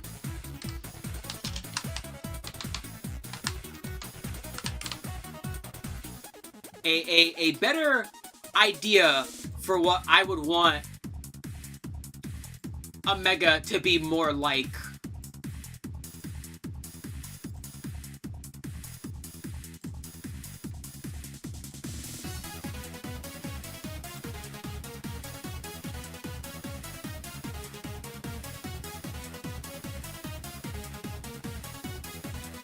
Is Drill Man from Mega Man. I think having the drills, all the points on its body, all be individual spinning drills, rather than have it come together as a big drill, would have fit just a little better. There's a big, one of the bigger problems with like the newer ones is that if you're not careful, the design can end up looking goofy, even if the ideas are there and in place. And I feel like this sums it up pretty well. I get the idea. When its head and arms collapse onto each other, it is now a big drill. It looks goofy. It looks goofy. I think making the points individual spinning drills would have fared much better.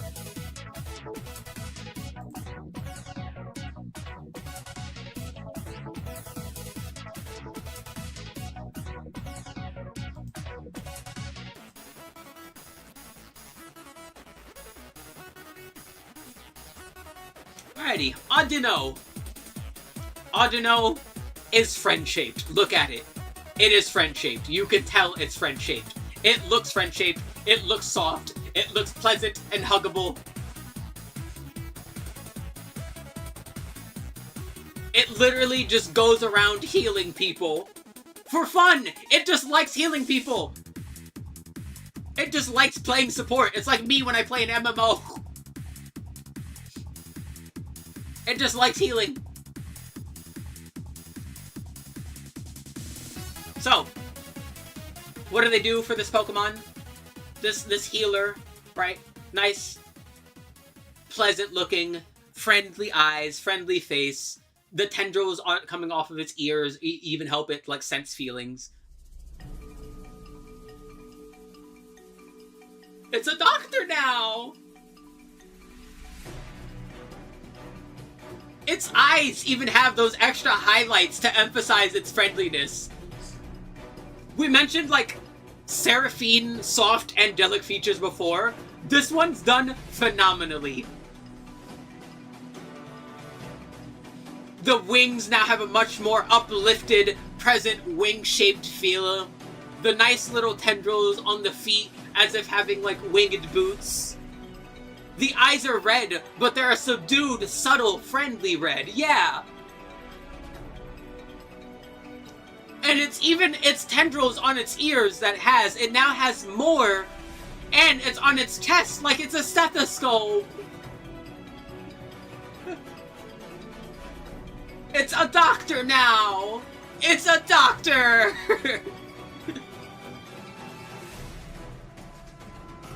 Good job!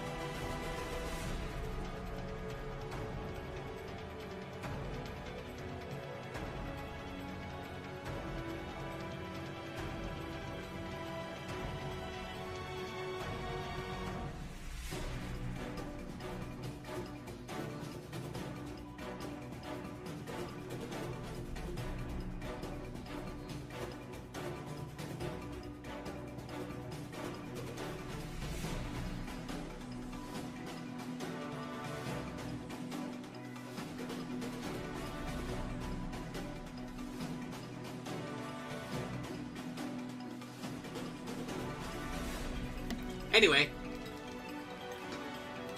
Next! Scolipede! I like Scolipede. Scolipede is really cool. Scolipede is like a giant, prehistoric, fucking huge-ass centipede. Really simple, but vibrant colors, and I like that the black helps the red and purple pop even more. And this fucker's fast, too. He's got speed boost. He'll catch you. I really like Scolipede.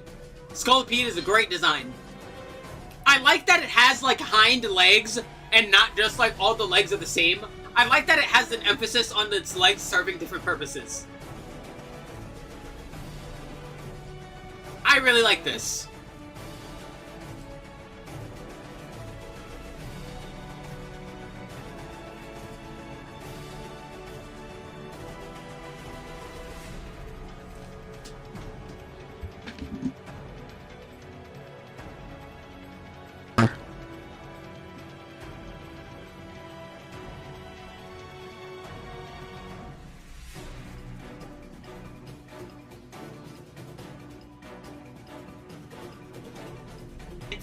Are hunters. They are very aggressive, very fast hunters. Why in the world would you make it a big armor horse? Because now its front legs that were mostly used for administering its poison jabs are now an offensive Pokemon to a defensive Pokemon, which is not the worst of things. We've seen moments of them switching their laterality before and having it work. It does not work here. On top of that, the hind legs are just like, it's just a horse. It's just a horse. They made the centipede a horse. It's a centaur now. I like the coloring. I think the coloring is fantastic. I like the appendage changes, like the tail and the horns. I like that. I like the like green pulsing throughout it, as if the venom is like seething through. That's cool. I like that too. Why is it an armored centaur?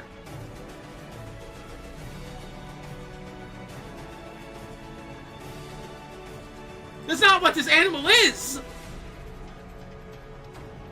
It's not dog water, but it's just like, what? Like, there's many different ways they could have went about this.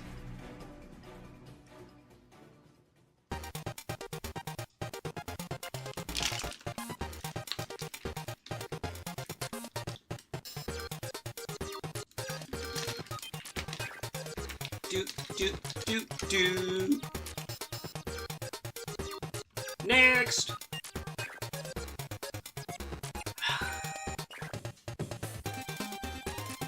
So Scrafty is another one of my favorite Pokemon. Dark fighting, based on hoodlums, based on the gangs, based on degenerates. The OG Slav squatter.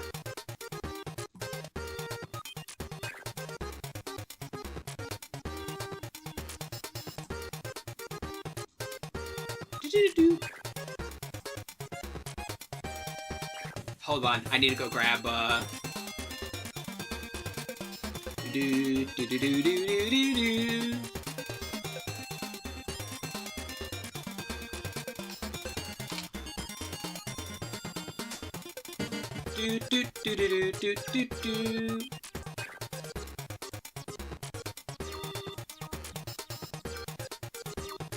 because we need to talk about this one, because I love Scrafty. I love Scrafty a lot. Scrafty is really cool. I like so much about it. I like the coloration. I like that it's wearing its old feet and as saggy pants. That's really cool. I like its face. Its face is very funny.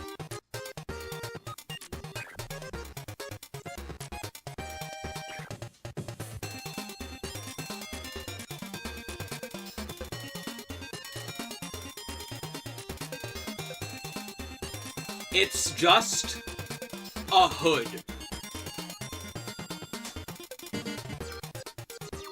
That's it. All they did was give him a hood.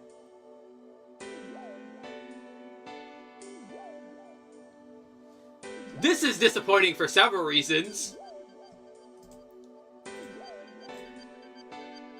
As Meow, we were talking the other day, as Meow showed earlier, there's this one particular fan art that I think would have been a much cooler idea. Where now, instead of just being a hood, it's now based off of like a delinquent girl from Culture. Like you're finished, like this. Like, that is a much cooler inspiration to base your punk rock delinquent ass hooligan ass Pokemon on than just giving him a fucking hoodie. You could have had this. And again, I feel the need to emphasize this fan art because this fan art truly like brings up the point. Notice how, rather than having the old skin on the bottom, it is now, like, cuffed it over itself as its hood, as a new vest, essentially. And using it as a hair tie for its hair. Its hair is all over the place. Like, it's a punk. It doesn't care about its hair. Its hair should be wild. Its hair should be exuberant and all over the place.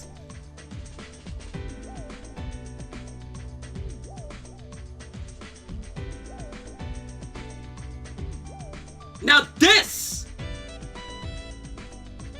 is some fucking, this is the, what should have been. Exactly, and it's intimidating. Like, it's not just Slav squatting anymore. Nah, this motherfucker's perpetrated. It wants that smoke.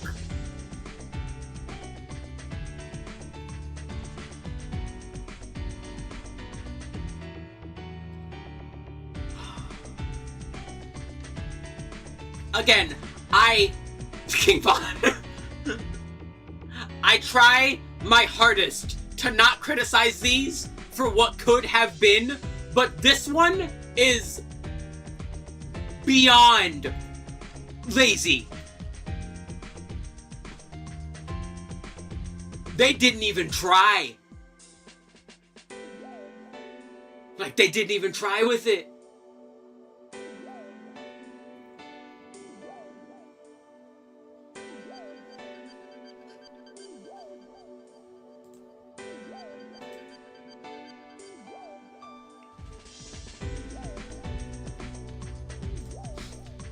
Next!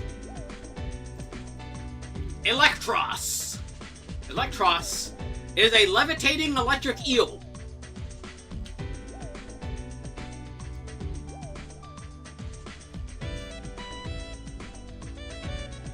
Now, Electros is also a very funny-looking individual. It's a funky-looking eel. What else are we expecting? He eel. He definitely eel. Like, yep, that's an electric eel. I don't have too much to say about it. It's kind of funky using it in battle because, like all Pokemon that are supposed to have no weaknesses, it's always, like, really funky stat-wise. So it ends up creating, like, interesting, dilemmas when it comes to actually utilizing it.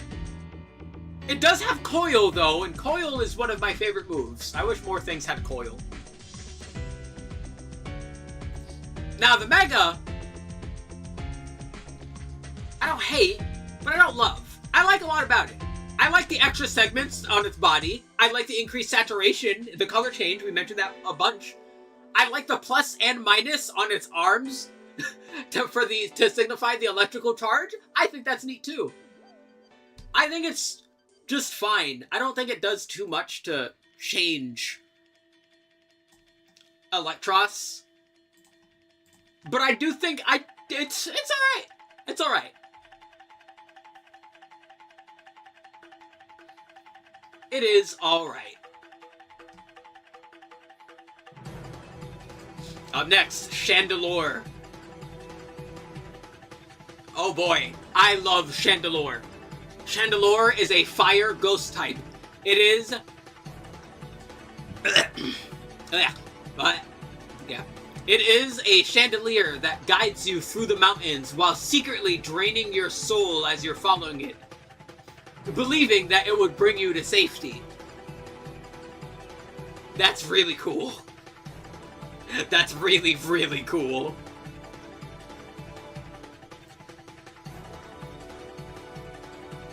They bedazzled the shit out of this motherfucker! Hey, what do we do to Mega Evolve a Chandelier? Make it more ornate! And that's exactly what they did! That's exactly what it looks like! It looks like a more ornate, more intricate chandelier! And it's fantastic!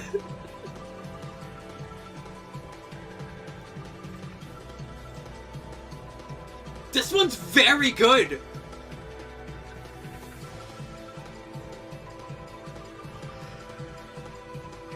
It's so simple, because the idea was, like, right there, and they took it, and for once, it doesn't feel like they tried to do weird shit just to do weird shit. It's a chandelier, make it more intricate. There you go! That's all you needed to do! And they did! Good job! Next! Chestnut. I like Chestnut a lot. Chestnut is my preferred starter of the Gen 6 games. I like that it is favorite Mega Shiny. I mean, the easy answer is Rayquaza, but, like, aside from that,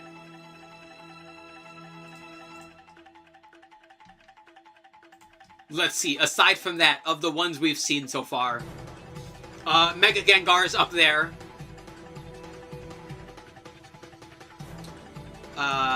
I like the color change on Mega Medicham.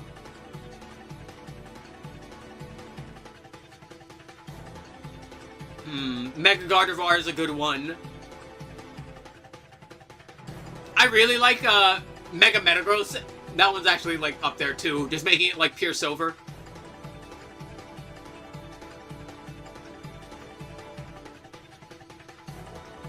I think those are the ones that are leading so far. I don't think for any of these other ones I particularly care that much. Yeah, I would have to say so. Yeah, so Rayquaza, Gengar, Medicham, Metagross are the leading ones for me. Back to Chestnut. I like Chestnut a lot. Chestnut has a really... is essentially like a armored knight. Which is really cool, right? It has protrusions like, almost like a hedgehog combined with like a chestnut. Hence its name. Which is very cool.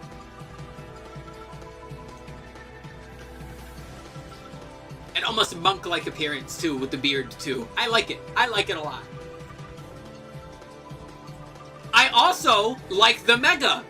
Once again, similar to Gallade, it is if the knight has been promoted, except this time he went from a knight to a king. Give him the golden crown. Adorn his spikes with gold. Emphasize the regalness of his chest piece, right? The cloaking of the cape. The more intense, angular, but like still bulky and strong looking armor.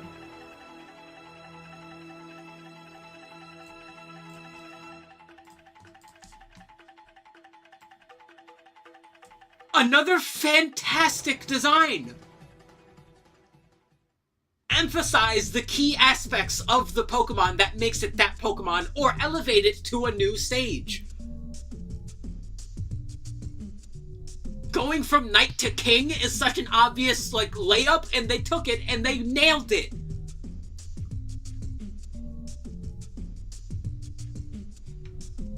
Next! Delphox. I like Delphox a lot. I like Delphox more than Braxian, which is weird, because a lot of people like Braxian more, but that's also probably because of Rule 34. So, you know, we'll make do. But I much prefer Delphox. I like Delphox a lot more. I think Delphox is a much more intimidating, imposing, like, leave me the fuck alone, foresty forest witch, which is why I like it more. Like, I like that it looks more serious, more intent, more trickstery, right? I like that a lot about it. Otherwise, yeah, it looks just straight up like a wizard, like Braxian, because it has more personality. Does it though? Like, it's happier, but I wouldn't say it has more personality. It's just that Delphox's personality is a lot more stern and more reserved. It's not necessarily more, it's just different. That too, like, Pokken is doing a lot of heavy lifting there.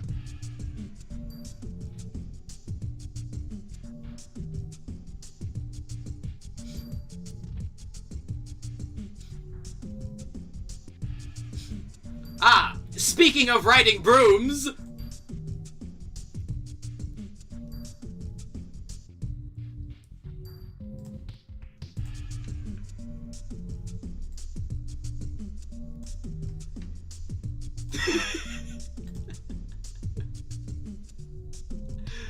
Oh man, another one that they just absolutely fucking nailed! Rather than a standard magician or witch waving their wand, now they're surfing on flaming brooms! Ah, that's so good! The more subdued night-like coloration is also fantastic, but I love that the central test for the whiteness is now, like, going completely down rather than just, like, stopping where it stops, right? I love that it goes so much further down. It looks much more like an actual full-on cloak of fur. I like the changes to the hair of the ears. I love the new tassels giving it extra shape to its silhouette. It's so good. The extra arm length. Again, dude, I swear, for almost every single one of these we've complimented, it's like, we've almost always complimented that when they extend the arm fur to be more cloak-like, that's almost always peak. Like, no, wait, actually, hold on. I'm pretty sure every single one that's done that has been in peak. Wait. Let's see. That one's in peak. Who else does that? That one's in peak. Yeah, they've all been in peak.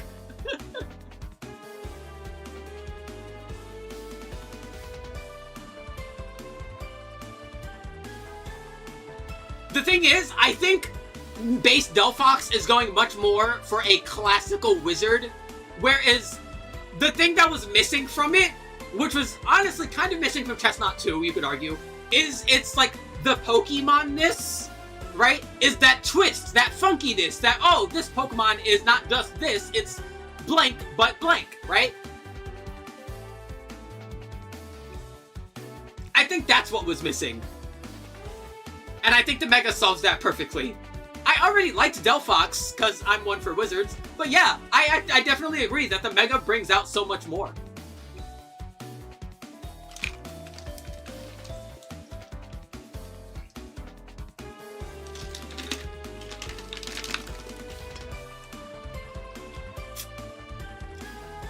Next! Greninja! Again, you really know who's Game Freak's favorites. Good old Ninja Frog. Somehow having its tongue be its scarf and not look goofy. It's really hard to hate Greninja. It's a fucking Ninja Frog. That's like such a classic combination of things. Like, we've seen those things before. There have been other Ninja Frogs in media, but here's the Pokemon version, and just like all the other ones, it's good. It's hard to hate. Greninja has a nice, solid shape.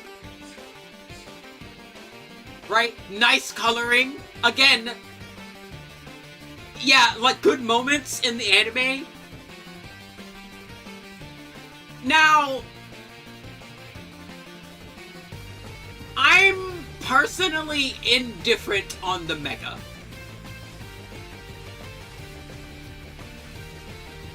I like the changing of its, like, body to black.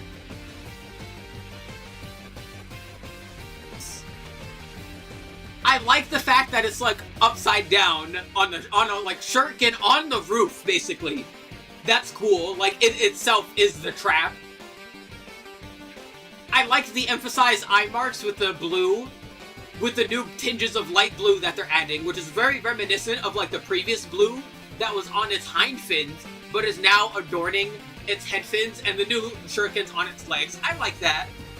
I just don't think it's enough. Although, to be honest, I also don't think Ash Greninja is enough either. I feel like, once again, this is a Pokemon whose solid design is already, like, so good. It's kind of hard to improve on it without really, like, being drastic about it. Or taking anything away. Like, Greninja is, like, such a hard Pokemon to improve. Because it's already a fantastic design. I like that they chose to emphasize the more ninja aspects of it rather than give it, like, new physicality in ways. I think that was the right call. I'm just not sure what they could have done.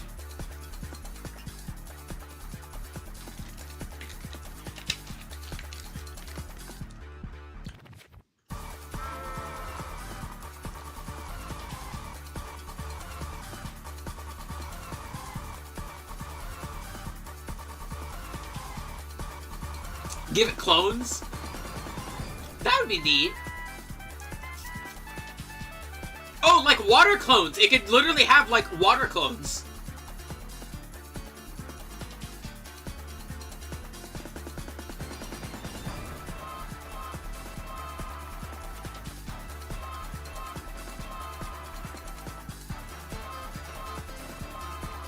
Ah! My glasses. I can't see. Cleaning my glasses.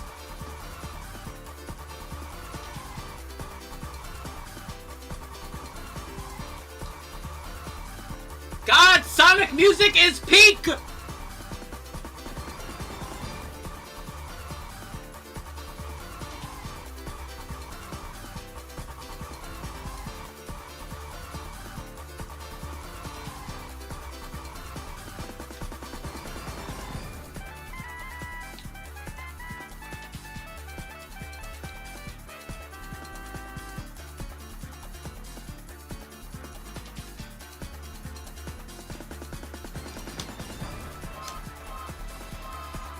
Yeah, there's definitely lots of different ideas they could have given this. Like I said, I think it's fine. like I said, I would also just be a bit stuck knowing how to improve on something like it's already as good as Greninja. Like, I'm not blaming them for it. Like, I get it. It's kind of hard to just improve that. Alrighty, Pyroar! Alrighty, this is like the poster child of gender dimorphism in Pokemon and why it's cool. I love that these two are separate. Male Pyroar has the giant flaming... has a much more slim, sleek hair design. I like that. I like that a lot. I wish they would have did more with it, which is extra weird because in this generation, this was the first generation to have like split evolutions, but not just split evolution, but split stats for Pokemon with gender differences. Because we gotta remember, Esper and Esper has different stats, and then later on we would get Indeedee male and Indeedee female, and those are separate and have different functions, and I like that. I like that these two Pokemon are the same Pokemon, but the male and female are dimorphic and have different purposes. That's really cool. I like that a lot. You know what I don't like? When you just fucking ignore it and make all the Megas look like this! Okay, as Meow just said, I do like this for the male. For the male, I think this design makes perfect sense. Amplify the key aspect of the Pokemon, right? Amplify the fire main. Makes perfect sense. Bubble foam for a cloak, that makes sense. What I don't like is that female Pyroar does not also have a different Mega form. You telling me no matter what, my Pyroar is gonna look like this? Why even have them be separate if the Mega's just gonna fucking look the same?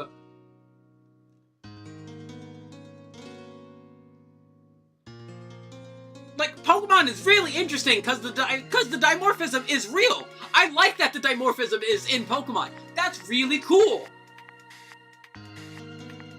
And then sometimes they just say, fuck it.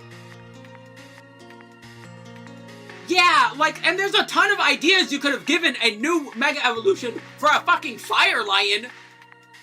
Like, yeah, Flame Claws, right? Like, fucking Flame Boosters, right? Like, Flame Shoulder. All kinds of things, right? Flame Teeth, dude! Like, come on! Make, like, fire literally billow out of its mouth when it's hunting.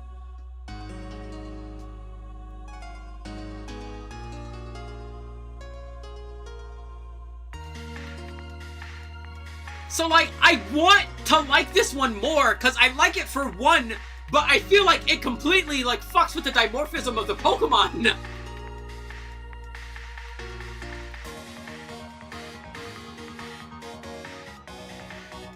See, this one's, like, a good example of, like, we mentioned so much of emphasizing the points of the Pokemon, but this one, I feel, actively detracts from the point of the Pokemon. That's why it's in A and not I See the Vision. Because they completely missed out. They completely ignored an aspect when designing it. And I think that's too important to just put any higher.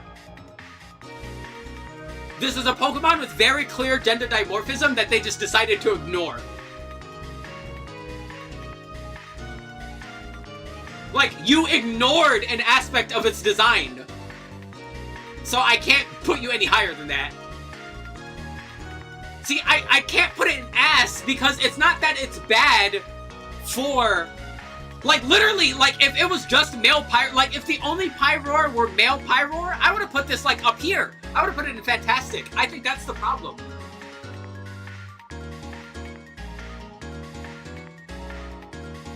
Like, it's not that the design in a vacuum is bad, it's that the design in a like, you're ignoring the other half of what makes this Pokemon.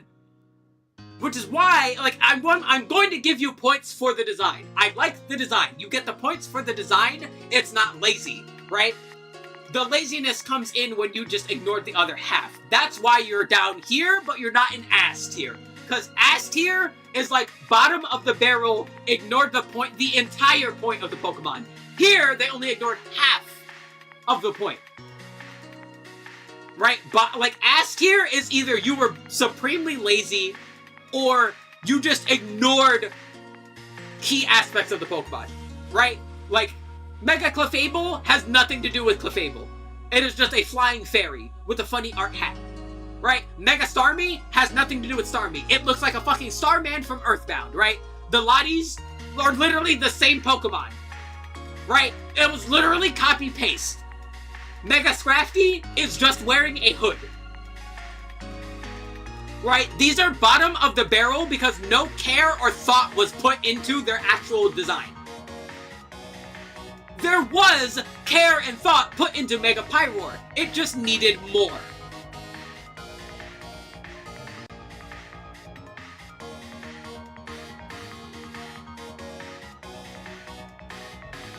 Yeah, that Mega Greninja art is definitely, like, yeah. It would definitely improve it for me.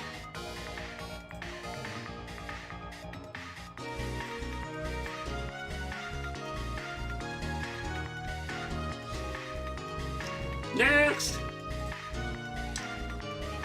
Yeah, so, because lore, the Eternal Floette has a Mega Evolution. Now, I don't... The Eternal Floette is weird, because it's like... It's basically like a Pokemon. Like, X and Y was basically not about you at all. Which is kind of funny. Now, granted, this Floette is stronger than a regular Floette by a lot. It is basically has the stats of a fully evolved Pokemon. The coloring is very nice. That's one neat thing about Floette, is the coloring. They come in various colors, but the Eternal Flower Floette only has this coloring. You know, it's fine. So yeah, here's its Mega. I get it. Right? The tendrils of the flowers are more evocative of the laser. I like that, kind of like, but also don't like that it's connected directly to the Floette. That's really weird. Really umbilical cordy. I get it. I like the iridescence on the laser. Right? The shimmery and the color on it is very nice. I don't dislike it. But I just think this is a really random Pokemon to give a Mega Evolution is the thing. That's my main thing. I see the vision. It's not bad.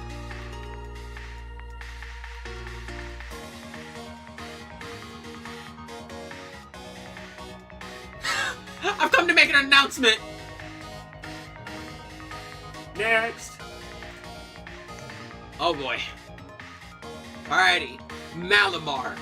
Malamar is as devious as it looks.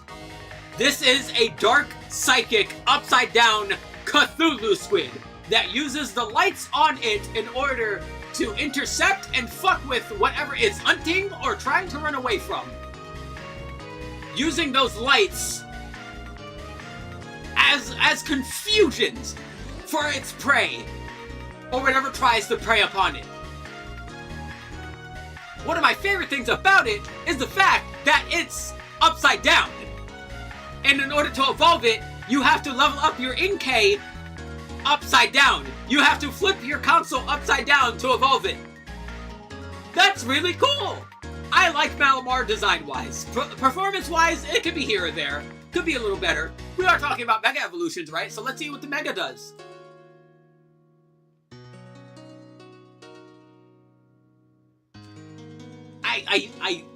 Again, I see the vision. I feel like this is another one that just gets lost when not in motion. Because in motion, the swirling, color-changing tentacles, in order to confuse and confuddle your prey, makes a lot of sense. I don't think the picture is doing it justice. But I also don't particularly love it either.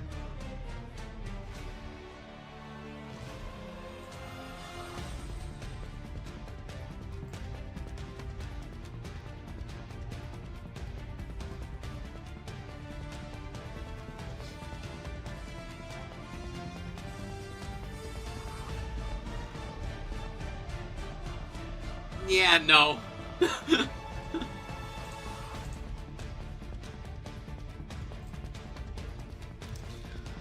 I see the vision. I think a big thing that makes Malamar Malamar is the fact that it is clearly upside down. Like, the fact that it's on what would normally be its head horns, but uses it as feet, is, like, really cool, right? This Pokemon is supposed to be upside down. It's not upside down anymore. It's just floating. It just has a big brain. It's just a floating guy. I don't hate... Again, I feel like in motion, this one's a lot better. But, like, I think it's not enough.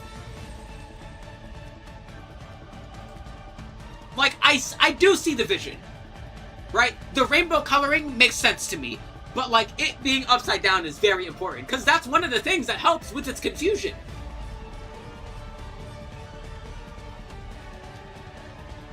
This one could definitely be better. I think of all the ones in I See the Vision, this is the one I like the least for what could have been.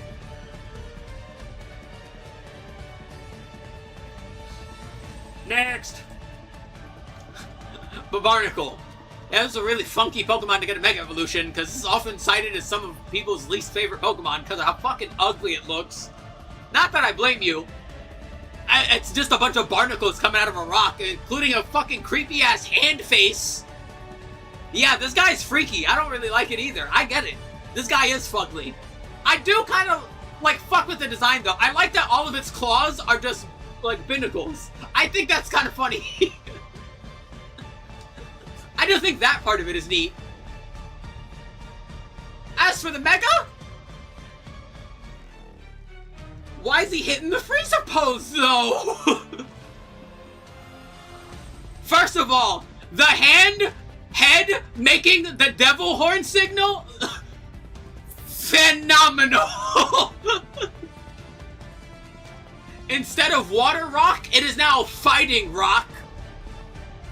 The Binnacles looking extra pissed off is really nice, but I like that some of them look forward and some of them look backwards, as if to always make sure that this thing is not caught off guard.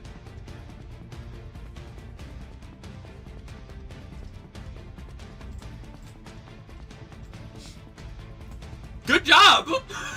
I like it a lot.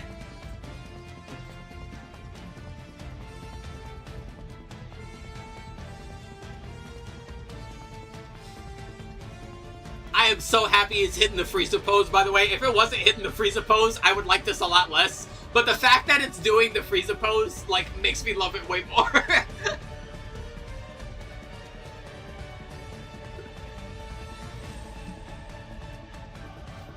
Oh, wait, hold on. By the way, if you don't know what I mean by the Frieza pose, hold on. Ah!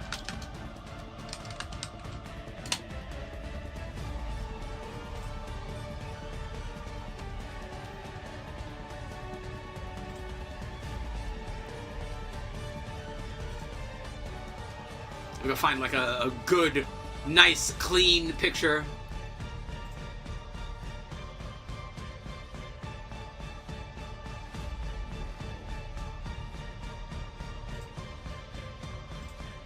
Can I not find one in, like, higher quality? Oh, come on. Why is Mr. Beast there?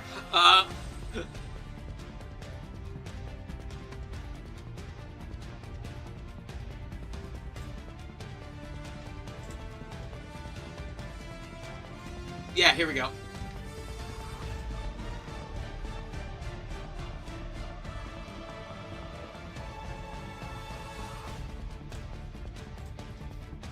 Woo! Woo! Pew! The one foot in front of the other, lean forward, hands out to the side, palms open, facing the opponent. That's the Frieza pose. If it wasn't doing that, I wouldn't like it as much.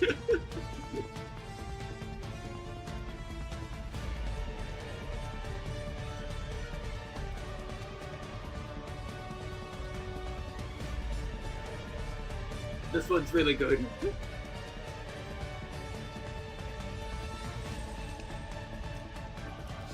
Next! Dragalge. So here we have a seaweed seahorse based on seaweed seahorses.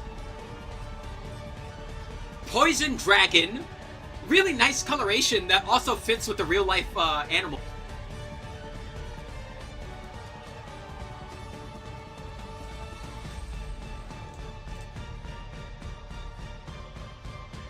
There are darker ones. I want to find a darker one. There's a lot of bright ones here. That's fine, we'll use the bright one, just so you can see what the animal is like.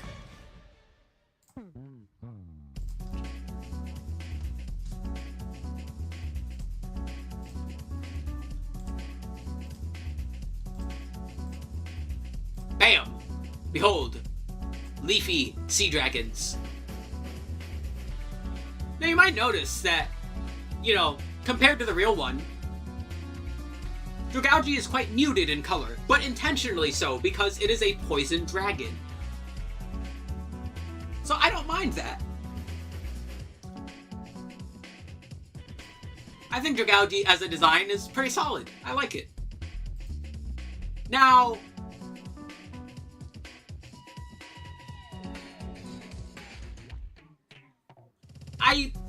this is another one where I feel like they could have done more or done different.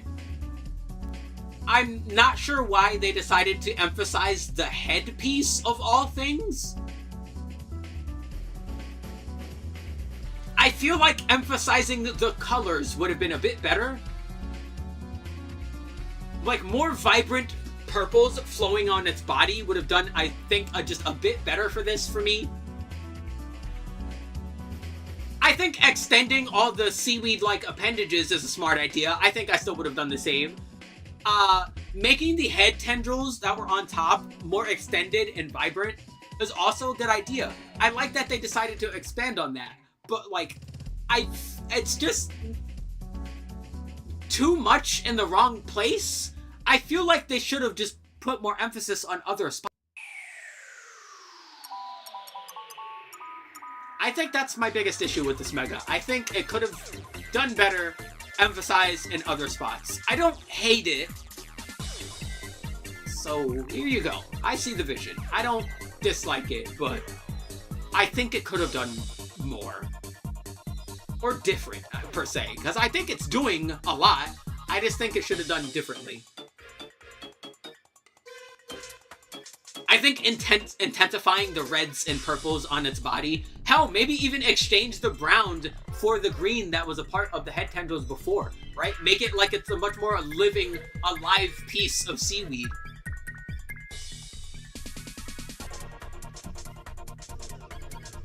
Anyway, next. Halucha! I mean, look at it. It's a fucking luchador bird. Fighting, flying is a sick combination. A pretty handy Pokemon to use too. Great coloration, nice and vibrant, just like luchadors. Like, good design. Really good design. Which is why the Mega kind of upsets me. So, making the colors more vibrant? Check. Changing the mask and the tendrils on the mask to be longer and brighter and more distinct and gold and black? I like that too. It's not that I don't like it. It's two things. One, I think it's too wide. He's a bit too upper heavy for me. A little too top heavy for me. I'm not feeling it because of that. And two, why didn't they give him a champion belt?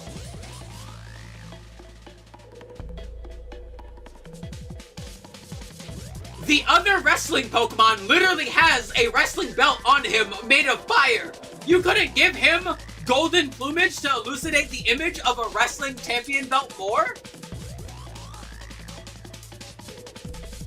Come on!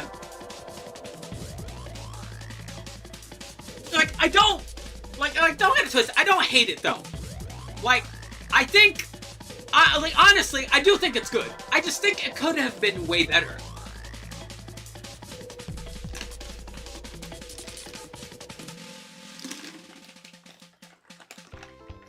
Yeah, exactly. This one upsets me not because it's bad, but because it's close to, like, great.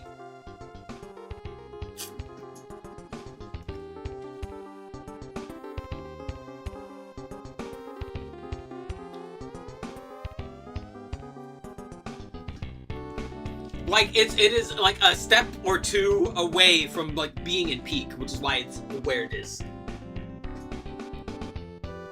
Next! We're getting close to the end here. Yeah, exactly. You see why I do these infrequently.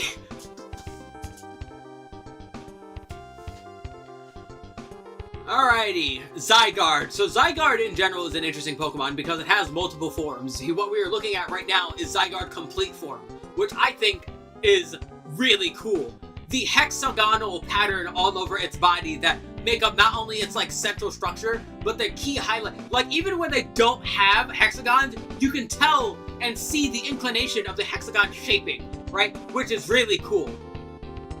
It looks like a Megazord. On top of that, it is a very cool looking Pokemon. Black and green is very solid. Now the Mega takes it in a bit of an interesting direction. I've come to make an announcement!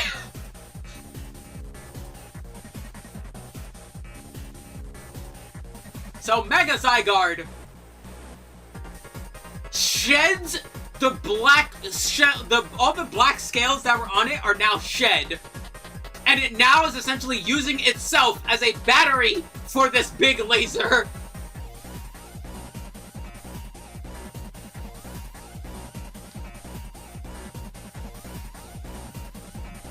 I think it's good.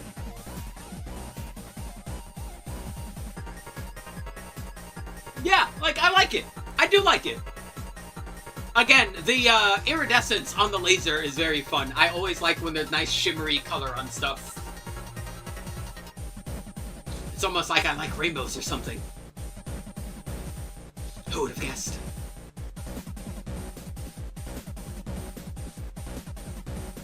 But yeah, I think it's neat. Removing the legs entirely, yeah, I think that would be neat. Make its torso look broken. Yeah, like it was constantly, like, emitting energy.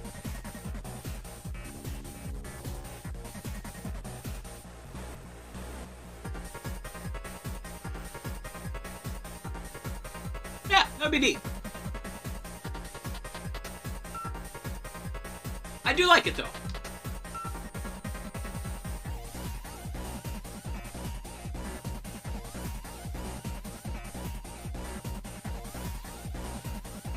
Yeah.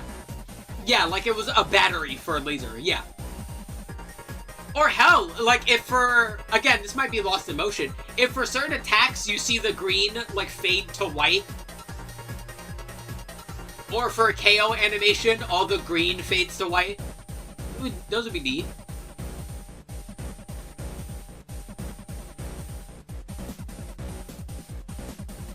It's not bad though, but I think this is another one that may or may not be lost in motion. Alright, Diancie. I like Diancie. Diancie is very friend-shaped. Look at it.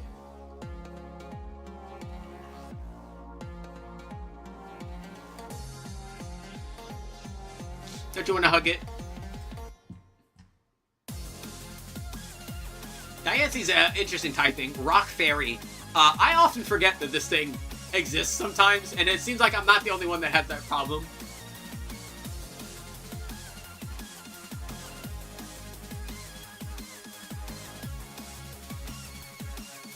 Yeah.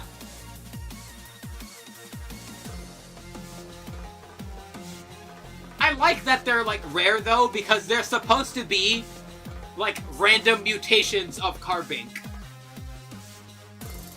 Which I think is cool. I think it's weird that, like, there's just Carbink all over the place and, like, none of them can actually do this in-game, but, you know. What are you gonna do?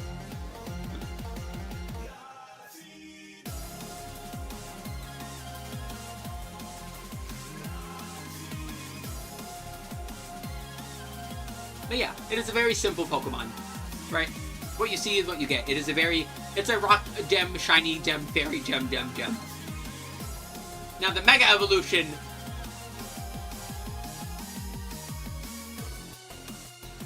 like, it's almost like a bridal adornment with the gems in the dress. Like, this is fabulous. This is like genuinely like beautiful. Like, it's so pretty and ornate. It looks really good.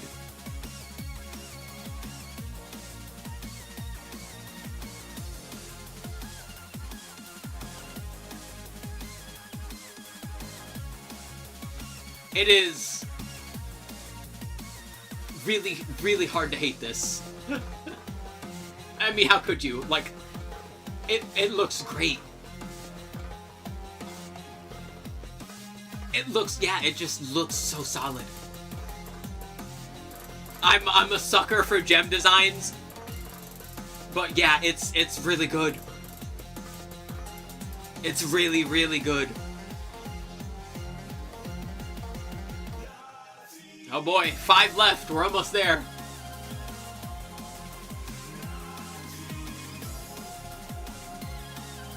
Alrighty, Grandpa! Grandpa is really neat. As you might guess by the name, it is a dragon grandpa. They live in the forest and they just like kids. They just like kids. They're very nice and friendly to all kids.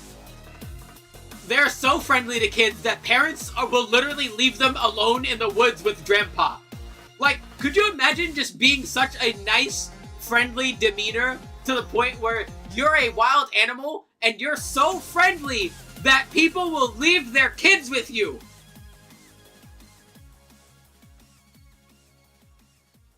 I feel the need to emphasize that.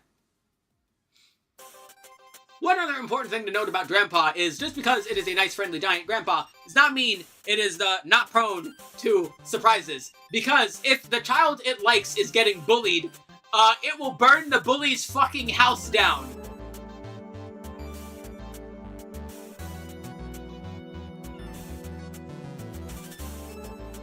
Now, I think that's a bit extreme personally, Grandpa, but you know, you do you.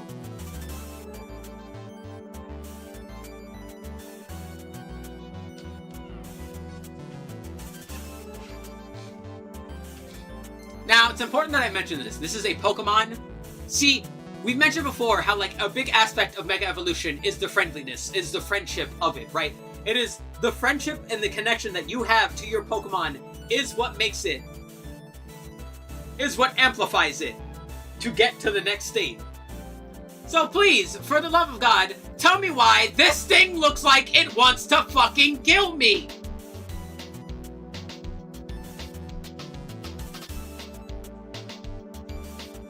Now, nice design touches. The elongated furs, especially on the face. The longer eyebrows that are now more shapely to be angrier. The mustache-like appendage, also really neat. They changed the cloudy whiteness to black clouds to signify its anger. That's also really neat. I just don't think it looks friend-shaped anymore. One of the key aspects with a lot of the ones that are friend-shaped was that they still retained their friendliness when they Mega Evolved because of the care and attention that they got. This one just doesn't.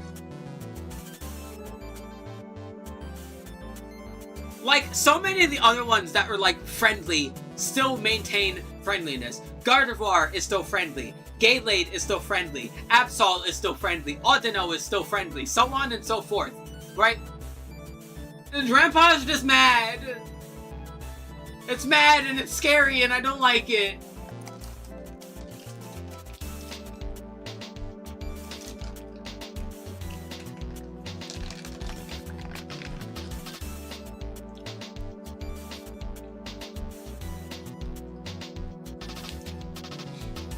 Next, Phalanx.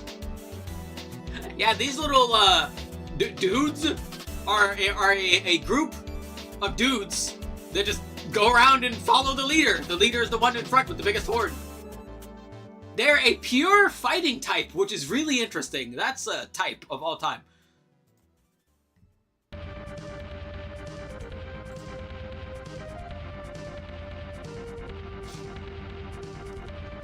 Before maybe his repressed anger. I would say in that instance it was more misplaced. Like, dealing with the bully makes sense. Being that extreme is what not makes sense.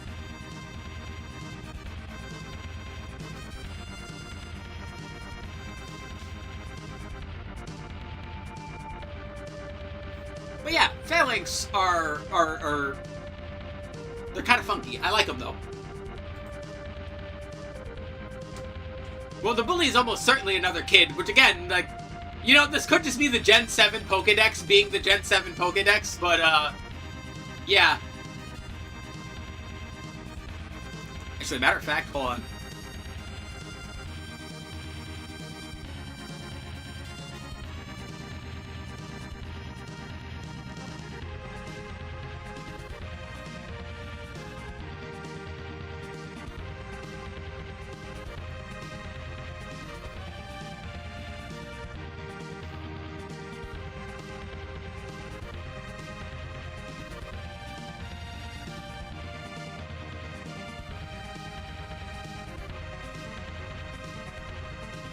Yeah, so the ZA Pokédex specifically mentions that the Mega Evolution reinvigorates its cells and it becomes young again. And yeah, it did always have, like, a destructive properties when angered. So now it's young and pissed off.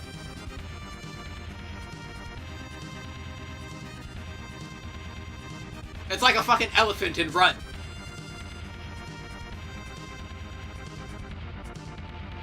Apparently, it's just like Old Man Logan, I guess.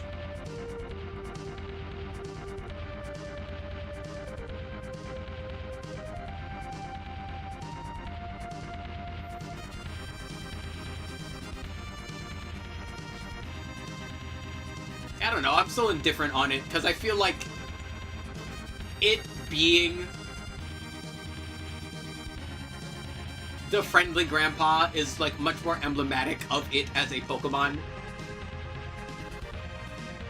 I'm still leaving it where it is. I feel like they chose the wrong point to emphasize, once again, which is why it is where it is.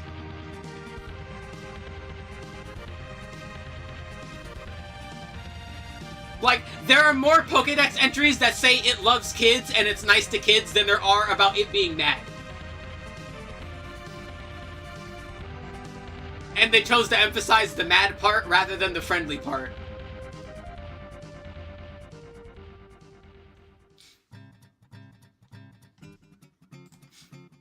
But enough about that. Back to Phalanx. And Mega Phalanx!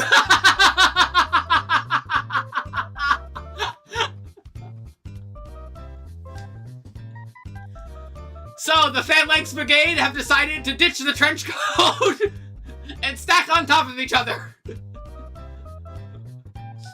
They are now the mech.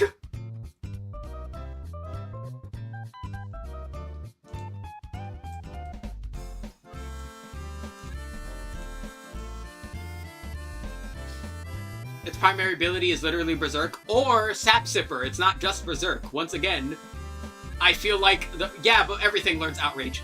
I feel like this is more emblematic of a friendlier, peaceful dragon rather than an angry one. Hell, it even has Cloud9 as an ability. Like, literally, they chose more to be... Yeah, again, that's the thing, though. Those things are exactly that. Low-key. Those are not the main aspect that signifies this Pokemon's core design. That's exactly my point. They emphasized the thing that wasn't as important as the main thing that makes it what it is.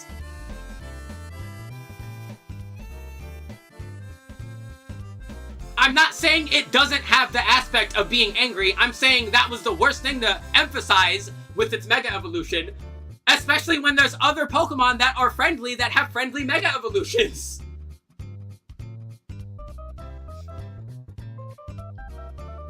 Especially as a weather manipulator, it makes to me a lot more sense where if as a young weather manipulator, it still had that love for kids and would instead use those kids to manipulate the weather to help them. Like, help them with harvest or put out forest fires.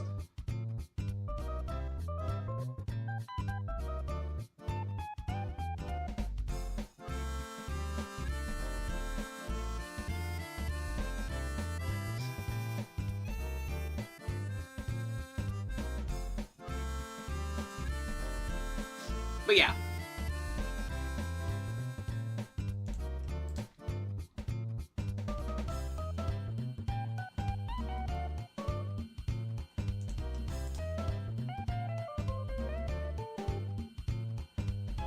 I also, like, I agree with that. I just don't think it's the right direction for the Pokemon that it is.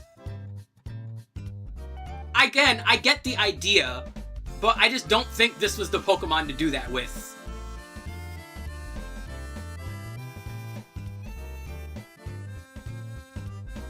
Again, its emphasis is more on its friendliness, rather than it just, like, fucking crashing out. Like, Gyarados is something that fucking crashes out all the time. Like, I didn't complain about, like, the design aspect in that regard. Like, yeah, Gyarados crashes out all the fucking time. Yeah, of course he's gonna be fucking pissed off. Like, of course that's the direction they would take with the Mega Evolution, right? I literally emphasized the fact that it being Dark-type is because its fucking rage has been all-encompassing and has now completely corrupted it, right? Like, I get the idea with going more Dark for Mega Evolutions. I don't feel like Drampa is the Pokemon to do that with.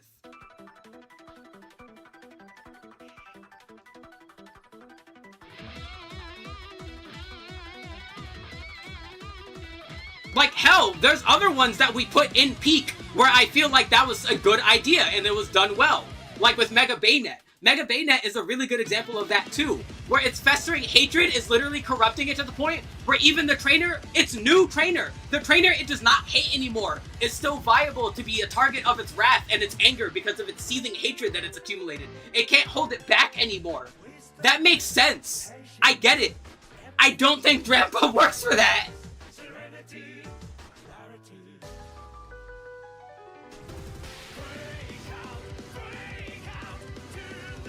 Or hell, even a lot of these Mega Evolutions specifically mention that the Pokemon is more willing to, like, shed emotionality in order to be more ruthless to defend the people it cares for. But again, even in the Pokedex entries for Mega Drampa, it doesn't even say that. He's just mad now. Like, that's the thing. Like, his care for kids is gone. He's just pissed. That's why I don't think it's good.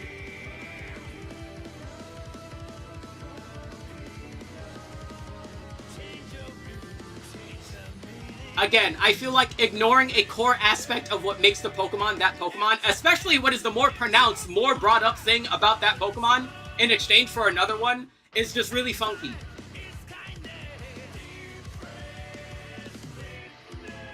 Like, at worst, I'd compromise and put it in I See the Vision, but I wouldn't even go that far. I don't think it's... Based on everything they've decided to go with, they've chosen to emphasize the child caring more than the anger moments. Except now. Why? Because it's not like the other Pokemon that are mostly friendly have that problem.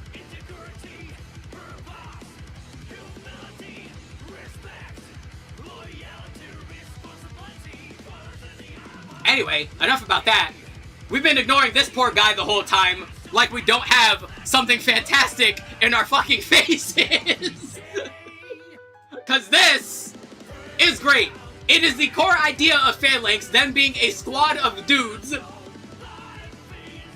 Now what they do is they decide to amplify the different aspects of the different squad members in order to be a more cohesive unit together. That makes a lot of sense. You have a sword dude, you have a head dude, you have a shield dude, you've got leg dudes, and you've got that poor dude in the middle holding up the big dude.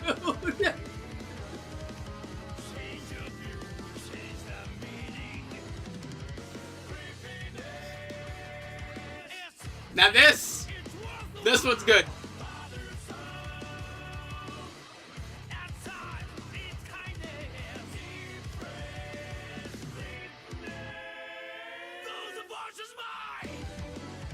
Next! Alrighty, Baxcalibur. Not gonna lie, I am very indifferent to Baxcalibur. I like most of the pseudo-legendaries, but I don't really feel this one. Dragon Ice is a cool typing, I like the hexagon patterns on it.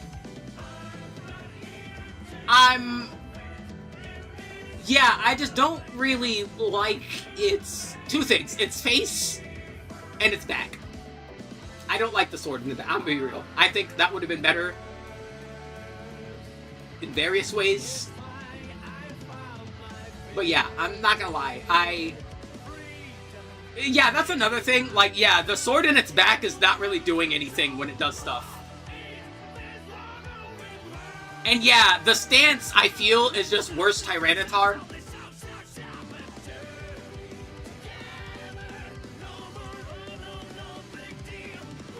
Yeah, it's just not a...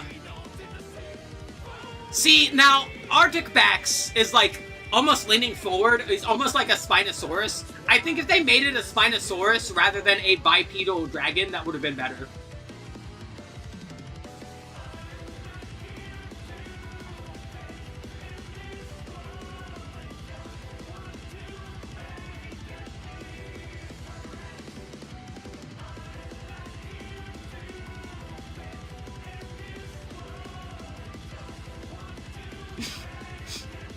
We've been over this. Leave the weapons in their parts, because it's not just like sticking through it. It's like on them, and it's not like brain is braining. Because it's not like there aren't Pokemon with weapons. It's just like directly in the back. You could have done like something more creative than just have it just be in its back.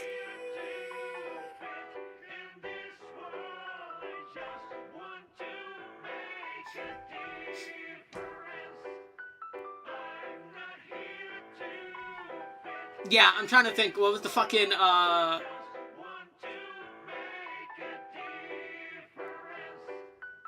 like Samurott. Like Samurott's, lances in its arms. I think if instead of a big sword on its back, it was like two sheaths in its back where it could reach and then like sheath out a big ice sword, I think that would be a lot better.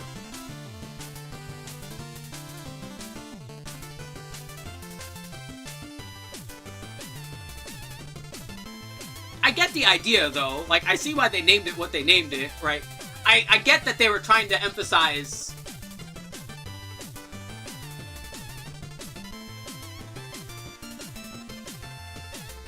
Yeah, like, honestly, it doesn't even have that many Pokedex entries, but the two Pokedex entries it emphasizes more that it spits out freezing breath from its mouth, rather than emphasize anything about the sword, which is especially confusing because this thing is a physical attacker.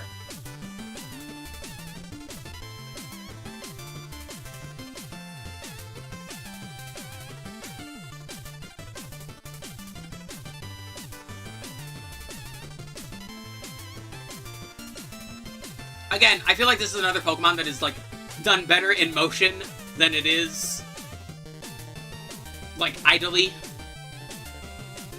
As for the Mega... Alrighty, there's a few things I like a little bit more about this. I like the pose, right? I like that it's leaning forward. It looks more ready and more, like, action. I like that. I like the saturation change. I always mention that. The increase in saturation is cool. I like the color changes on the sword. I like that the sword has, like, a handle. It almost looks like it's like a living being meant to preserve the sword.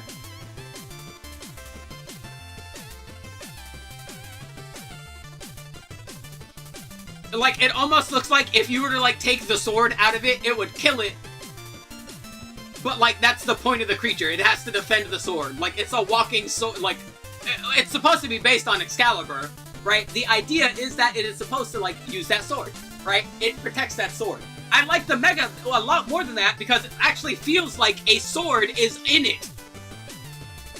Right? It's not just a funny back spike. No, it actually has a sword.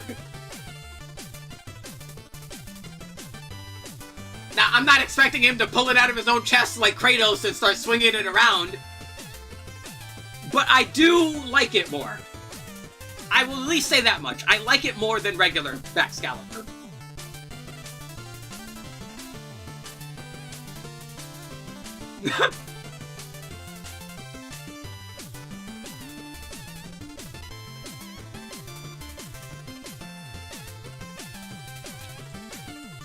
Yeah, all in all with this one, I'd be willing to put it in good, honestly. Like I said, I think it improves on the ideas of it a lot better. Like, I think it is just straight up, like, if instead of, like, vanilla Baxcalibur, it went to this, I think that would be a lot better. Like, I just straight up see it as, like, a replacement for the actual fucking guy.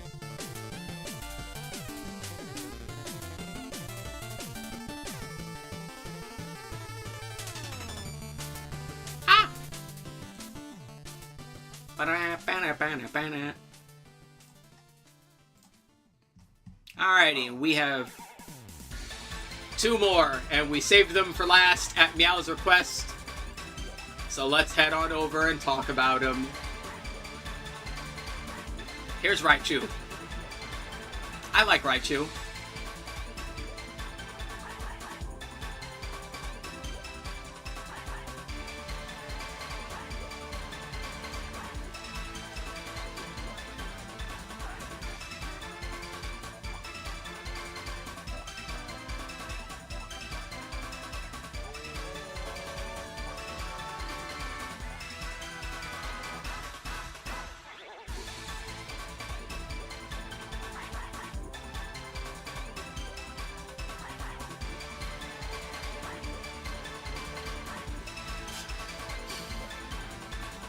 Yeah, so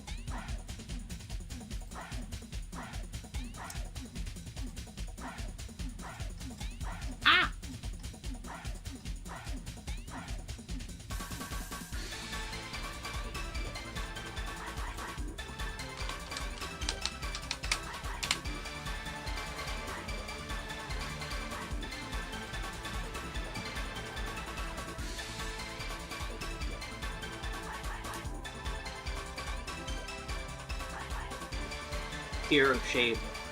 Not necessarily for their design. Because in the vacuum, I don't think their design is that bad. I'm not in love with X. I think it's meh. Y, on the other hand, I do like it. I like Y a bit more. I feel like it emphasizes aspects of Raichu a bit better. The main issue is these guys were fucking, before the game even came out, announced as fucking DLC. Before the game got legs, these fuckers were born to be DLC.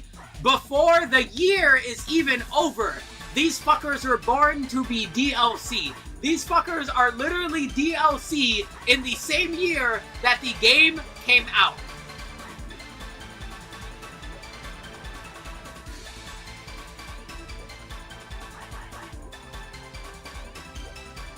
They are here not because necessarily they are bad. They are bad and here because they're emblematic of Pokemon not giving a fuck.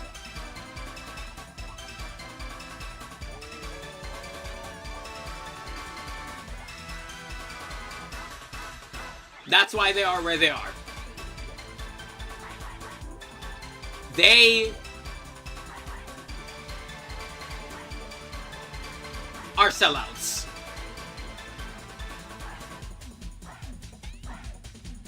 They are emblematic of Pokemon's greed perfectly. And as I mentioned, even then, at most, I would put Y in good, and I would put X in eh.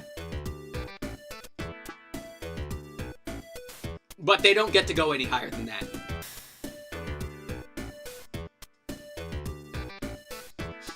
You know what's funny? There's a big talk about Steam being a monopoly and how 70-something% of like game developer shareholders or whatever consider Steam a monopoly.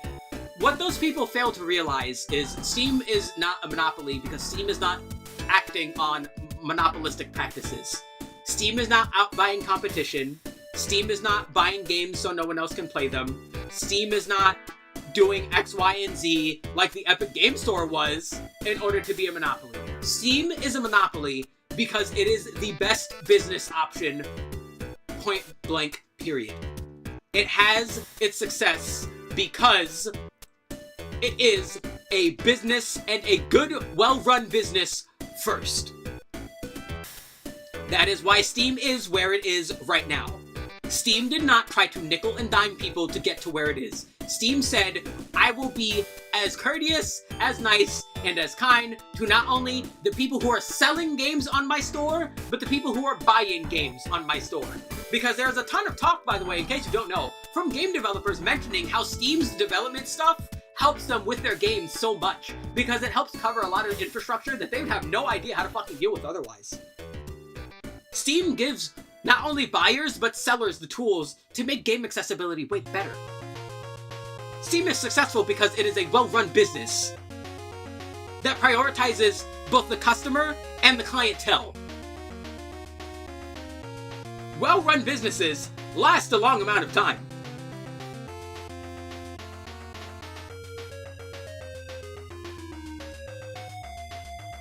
Pokemon has not been a well-run business for a while.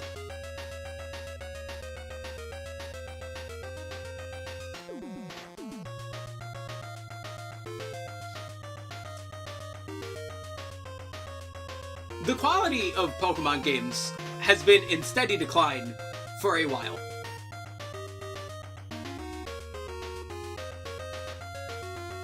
And again, it's not that it is impossible. Because even here, even among some of these newer ones, we have seen moments of clear, shining inspiration, well-deserved, well-thought-out Pokemon. Even amongst the newer ones, like Mega Skarmory, like Mega Frostlass, like Chestnut and Delphox. Even the ones up here that are, like, quite nice, like fucking Mega fucking Chimecho, right? Mega Chandelure, so on and so forth. We see that they have their moments still. But those are so few and far in between.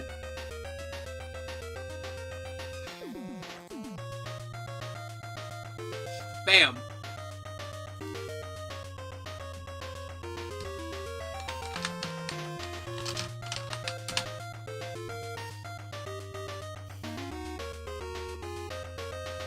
So yeah, with that, I shall depart.